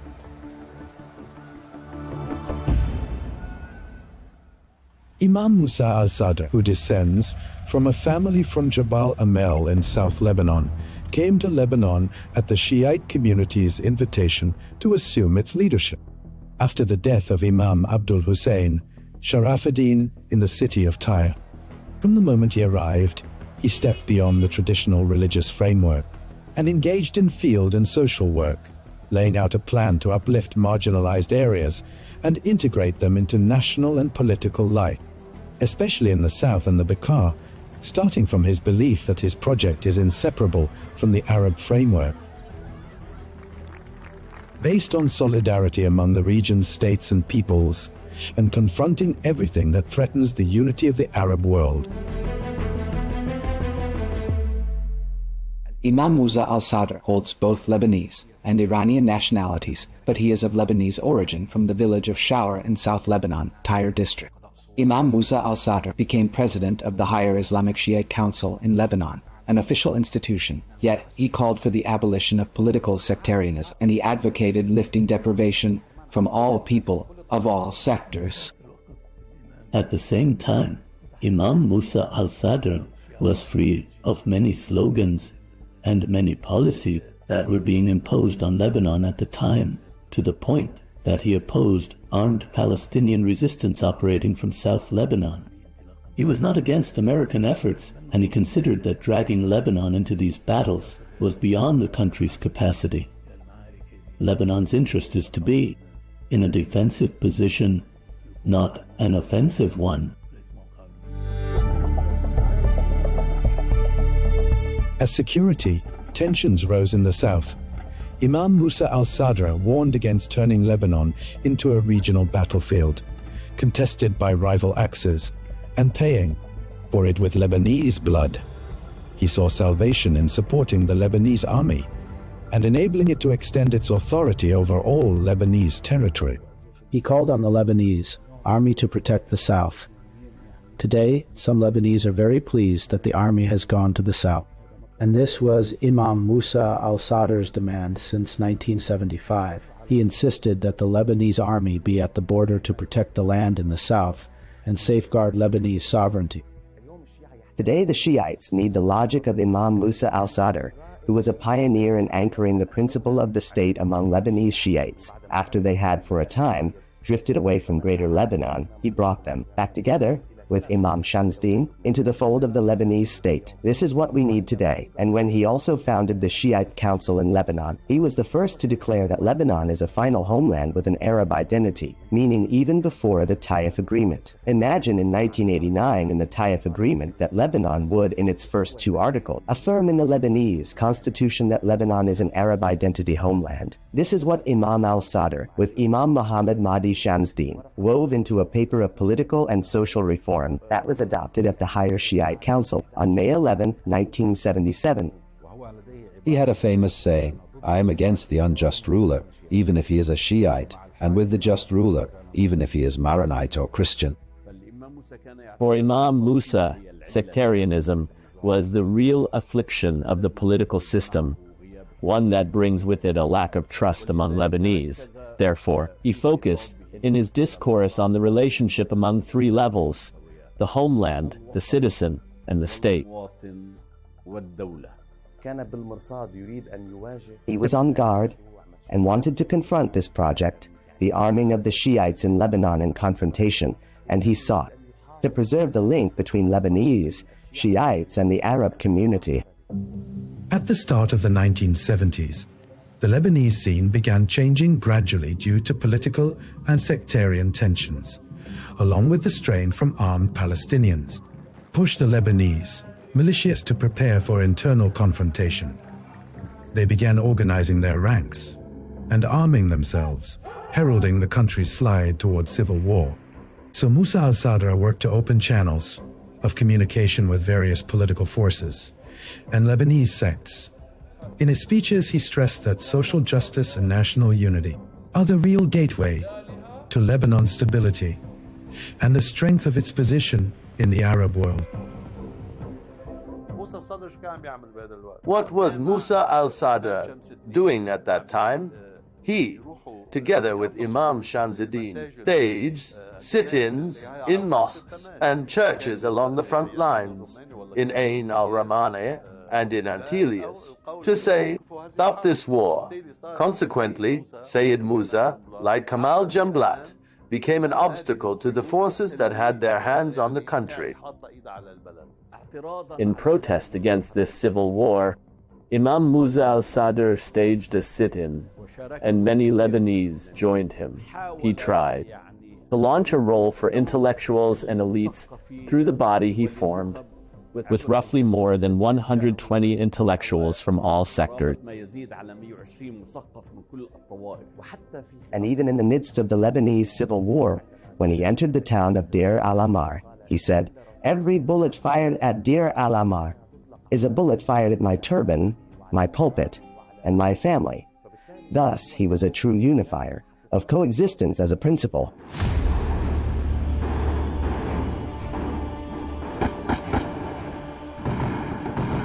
Despite the ferocity of the civil war and its pressures, Imam Musa al-Sadr managed to protect his community and keep it from being drawn into the furnace of battle, charting a path based on the idea that dignity is preserved by the unity of the country, not by plunging into its internal conflicts.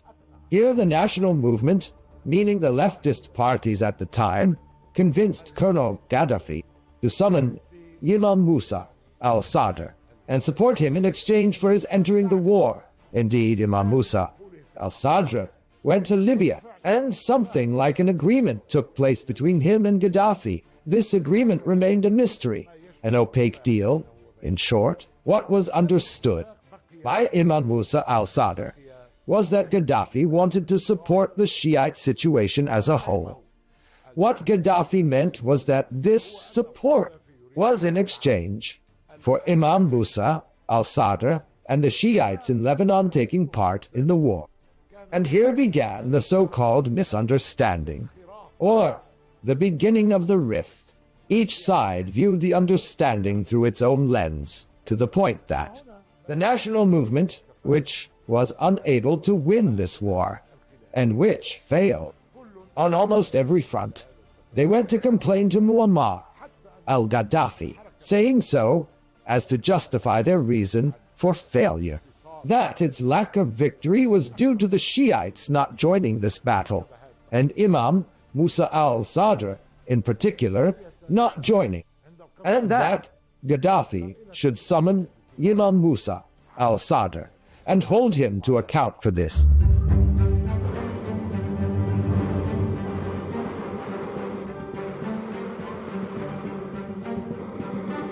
On the fateful day of August 25th, 1978, while Lebanon's summer boiled atop a volcano, Imam Musa al-Sadr left Lebanon with Sheikh Mohammed Yaqub and journalist Abbas Badr al-Din, heading to Libya in response to an invitation from Colonel Muammar Gaddafi. It was a public trip to Tripoli, west, but without anyone knowing, it turned into a one-way journey.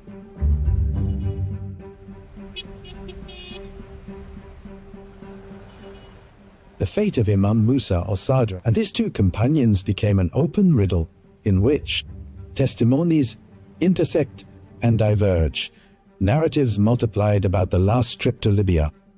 What I learned is, first, that Gaddafi was not about to invite Imam al-Sadr to the Al-Fateh celebrations in September 1978, and Hafez al-Assad intervened, with Algeria's President Houari Boumediene, a friend of Muammar Gaddafi, and asked him to invite Imam al-Sadr to the celebrations and to arrange the relationship with him.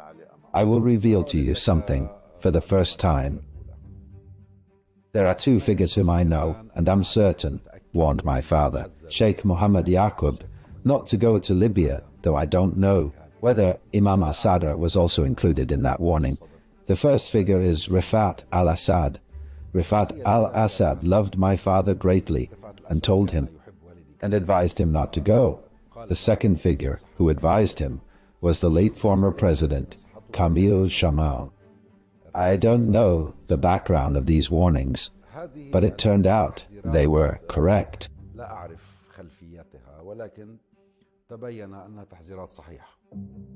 Despite the warnings, Imam Musa al-Sadr chose to proceed with his trip after receiving personal assurances from former Algerian President Houari Boumediene, who encouraged him to go to Libya and meet Colonel Muammar Gaddafi, in the hope that dialogue would open a door to resolving the disputes. There was a kind of reassurance in the positive sense, not in the sense of deceit and treachery. from the president of Algeria, Houari Boumediene. He asked the Imam to make this visit, and believed that with this visit, all the differences in viewpoints and opinions between Imam al-Sadr and the Libyan leaders would disappear. There was a studied, planned conspiracy, calibrated to the circumstances I mentioned, especially since Muammar Gaddafi had some time earlier sent his Prime Minister, Abdel Salam Jalaud, to Lebanon, where he met most of the leadership, national or Islamic at the time, under a certain banner, and most of them differed with Imam Musa al-Sadr in their approach to the Palestinian issue and to the Lebanese reality. Imam Musa al-Sadr's trip to Libya came to coincide with the Al-Fateh anniversary, which led many to believe that his visit was tied to the festive atmosphere that Tripoli, West, witnessed. However, the official committee following up on the Musa al-Sadr case affirms that the direct aim of the visit was to hold a meeting with Colonel Muammar Gaddafi. He went to Libya at Muammar Gaddafi's invitation to meet Muammar Gaddafi, not to attend the Al-Fateh of September celebrations, nor for anything else. To meet Muammar with the aim of addressing the issue of the civil war in Lebanon, which was raging at the time, and to solve the problem of South Lebanon and the scorched earth policy. A meeting took place with Muammar Gaddafi on August 31st, 1972, in Bab al-Aziziyah, with the Imam's two companions, the travel companions His Eminence Sheikh Mohammed Yaqub and journalist Abbas Badr al-Din. The meeting was stormy, and Gaddafi ordered his aides to detain them. The days preceding Imam Musa al-Sadr's trip were laden with shifts. In the streets of Tehran, the features of the revolution were emerging, and as the Israeli incursion neared its end, Lebanon groaned under its wounds and was ablaze with merciless internecine fighting.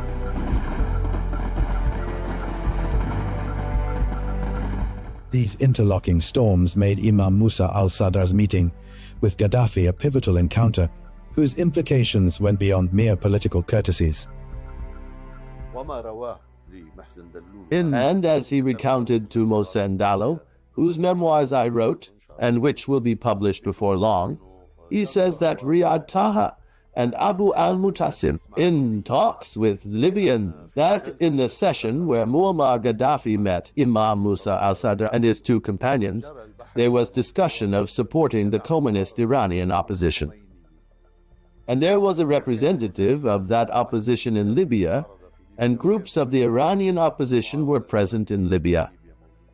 Imam al-Sadr was asked to cooperate with them. Imam al-Sadr refused.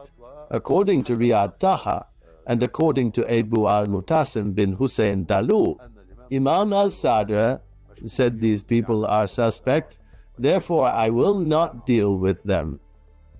Despite Gaddafi's insistence, Imam al-Sadr refused to comply.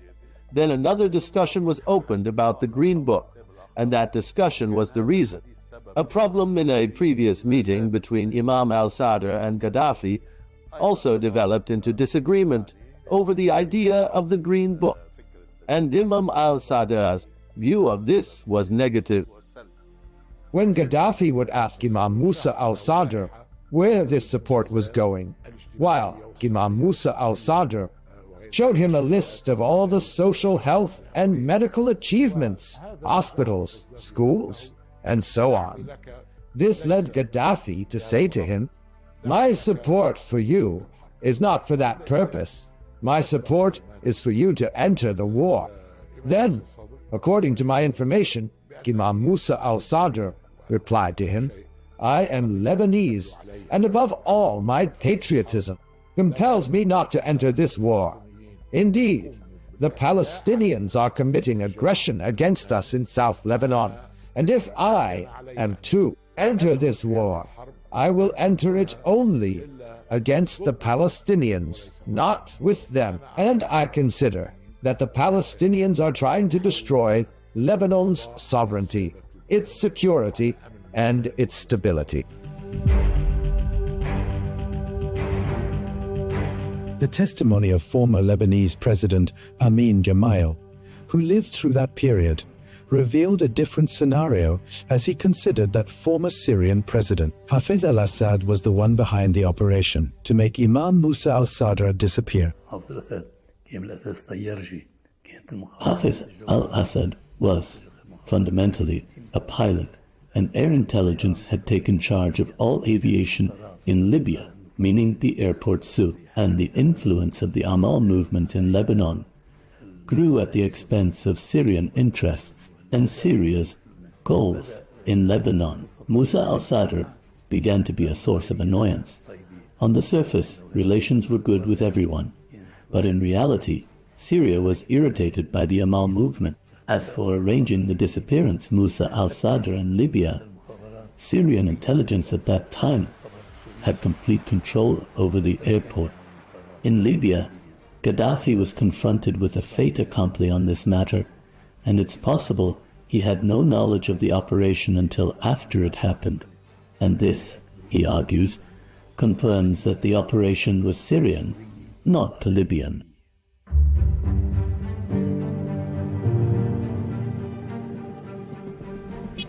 In late August 1978, a delegation of Arab journalists was in Tripoli, West, to meet Colonel Muammar Gaddafi.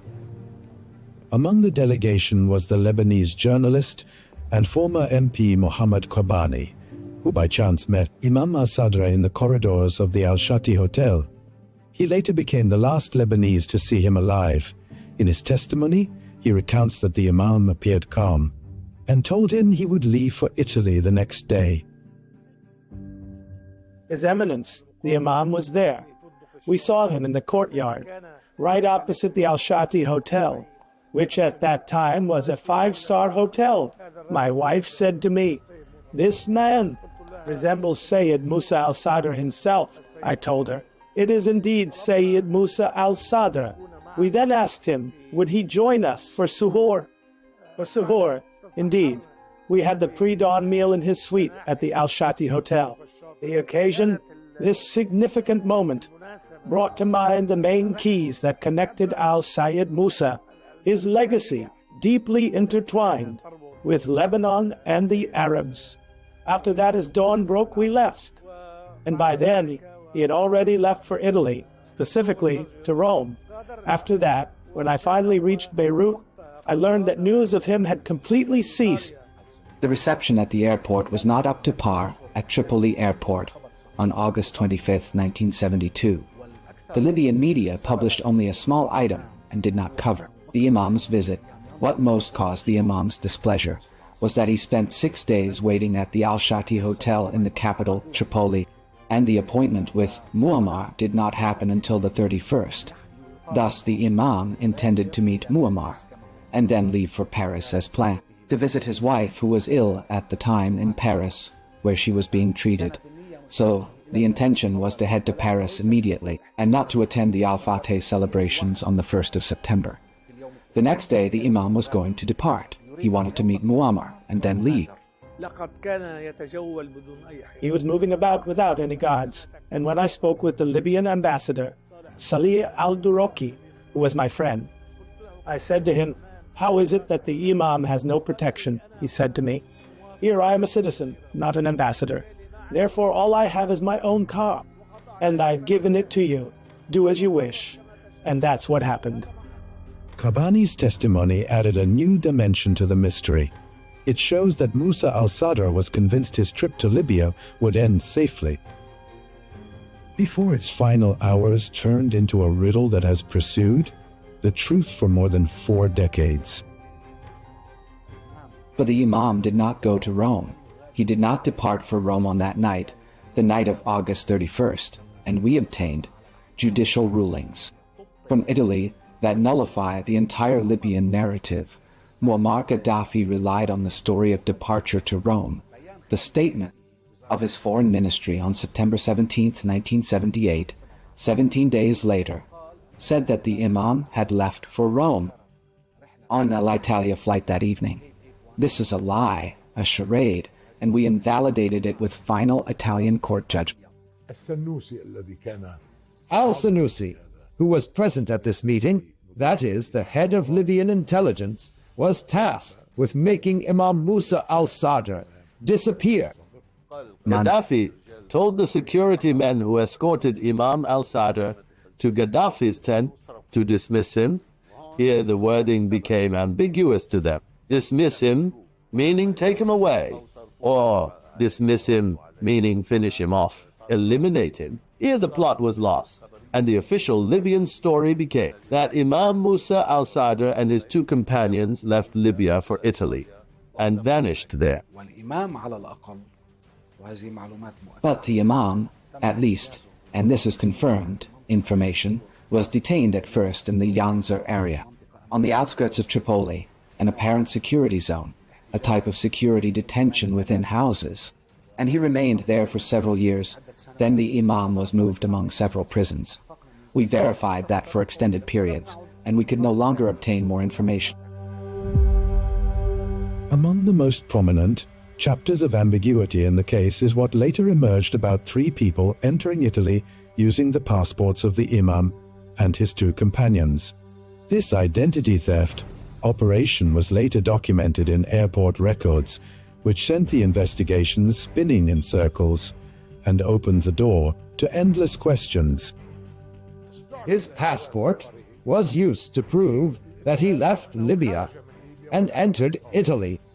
So, a person, a man who resembled him, was selected, and this passport was presented. He left Libya and entered Fiumicino Airport in Italy using Imam's Musa al-Sadr passport. Therefore, in the Italian police records, it appears that Imam Musa al-Sadr entered Italy. The Imam never boarded the plane. The intelligence officers who impersonated the Imam and his 2 companions are known by name, al-Ruhaibi and his 2 associates, Mansouri and Samun.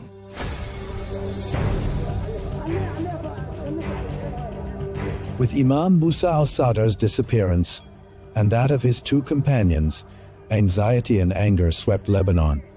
Demonstrations erupted, demanding to reveal his fate, while institutions moved through their official channels to pressure the Libyan authorities and demand clarification of what happened. The Lebanese state, the Imam's family, and the pillars of the higher Islamic Shiite Council mobilized when news of the Imam and his companions was cut off. And the one who reported that was the Lebanese ambassador, or the chargé d'affaires of the Lebanese embassy at the time in Libya, Mr. Nizar Farhat, who went to check on the Imam at the hotel. They told him, he left, meaning he did not vacate the room. He left, meaning he went out for an errand. They hadn't even cleared the hotel. So he became suspicious. Where did the Imam go? The then president, the late Elias Sarkis, and the then prime minister, the late Salim al-Hos, took action and tried to make contact with Muammar, but Muammar Gaddafi refused to answer Elias Sarkis's calls. May God have mercy on him, and the Libyan side did not respond at all. He imposed blackout and tried to evade contact, and this incriminates him. Prime Minister al-Hos had called me several times and said, "Why don't you return to Libya to look for Sayyid Musa?" And I called, as I said, my friend Kamal Younes, in whose house I had met the Imam. He said to me, "Call me back in 15 minutes. And after 15 minutes, he told me, he is in his suite at the hotel, which means that in Libya, they did not know the whole world was searching for Musa al-Sadr.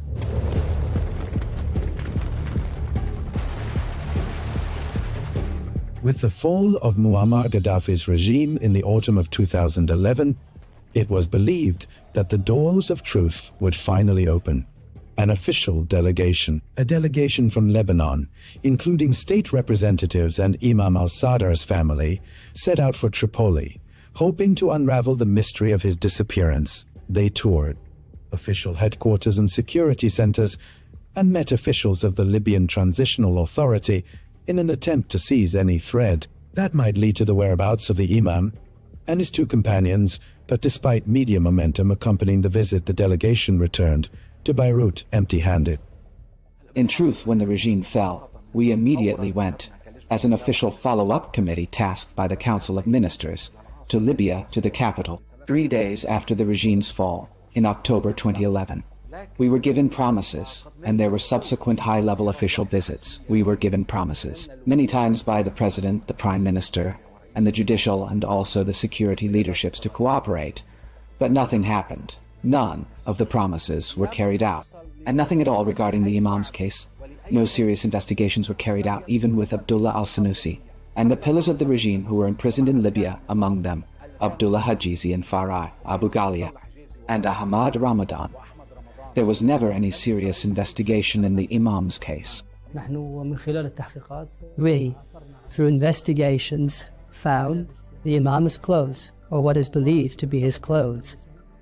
They contacted our Lebanese brothers in Benghazi and then in Tripoli, and we arranged for a judge from the Lebanese government to coordinate with the investigative committee in the prosecutor general's office. There was suspicion about a certain body, a certain grave, in a certain place. That grave, a mass grave, was not exhumed except with the knowledge of some of our brothers. In Lebanon, the judge attended and the members attended. The grave was exhumed, and a sample was taken from that body, which is believed. God knows best, whether it was the Imam's body or someone else's. We left the matter to the Lebanese government and authorities, as they have many scientific and technical means, and we entrusted the matter to them. He may have been imprisoned. Perhaps he's still in another prison we don't know about, or maybe he was moved elsewhere. But he is not the person who went to Italy. That is something certain, real, and factual.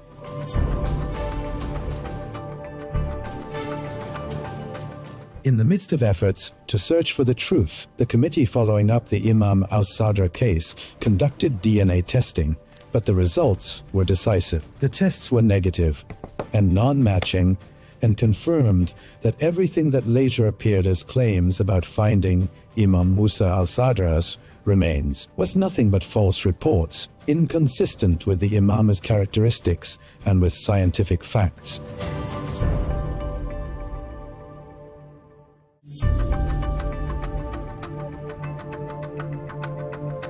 After decades of ambiguity, the kidnapping of Hannibal Gaddafi in 2015 revived the file of Imam Musa al-Sadr and his two companions and pushed it again to the forefront of the Lebanese scene. Hannibal was living in Damascus as a political refugee after the fall of his father's regime, before he received a call from a security officer named Captain Fatima. It appeared to be a chance to meet the Syrian regime's leader, Bashar al-Assad, but that invitation was a carefully laid trap. Once he arrived at the agreed point, he fell into the hands of an armed group that transported him to Lebanon via rugged mountain roads using military corridors, in order to avoid any Syrian inspection.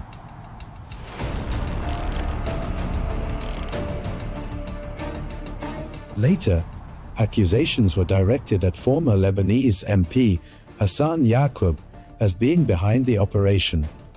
As long as the total consensus of those who like and those who dislike says there is no real, serious action of substance, except for the matter of Hannibal Gaddafi, who is under the hand of the Lebanese judiciary, and one person described this as a trove of information. The central question: if I am accused of arriving at this result, then why did the world rise up against me? I was arrested, and there was an attempt to assassinate me physically, politically, and in the media, and the matter is still ongoing. After days of secret detention, Hannibal appeared in a video with bruises on his face, issuing an appeal to anyone who has any information about Imam al-Sadr to disclose it.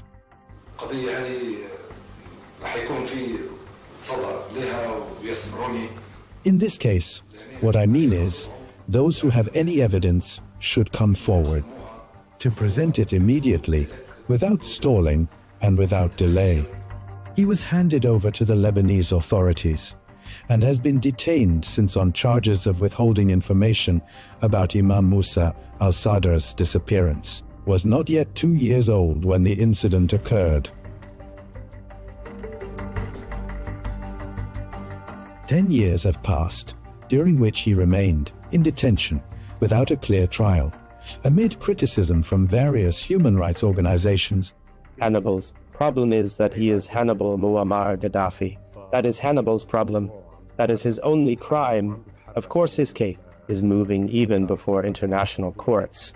There is also contact with global human rights organizations, including Human Rights Watch, which wrote an official report.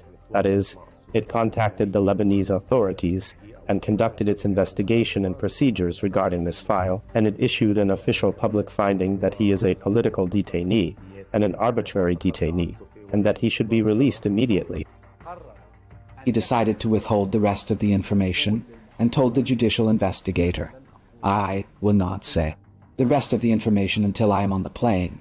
This is a crime, an offense," so he was immediately detained. A person who has exculpatory information might try to withhold it at first and hold out, but not for 11 years. If Hannibal had any information, he would have given it from the first moment. Hannibal has no information. Consider the circumstances of Hannibal and his life, how he grew up. The incident happened when he was less than 3 years old, and throughout his life he never held any position. And this is by official acknowledgement from the Libyan authorities after the Gaddafi regime. Diplomatically and as a matter of record, they say he held no security or military post.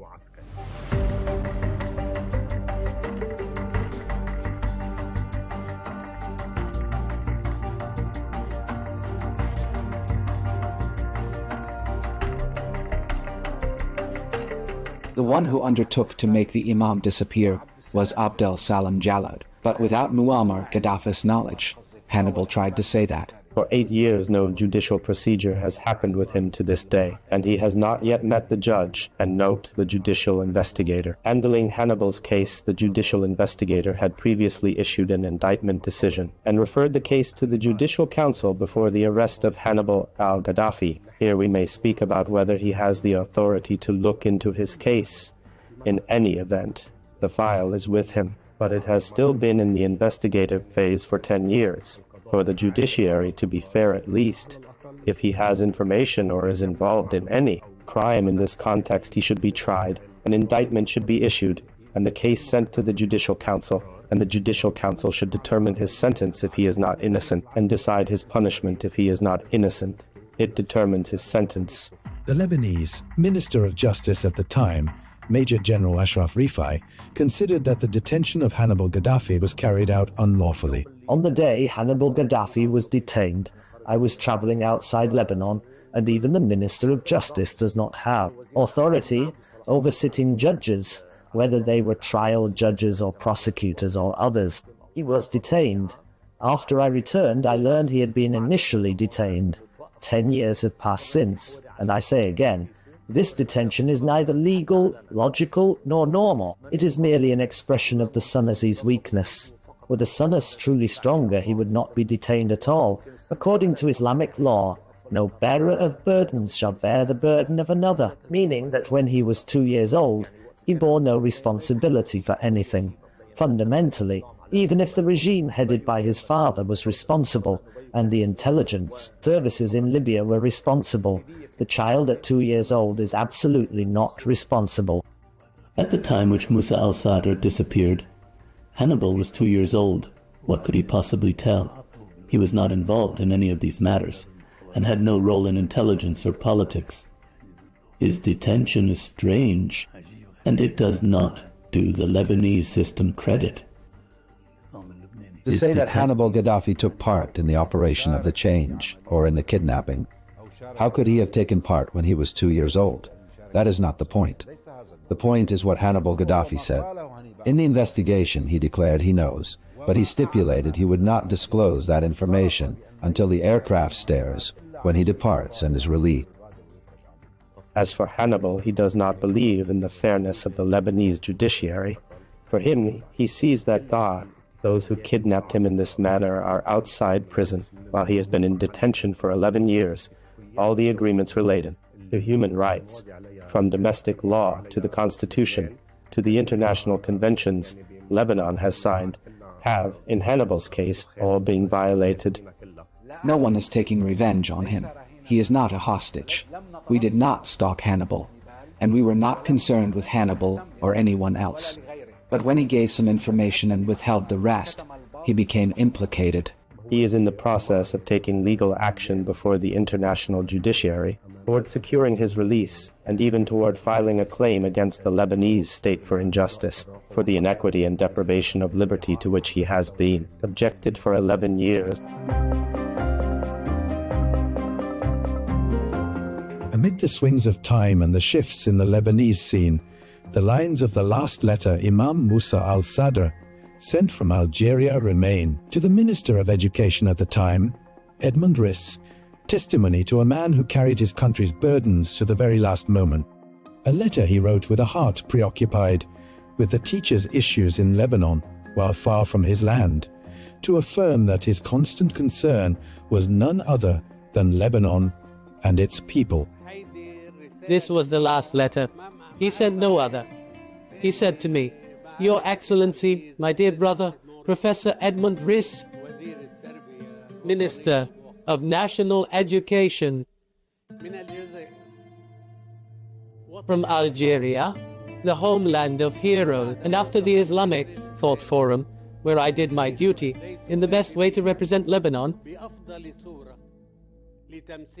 greetings to you for all the efforts and stances you take on various important issues, which has made me remember you always. And I pray for your well-being. But I wish to gently remind you of what we agreed upon regarding the teachers' issue. I sincerely ask you, please do your utmost to reinstate them all, no matter what difficulties it may require. To do your utmost to reinstate them all, whatever difficulties that may require. May all God preserve you. All is in the service of the country and the people, the youth and the friends. Musa al-Sadr, he went to Libya after that and disappeared.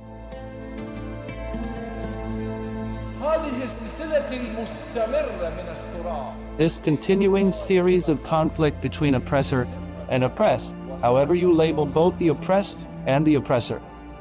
But that heart that beat for the homeland suddenly fell silent in the late August 1978, leaving a deep void and hanging questions. 4 decades have passed, regimes have fallen, faces have changed, and this case has remained a riddle shrouded in silence, resistant to oblivion, as if the Imam departed on a journey with no return, leaving behind a people who await him and a homeland that awaits the truth and a justice yet unborn.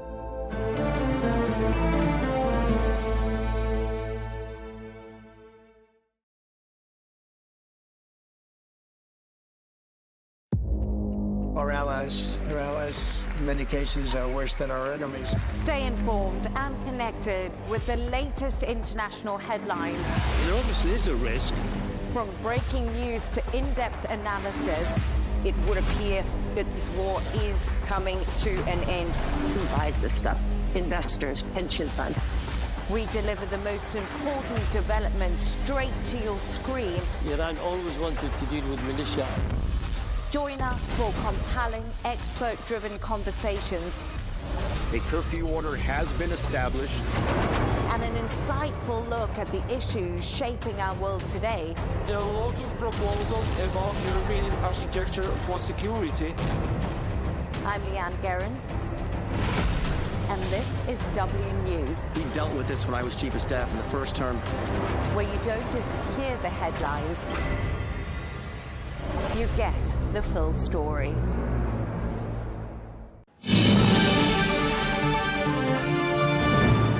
And now we're turning to business news, where I'm joined by Kevin O'Leary. It's Mr. Wonderful himself, the Shark Tank star. He's joining me live from Muskoka in Canada. It's great to have you with us, Kevin. Bitcoin is absolutely surging at the moment. It just hit $123,000. Is Trump now officially the Bitcoin president? Well, certainly administration has changed the whole tonality on crypto, digital payment system. The recent passing of the Genius Act, basically the old Stablecoin Act, has made this law in the U.S. So the momentum towards crypto and digital payment is completely reversed where it was just 12 months ago. And so this is exactly why you're starting to see both digital payment systems as in stable coins and, of course, risk assets like Bitcoin, well, basically surge. I mean, if you look at Circle stock, and I have to disclose I'm a shareholder from way back in that company, they issued USDC. They obviously were the beneficiary of the passing of the Genius Act, and that stock has gone from when it was issued, I don't know, 5-6 years ago at $10 a share to over 200. And so you start to measure two things about the digital market. One is the actual assets themselves, stable coins, digital payment systems, potential use in foreign countries where there's not a lot of stability in their existing domestic currencies. That's one big market. And then, of course, you've got what's going on in taking on Bitcoin as a position like digital gold, as many people have called it. But in addition to that, we've also seen a surge in all the infrastructure around crypto, AI, data centers, exchanges. If you look at what's happened with Robinhood, who just recently bought WonderFi, one of my companies out of Canada, Coinbase, these are all part of this ecosphere. And then you had this digital executive order Trump put into law yesterday to kind of push forward the idea of more power for all things digital. And I mean, everything about this market since you and I last talked has changed 180 degrees. It is a very, very, very prolific and active sector right now in a way that it's never been before. And how sustainable is this? Are we expecting another crash at any point? I don't think it's going to be that way now. Remember, this was considered a rogue asset class only 36 months ago. It's now moved right into the forefront of managers and sovereign wealth funds, et cetera. I think the game changer, the waterfall effect, was to actually get a law passed around something crypto, and that was the Genius Act. It's just a game changer because so many people said this will never get through on a bipartisan basis, and it did. It's law. It's signed into law. And I think the potential for what, this is basically digitizing the American dollar in perpetuity, and it's used already for price discovery on most commodities, oil and gas and gold and timber and everything else. So now you have it in digital form, and it makes payment systems far more efficient, currency trading far more efficient, and gives an option. Let's say you're living in Turkey or in Venezuela or in Chile, and you're not comfortable with, even as an individual, you're not comfortable holding the volatility of your domestic currency. Well, you could get a USDC, a stable coin. Now, it may not pay you interest, but it's certainly more stable because it's backed by short duration U.S. treasuries. And so I think you're going to see a lot of activity. And the companies that are issuing them, if they don't have to pay the treasury yield, which is about 4.1%, 4.2% right now, that's all profit to them. So I really think this is a game changer. And for me, anyways, I've allocated certainly Circle stock. Tether's another way to play it. Although, remember, this new law forces transparency and audit. And so to the extent that you can survive these audits, and I think for me anyways, in my decisions, I'll go with Circle, a domestic U.S. company that's already been scrutinized by the SEC. So there's just so much going on, and I think you're wise to be tracking this because the amount of capital coming into this space is measured in the billions now. And is it the end of fiat currency as we know it? The future is AI, the future's online. Is this the end of currency as we know it and a move towards cryptocurrency? I don't think so, and I'll tell you why. It's the same analogy that TV would destroy radio decades ago. It never happened. There's a use case for currency, fiat currencies. The Canadian dollar will probably remain the Canadian dollar to the U.S., dollar remain exactly that, but just take those two nations.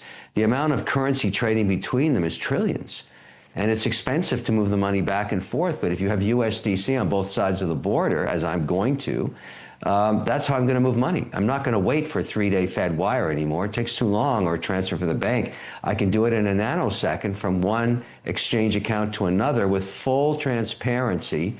total compliance with regulators on both sides of the border, and speed and efficiency. That really matters. And so, you know, we're in the first inning here. We're so early. But again, I go back to, it's now law. And that is really a game changer. A lot of it becoming law, they have you to thank. I know that you were at countless times at Congress lobbying them. There's been a lot of speculation about meme coins at the moment. You've got the likes of Krispy Kreme, you've got the likes of GoPro. They're absolutely surging. What's been your thoughts on that? Well, that's part of what occurred years ago with various platforms like Reddit, et cetera. If the stock is heavily shorted, these kinds of, you know, to me, those are just speculations. They're not investments. I'm not saying it's good or bad. It's no different than going to Vegas and putting all your chips on black or red and hoping it works out. Sometimes it's entertainment for these investors. But, you know, I tend to work more in the field of strategic investing. And that meme coins are part of that. They're too volatile in terms of price discovery. But I think, you know, some people use them as a froth index. The idea that when you start to see this kind of activity, it signals a top in equities. And I'm not sure that's correct. I think it's more policy-driven excitement that's occurring right now. And because of this change in policy and the support of a new digital economy, a lot of trade policy also, obviously, tariffs are coming and being more understood. All of this is coming together at the same time. So here we are at the indices at all-time highs or close to them. And I think that for investors, many have been caught offside. They don't have enough exposure to some of these categories. But I don't think meme coins is a way to catch up. Just high, it's so risky. I mean, you can have volatility of 20, 30% in a morning trading session. That's Las Vegas to me. And even some of the coins, have you ever bought a Dogecoin, for example? You know, it's funny you bring that up. I've had a little Doge in my portfolio for years now, but it's not one of my major positions. I tend to have Ethereum. You know, I mean, I'm looking at my larger positions. Actually, this morning we did a mark-to-market because our crypto holdings are actually close to 20% of the portfolio, which is the full allocation sectorally. But it's HBAR, one of our big positions, because we see a big use case for supply chain management with that, Ethereum, Bitcoin, Algorand. I mean, it's Avalanche. I mean, these are just some of the positions, and you know, we have a portfolio approach. But in my case, I always ask, what is the use case of this? Doge is there's no use case for Dogecoin. I'm not saying it's good or bad. It's not a major holding. It's probably a fraction of half of 1%. And we're going to turn back to President Trump and his favorite word, which is tariffs, as I'm sure you're well aware. The EU and the US have agreed, or they're on the cusp of agreeing, a 15% tariff. What's your take on that? So I think here's the way I look at it, and I've come to believe this is the way the market's looking at it. These trade deals, as they get announced and they get hyped and then they come to reality. Go back to one of Trump's major issues 6 months ago when he started his current term. He talked a lot about value-added taxes in various countries, whether it be Switzerland, England, the EU, Canada, other countries. You know, when you go over and buy an American product in Europe, I don't care what it is, they slap on a value-added tax, a VAT tax. So let's just take a country where it has a lot, that's, you know, it's contiguous to the U.S., Canada. Their VAT tax is 13% in a province like Ontario. It's a combination of a federal 5 plus 7 for the province. Alberta, a very energy-rich province, which has been in the news lately because they've already cut a deal on tariffs, they're at 5% VAT tax. So the blended rate for Canada is just under 12%. And so if you're Trump, you're saying to yourself, well, wait a second, my products go up there and they slap on this tax, and the government keeps it. I'm going to do the same thing, except he doesn't call his a consumption tax. He doesn't call his a VAT tax. He calls it a tariff, because he can't get a consumption tax through Congress, but he successfully got through tariffs. So my anticipation about where we end up in these trade deals, whether it's Japan, Indonesia, India, EU, Canada, is reciprocal to VAT. So if you're slapping on 13% in Canada, look for a 10 to 13%, or maybe as high as 15 reciprocal tax. And that makes some kind of sense if you think about it. And the market can live with that, because you just saw GM report its numbers 2 days ago, and they said, look, our margins are down 45% specifically to tariffs on automotive parts and steel and whatever. But we think as a company, we can eat a third of that. We can pass a third of it on to the consumer, and we can pass, we can actually solve for a third of it through AI productivity in supply chain management. So supply chain management. And so now the market's buying into that. They're saying, okay, that makes sense. And that's tolerable.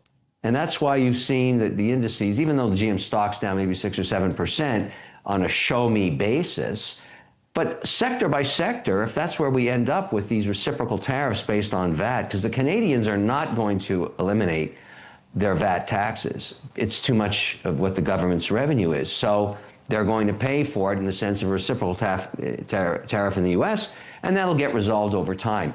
The rest of the actual deal, so what the headlines are is the reciprocal percentage tax. But the deals themselves could take 2 years to paper, but the market doesn't give a damn about that. They just want to know, what's the headline? Is it 15% for Japan?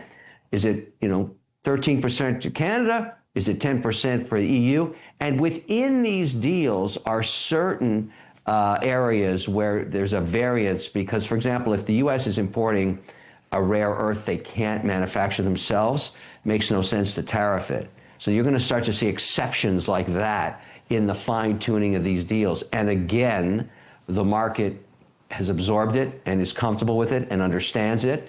And so to that extent, this policy has been successful, at least so far. Now, will it show up in inflation? Maybe. And that's why the Fed has remained hawkish, and they haven't given what Trump wants, Fed cuts, even though he's been jawboning it. But they have reason to be concerned, because it was very clear that, for a long period of time, I don't think General Motors can absorb the full hit, and it's going to push the cost into the market. To what extent that fuels inflation, yet to be seen. So all of these are being absorbed. And speaking of General Motors, as you just did, if we're speaking about the auto industry, we can't ignore China. Their EVs are booming around the world. How can the legacy, the manufacturers, like you've got Ford in the US, you've got all of the European, at BMW, at the Mercedes, how can they cope and how can they fight back? Well, reciprocal tariffs are going to be used, not just in the U.S. I mean, there's a bigger narrative going on with China. We have all these deals going on with most of, call them 18 large trading partners with the U.S., but China's an exception. It's a different basket. There's issues around IP theft, access to markets, complying with the World Trade Organization, resolving trade disputes. The TikTok thing that's unresolved as well. I mean, there's so many moving parts with China. And part of it is this whole thing around EVs, because if they're using predatory pricing to gain share in the U.S. or in Europe, which they may be, there's going to be a pushback. But I think China wants to come into the world as a true compliant trading partner over time, and I think that's going to be reflected in whatever the China-U.S. deal is that's being negotiated now, and I think it'll be kind of worked out before the midterms. But you just saw the numbers coming out of Tesla. Their basic EV business, it looks like they lost some share there, but they have so much potential in robo-taxis and robots themselves and other technology. The market didn't punish them too much, and no one, I believe, should ever count Elon Musk out. The guy has incredible executional skills. So if you just looked at what they've been announcing around robo-taxis and what they think they can do in terms of just unit sales in the next 24 months, I mean, it's extraordinary if even they're half right. And so, and we've seen, if you go to Los Angeles now, as I was just a couple of weeks ago shooting Shark Tank, there's plenty of robo-taxis. I pulled up to a light on the way to the studio, and 3 of them were beside me, driverless. 2 with passengers, 1 empty. And I said to my driver, my human driver, what is that? And he said, oh, these things are all over the place. So it's being adopted in cities. Obviously, they don't have a big winter in Los Angeles, so that makes more sense there. But I think in the South, Southwest, Florida, these things are going to become commonplace, and a whole new market emerges. And the beneficiary looks like it may be Tesla. And speaking of Elon Musk, it was the great and late Charlie Munger who said, beware of ever underestimating Elon Musk. How true is that? Well, I'm on the record. I think he has extraordinary skills. He's controversial. I've met and worked with some of the people that he employs. They are extraordinary individuals. I mean, his teams are talk about a company. If you think about the aggregate of what he does, it could be SpaceX, or it could be robotics, it could be Tesla, it could be Starlink. But when you meet the executives in these companies, you start to understand his philosophy. They set goals, and normally as you scale and you become a larger company, you get a bureaucracy that tends to slow down decision-making or executional timelines. That doesn't happen in Musk companies, and it's very difficult for others who work with them to understand how they work. And yet they've done it successfully. A lot of it has to do with what I call the signal-to-noise ratio. And I learned this from Steve Jobs back in the early 90s. Because I made a lot of his educational software for his platforms on the Mac in schools, 110,000 school buildings. He was 80% of his day was focused on getting 3 to 4 things done in that 18-hour cycle, and anything else was noise. And he commanded for his suppliers an 80 to 20 signal-to-noise ratio. You get a mandate, you get it done. You move on to the next day, you get the mandate done. That's how he got stuff done, 80-20. I believe Elon Musk is 100% signal. I think he tolerates zero noise, and it makes it very uncomfortable, socially uncomfortable. You obviously saw what happened with Trump, or is happening with Trump. I happen to believe that these two should work their problems out. They're too important to each other, but that's an opinion of mine.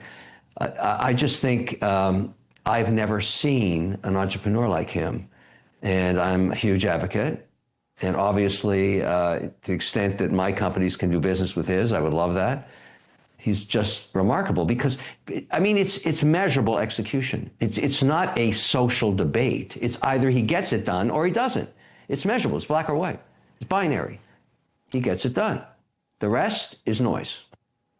To just turn back to China as well, we've heard in the news that $1 billion worth of NVIDIA chips have been smuggled into China after the US, obviously it put out those export orders that they were not allowed to enter the Chinese market.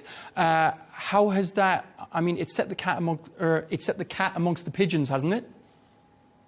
Yeah, but that narrative isn't important today as it maybe was 24 hours ago because of the executive order Trump has signed. He's come to the conclusion, and I think he's been convinced by NVIDIA management, and I think it's the right decision, that he doesn't want Huawei to take over the tech stack in countries where NVIDIA chips are not permitted to ship. So that would be a mistake because NVIDIA is not just a firmware chip company, it's a software company. And so you want all of the engineers around the world to be using American tech, the American tech stack, to be writing AI with American technology. Otherwise, they're going to use Huawei. They have no choice. And then you have the Chinese, which are not that far behind in the U.S. I mean, you think about the 3 countries that are leading the charge in investing in AI. Number 1 is the U.S., number 2 is China, number 3 is the UAE, where you are right now. And they've come up very quickly. And of course, the UAE, obviously, in the last couple of months has again endorsed using NVIDIA and the American tech stack. And you know, some of the stuff that I do with my companies is done in Abu Dhabi and Dubai. And there's a reason for it. They're very advanced. They're very efficient. It's very productive. And I think it's important that we understand that you want NVIDIA as the tech stack if you want to compete against the Chinese. I mean, we are in an AI war, an economic war, hopefully not a military war with the Chinese. We're certainly the country that has the most advanced AI is going to win wars in the future, just in terms of robotics control. And you could see how that worked recently in this Iran situation, where much of that attack was done basically digitally. And using technology from satellites and everything else, very few boots on the ground. That's the future of warfare. And in terms of investment, Saudi Arabia, $600 billion in American stocks over the future as well, investment into America, especially in AI. How significant is that? Well, I think what the administration in the U.S. is trying to do is open up the markets for investment within the U.S. Obviously, that's one of the mandates that Trump put out there, and now he's trying to execute on. Everybody understands that. But even before that, if you look at sovereign wealth and institutional investment mandates, more than 50 cents on the dollar is invested in the U.S. for a whole host of reasons. Large market, obviously, 11 different sectors, rule of law, appellate courts, transparency, the regulator, the policy there. It gives comfort for at least, you know, over 50% of most portfolios to be invested in the U.S., whether it be private equity. Right now, there's billions in fund flows going into AI data centers, and they are very complex investments because they require multiple aspects to be in alignment, not only the land, but the permits and the water for cooling and the fiber, and the location has to be near pools of highly trained individuals, and above all, affordable power, which has really been a huge issue. And what we saw yesterday with Trump's executive order was really to unleash every form of power possible, because you can't build a gigawatt data center beside a population and take it off the grid, because their utility bills on electricity are going to go up 15, 20, 30% overnight. And so there's a lack of power in the U.S., and the administration is trying to fix that. And there's a lot of talk of small nukes and all that, but that's 15 years away. It looks like the solution is going to be nat gas. So converting stranded nat gas through turbines into electricity looks like it will solve for the immediate need of AI data centers.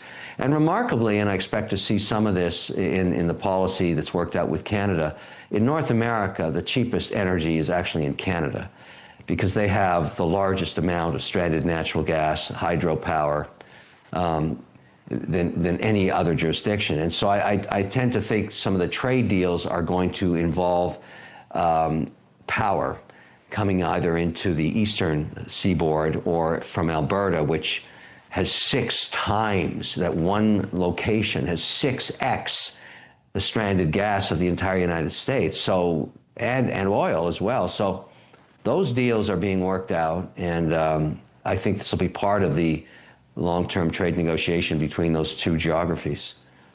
It's definitely one to watch. I just have time for one brief last question. So the last time you were on, it's something that went viral online. People absolutely love it. They love to see what's on your wrist. So I have to ask you again, Kevin, what's on your wrist today? Well, I'm wearing a Piece Unique Moser, and I'm going to take it up to the camera and get you a good shot of it, because it's made of stone. This is jade, a dark jade and a turquoise jade. Let's just have a look if I can get this in focus. Yeah, I think so. Look at that. Isn't that spectacular? It's and stunning. I paired it today. It's unbelievable. You can tell that's a Moser. It's just beautiful. And I paired it today with a Siddiqui, also stone dial. And you can see the similarity there. And so Now, this is tantalum, this metal, the Siddiqui, and this is steel, but they pair beautifully. And I'm a huge Siddiqui fan, and I'll tell you why I wear Siddiqui every time you and I are talking. First of all, I want to honor the region, no question about that. But also, Siddiqui's a unique entity in terms of their support of up-and-coming watchmakers. And you'll see a lot of this in November this year at Watch Week. Hind, the daughter, kind of runs that, and I will be there, and I'm really looking forward to it. And a little sneak peek, I'm working with Siddiqui to make a piece unique, Mr. Wonderful, and of course, it will be tantalum, but it will have a red dial, made of stone. There'll only be one of them in the world, and I'm extremely excited about it. Little sneak there. We will see it Watch Week, I believe, and I'm honored, absolutely honored, because we have amazing watchmakers. There are thousands of employees at Siddiqui. Siddiqui is, there's nothing like Siddiqui in the world, because it's not just a watch dealer. It's the support of the watch industry in the region, but also incredible watchmakers, so they can actually make a watch like that, the unique Mr. Wonderful, and you can be guaranteed there'll be red elements to it. So that's my sneak peek, and I say to all of my friends that at Siddiqui, hello. I'm looking forward to seeing you soon, my friends. Take care. As if your watch collection already, Kevin, wasn't the best in the world, it's certainly going to improve again. Kevin O'Leary, the star of Shark Tank at the USA and investor, thanks so much for your time. Take care. Thanks so much, Kevin. You got it. Thanks a lot. Ciao.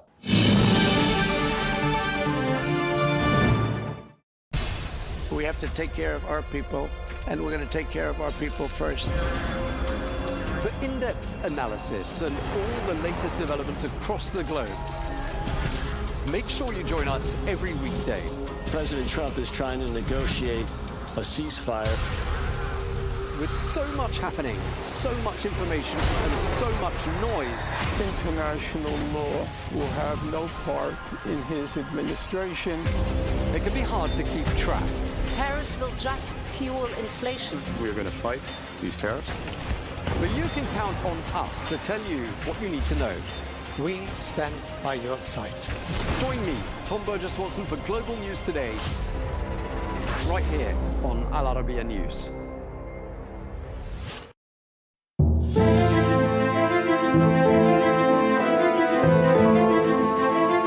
It is the oldest crop known to humanity.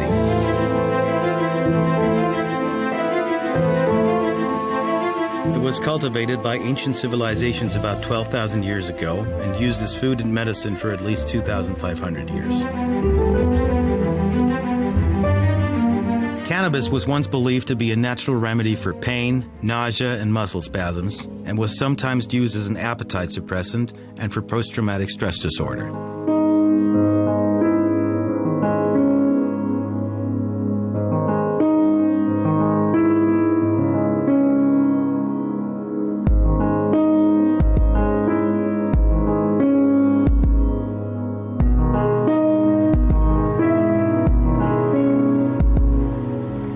However, countless studies have shown that cannabis may cause serious health risks, worse than cocaine in the case of repeated addiction, especially if it begins at an early age.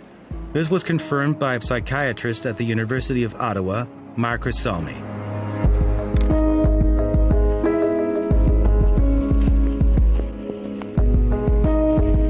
Dr. Salmi says that some people believe that cannabis is a plant that comes from Mother Nature and cannot cause any harm.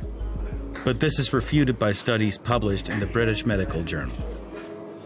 People don't die from cannabis overdose, but it can have other serious consequences for physical and mental health, says epidemiologist Deborah Hazen of Columbia University.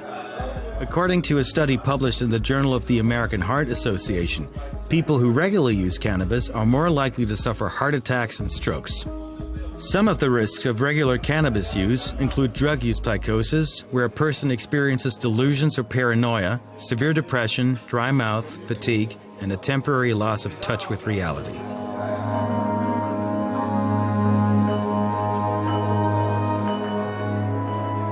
now we've noticed that people who are using cannabis are using stronger cannabis than, for example, the type of cannabis that was available in the 60s and 70s in terms of the THC content or the actual active ingredient that make people hallucinate or feel relaxed or feel that they're going through a good time. And at the same time, also people who use cannabis have been noticed to have overall poorer health and being admitted to hospital more often. They're also associated with smoking or with more drinking or with more use of other drugs. So overall, with the legalization happening in many countries, we're learning more and more about how cannabis use is developing and growing, whether among young people or older people. And I believe it will continue to be a drug that's available, and most likely a society will accept it just like we accepted alcohol. But to say it is a harmless drug that everybody should be using without worry is definitely not something that I advocate or that the medical profession in general supports. Did you know that alcohol consumption is prohibited in most public places in Amsterdam?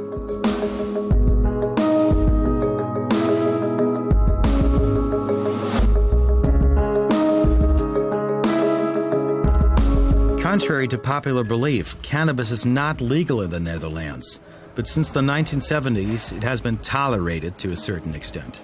Coffee shops may not store more than 500 grams of cannabis, and they may not sell more than 5 grams per day to the same customer. The cultivation and supply of cannabis are also illegal, meaning coffee shops are technically operating outside the law when they receive stock. Sometimes the suppliers are opaque and may even be affiliated with criminal gangs.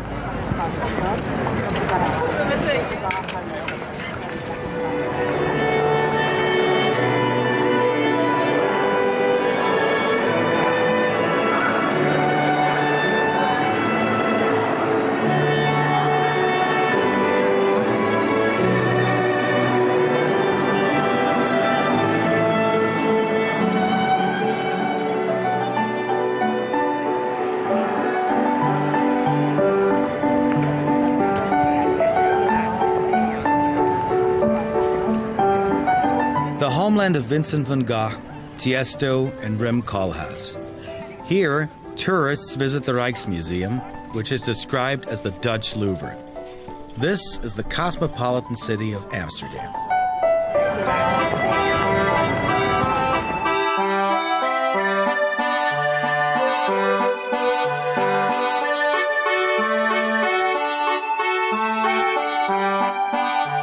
The Netherlands, despite its small size, is a global agricultural powerhouse and a major exporter, earning it the nickname the grocery store of Europe. The country serves as a major gateway to Europe, with the port of Rotterdam being the largest port in Europe and a key logistics hub.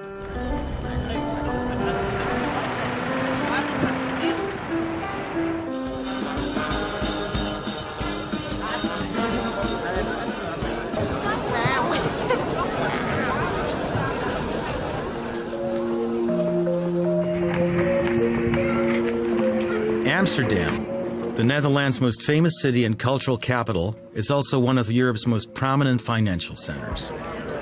The city of canals, museums, and theaters is visited by millions of people every year.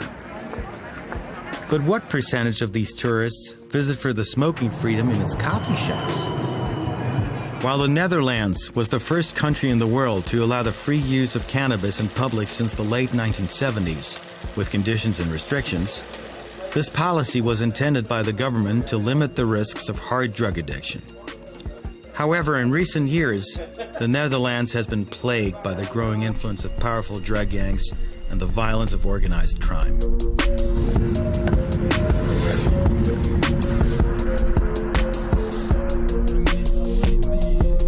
To investigate, Arabiya English team went to the cafes, streets, and even cannabis farms of the Netherlands, especially since other countries have followed suit in recent years and legalized the cultivation and trade of cannabis. We traveled to Tiel, a town located 85 kilometers from Amsterdam, to meet the first person to sell soft drugs in a cafe he once owned. Soft drugs is cannabis, hash, and marijuana.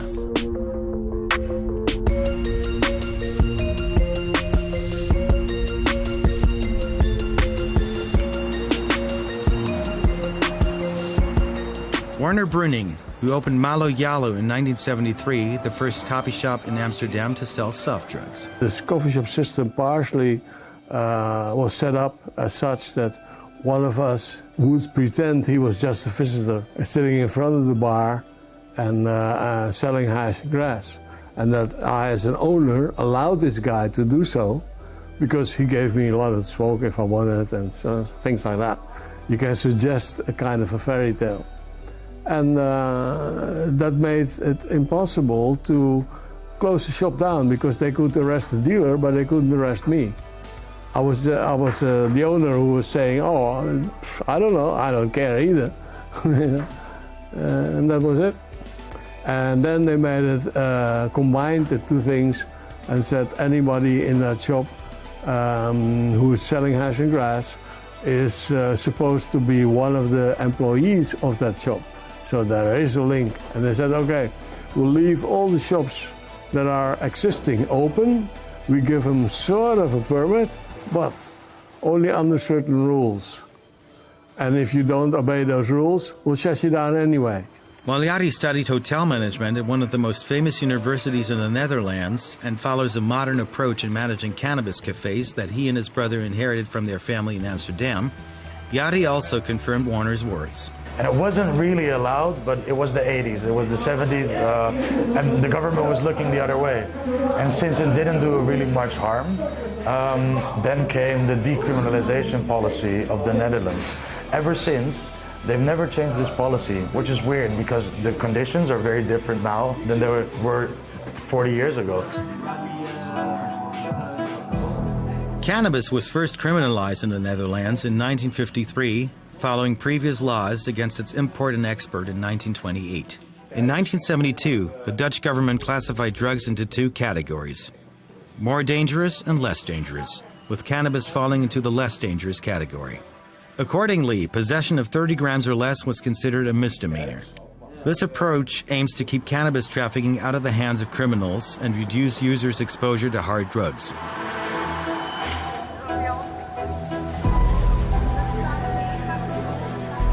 Don van Gogh, we spoke with via Zoom, is a researcher at Trimbos, the National Research Institute for Mental Health Care, Addiction Care, and Social Work, responsible for informing government policymakers about mental health issues affecting the Dutch. It's a loophole. It's a clear loophole in our current policy for many years already. You are allowed to buy cannabis from a coffee shop, but nobody knows what actually it is that you are buying, since there is no control whatsoever or criteria whatsoever, and this needs to be improved, of course. And this is why other countries, they have moved forward. They are doing that already from the start.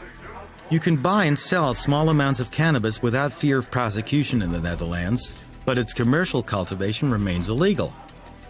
This is how observers describe the state of the cannabis market and its laws in the Netherlands. We went to meet Saeed, a second-generation Moroccan in the Netherlands who has run a cafe selling soft drugs for 20 years in a suburb of Amsterdam. We asked him about the difficulties he faces in his business and how drugs are purchased and sold to customers. The thing with coffee shops, one of the things, you can only have 500 grams inside. If you have 501 grams and they come inside to check your business, they will close you for like 2 weeks. The second time, you have more than 500 again, they will close you definitely. They come and they check some people's pockets and somebody has drugs, they shut you down. So it's a really delicate business. If you sell a customer more than 5, you're breaking the law. If they find out, they close you. Now, we can sell this, we can sell the weed, we can sell the hash, we can buy it, but if they see us buying it, we're trafficking, so that's against the law. We can buy it, but they cannot see us buying it.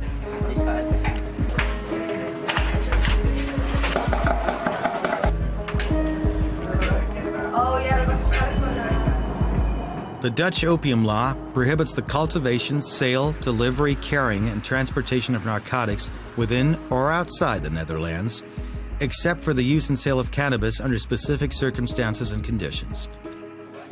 These conflicting laws in the Netherlands mean that a cafe owner cannot obtain a bank loan, as can a bar owner who sells alcohol. This policy forces them to convert their white money into black money. Everything that happens in the coffee shop, completely transparent. You know, there's a stigma. People think that we launder money, but actually nowadays we make money black. Because what happens, 70% of everybody that comes in here, they pay with a debit card, with online money. But all the weed that we buy, or all the cannabis we buy, we need to do cash. So I cannot go to a grower and pay with my bank card. So what do? We go get 10 bank cards and every day go to the ATM, get the money from the ATM. So I have white money on my account. I take it out of the ATM with thousands at a time, and then it's black again, right? It's because it's disappeared. And then I can use it to pay the grower or the supplier for the cannabis.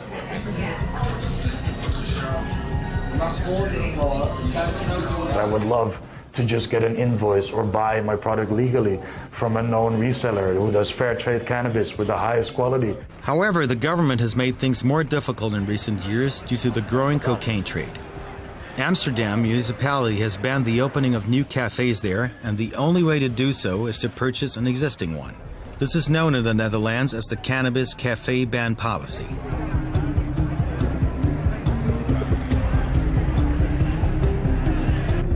For years, they tried to extinct coffee shop. So the last big extinction, the mass extinction in Amsterdam, was I think it was around 2013, 2014. Now, instead of 600 coffee shops in Amsterdam, we only have 160 left. So of course, the coffee shops that remain, their business increases, and that also means that nuisance or problems for the neighborhood also arise. Suddenly, a coffee shop with 100 guests now has 500 guests.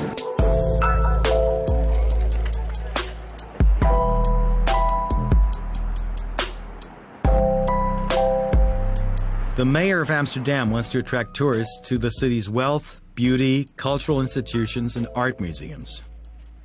She sees a large cannabis market with many links to organized crime. An investigative journalist, famous for his investigations into hard drug smuggling in the port of Rotterdam, was assassinated. In full view of everyone, he was shot dead in the middle of Amsterdam.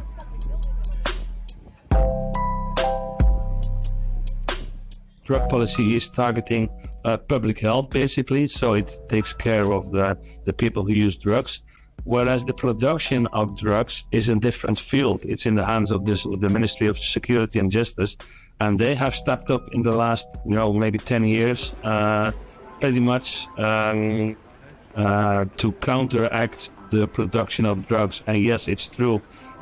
We are, it's not something to be very proud of, but the Netherlands is the #1 producer of both ecstasy and amphetamine in the world. And also methamphetamine is growing in the Netherlands. So there's a lot of production taking place in the Netherlands, not for our domestic market, but for the world, basically. And this is something that it should be attacked, but it's different. Then you are attacking the production of drugs.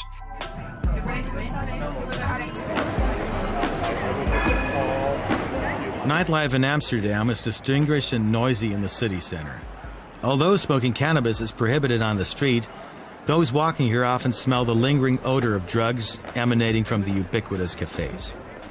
As we wandered around the city, we found numerous shops selling smoking paraphernalia, narcotic mushrooms, and cannabis oils. We also found several private museums that chronicle the history of cannabis smoking tools throughout the ages. At the end of the visit, visitors could purchase seeds of various varieties.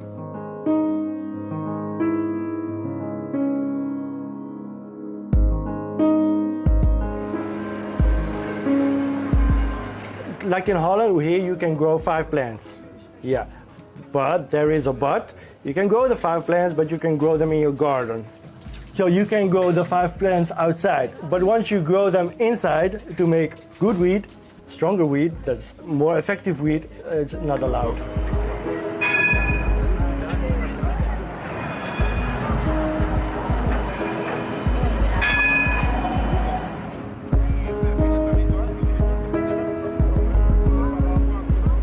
The Arabiya English team attempted to visit one of these illegal farms and interview one of the farmers. However, the cafe owners denied knowing anyone but confirmed the high-quality narcotic herbs they purchased from Canada, the United States, and Spain due to the legalization of their cultivation there.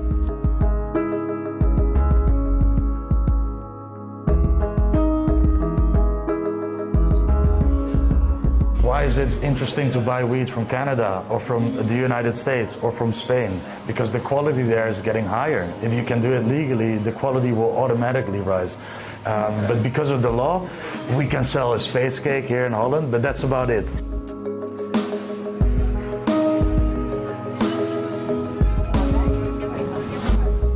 The concern confirmed by everyone we spoke with was that the Netherlands would lose its status as other countries such as Canada, the United States, Spain, Belgium, Austria, and the Czech Republic legalized drug selling and cultivation. Everyone emphasized that the only way to change the current status is through a clear legalization policy so that the Netherlands does not lose millions of dollars in income due to this tourism.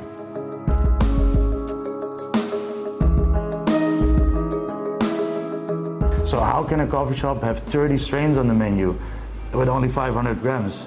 It's not like people come in and bring 10 grams all the time. No, a coffee shop needs to buy kilos. So somewhere the weed is being stashed, and all of a sudden it drops out of the sky in the shop and it's legal. And all the steps that happened before that, we don't talk about in Holland. We don't want to know. But I think it's important that we do come to know and that we do check all these steps and make sure that the right steps are being taken and there's no more contamination.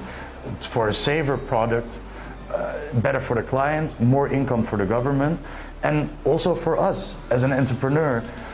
I don't want to have the risk of closing down my business by a single mistake. It's a weird law. They call it gedoogbeleid, like this, and that is the law. There's no store where you can go buy it. You just buy it from the growers. Yeah, we have to buy it from the growers. We cannot buy it from the store. And so they say, okay, buy, but don't let us see you. We didn't go far from the city center to meet a foreigner who lives in Amsterdam and enjoys going to the only bar in the suburb that allows smoking and drinking alcohol at the same time. It's close to home. I live quite close. It's good. You can smoke and have a drink here, which is relatively unique. I enjoy the fact that it's legalized here and that I can smoke when I want and whatever. That's great. That's how I believe it should be. But I think I probably prefer a system where I know the supply chain better, right? Like, where has this come from? Who's grown it? Has everyone along the supply chain been equally paid and for their labor and for how's it got here?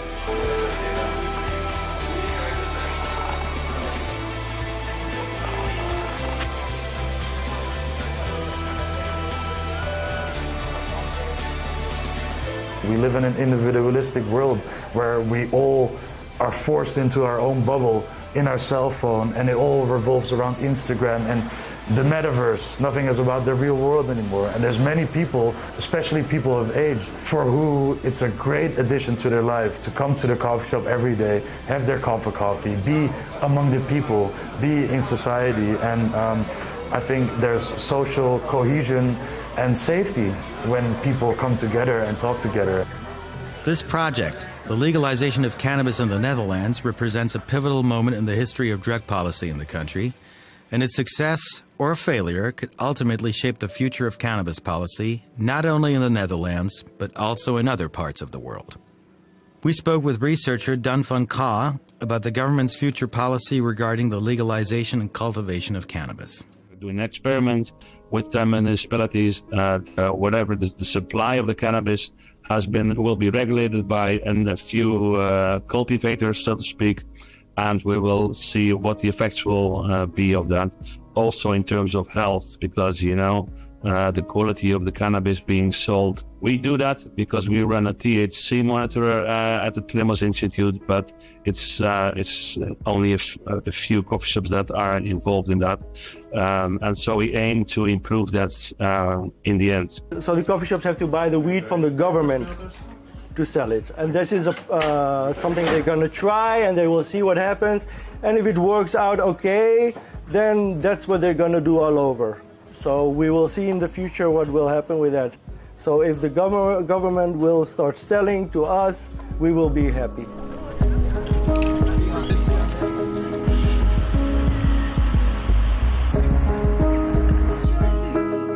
Dutch cannabis legalization project, which launched its pilot phase in late 2023, required regulating the sale of permitted cannabis.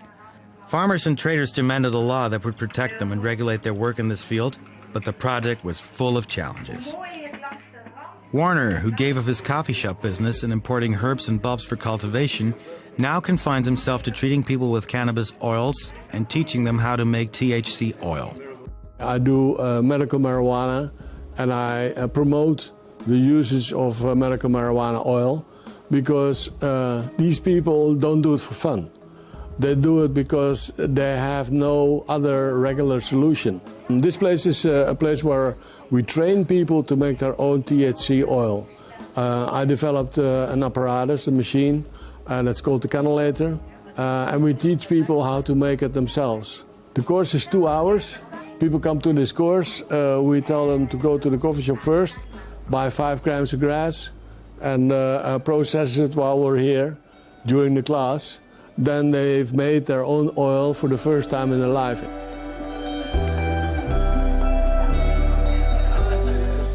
Advocates of THC argue that it is less harmful than many chemical drugs extracted from narcotic plants such as opium, but studies remain inconclusive.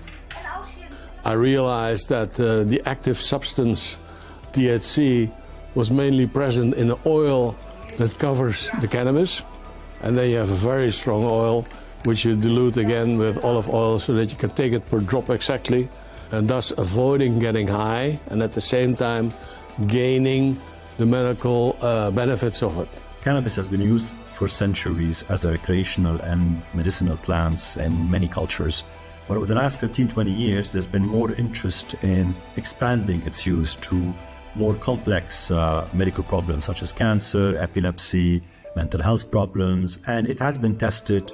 Unfortunately, the results are not up to the expectations. So it's true that it does help some people sleep, it does help with anxiety, it does help with encouraging people to eat in cancer, or with people who, for example, had HIV/AIDS. But overall, it still remains a very limited use compared to what was hoped for it. We also spoke with Gabriella, a Dutch Muslim of Italian descent who has worked with Warner for more than 10 years. She met him when her husband suffered from drug poisoning, while she herself was diagnosed with cancer. We arrived at contact with Werner because we were searching for alternatives for normal medication. I believe that God created for each sickness, He gave us a medicine, and cannabis, it's a holy plant, you know, it's a gift from God for humanity in general. So it doesn't matter what I am, and also the people who are coming here, it doesn't matter what they are. We are there for everybody. My husband and me, we use it every day. It helps me against the pain. But normally I had strong painkillers, and my husband has, he was poisoned by medication. So now we only use natural things that God gave us. Some illnesses drive their sufferers or their families to seek any means to alleviate their physical and psychological pain and suffering, even if the methods aren't guaranteed or reliable. This is part of what Gerard, a retired pharmacist, had to say when he came to learn how to make oil because he hadn't learned it in his academic studies. He believes herbal medicine can greatly help people. So that's the reason that I'm here, because I have a friend. He has prostate cancer. He has a lot of pain. For myself also, I have also pain in the back and have sleeping problems. So I learned about THC, and now I'm making the oil so that I can give it to my friend and make it for myself. I think for plant medicine in general, there should be more attention. So this is a plant medicine, and it shouldn't be handled like now, forbidden. We do consider it, as psychiatrists, a plant that is maybe less harmful than what we thought decades ago in terms of addiction. There are definitely more addictive drugs than it, but at the same time, it is actually quite a serious drug when it comes to psychosis, for example, and creating anxiety in certain people and disrupting overall functioning and motivation. So it's not a fully safe drug. It is, yes, safer than opium. And the fact that it is natural does not change its harmfulness. A lot of natural things are harmful. Let's think, for example, about poisonous mushroom. They're present in nature, but they're actually lethal. Returning to the often controversial issue of cannabis legalization in the Netherlands, although everyone hopes for legalization, Yadi expressed his concerns about the future. So when legalization comes, you bet the biggest companies in the world are coming here to take over. There are huge American companies that have so much financial power that they could take over the complete Dutch market with the two of them, and they will. So I think a legalized market cuts out the possibility for the small farmer or small participant of this market to make money. And of course, I somewhat fear my own position in this future market. This is what drives Yari and his brother to try to keep up with the times by making their cafes trendy and environmentally friendly. Indeed, they have established the first facility in the Netherlands, and perhaps in the world, to educate employees about the importance, characteristics, and types of various narcotic herbs with help from the Dutch government. We made the training together with a biochemist. So she finished her master's or her doctorandus, her master degree, and afterward doctorandus, specifically in the biochemistry of cannabis. So what you do, you get a sample of the marijuana, you test it, you send it to a lab.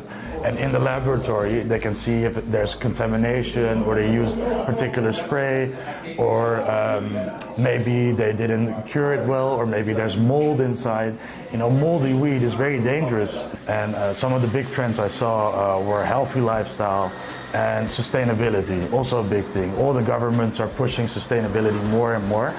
And before the government comes with any rules for me, I want to have done all the measures. So I'm trying to become the first carbon neutral coffee shop worldwide.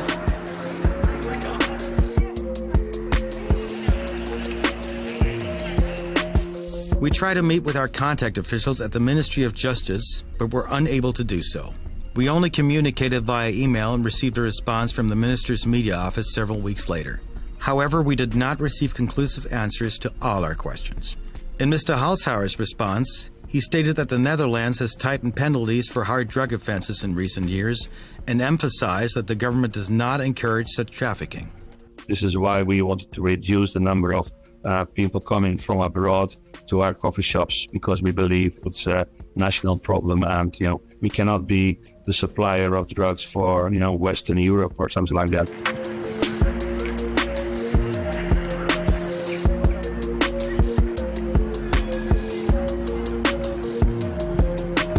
The Dutch government is doing everything it can to combat crime and is pursuing a policy of separating soft and hard drugs, which has already contributed to reducing the number of hard drug addicts, stabilizing their number at around 25,000. In the Netherlands, addicts are classified as patients, not criminals. Therefore, hard drug use is a health problem that is addressed through a rehabilitation program for addicts, which provides free drug doses and helps them gradually wean themselves off these drugs. But the Netherlands wants to change this image. What it is now focusing on is encouraging cultural and artistic tourism and strolling through its streets and historic neighborhoods, rather than drug tourism.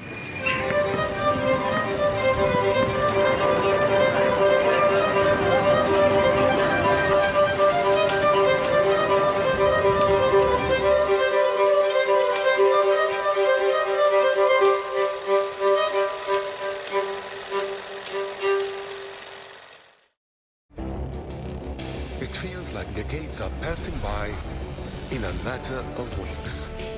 Seismic shifts in the world order. Never, ever will be part of America. With so much happening and so much noise. Whether it's political upheaval, Canada has been ripping us off for years. Economic shifts or social movements. And no one wins from tariffs. I think America can be more friendly to the rest of the world. For in-depth analysis and all the latest developments across the globe, to have an inclusive policy together. The meetings with Hamas gave me some hope. We're in another nuclear arms race. The most important development straight to your screen. Welcome to the dressing room. I'm on my own. I need backup. And an insightful look at the issues shaping our world today. It was not going to happen, that war, and it happened. Join us on Al-Arabiya News, where the world talks.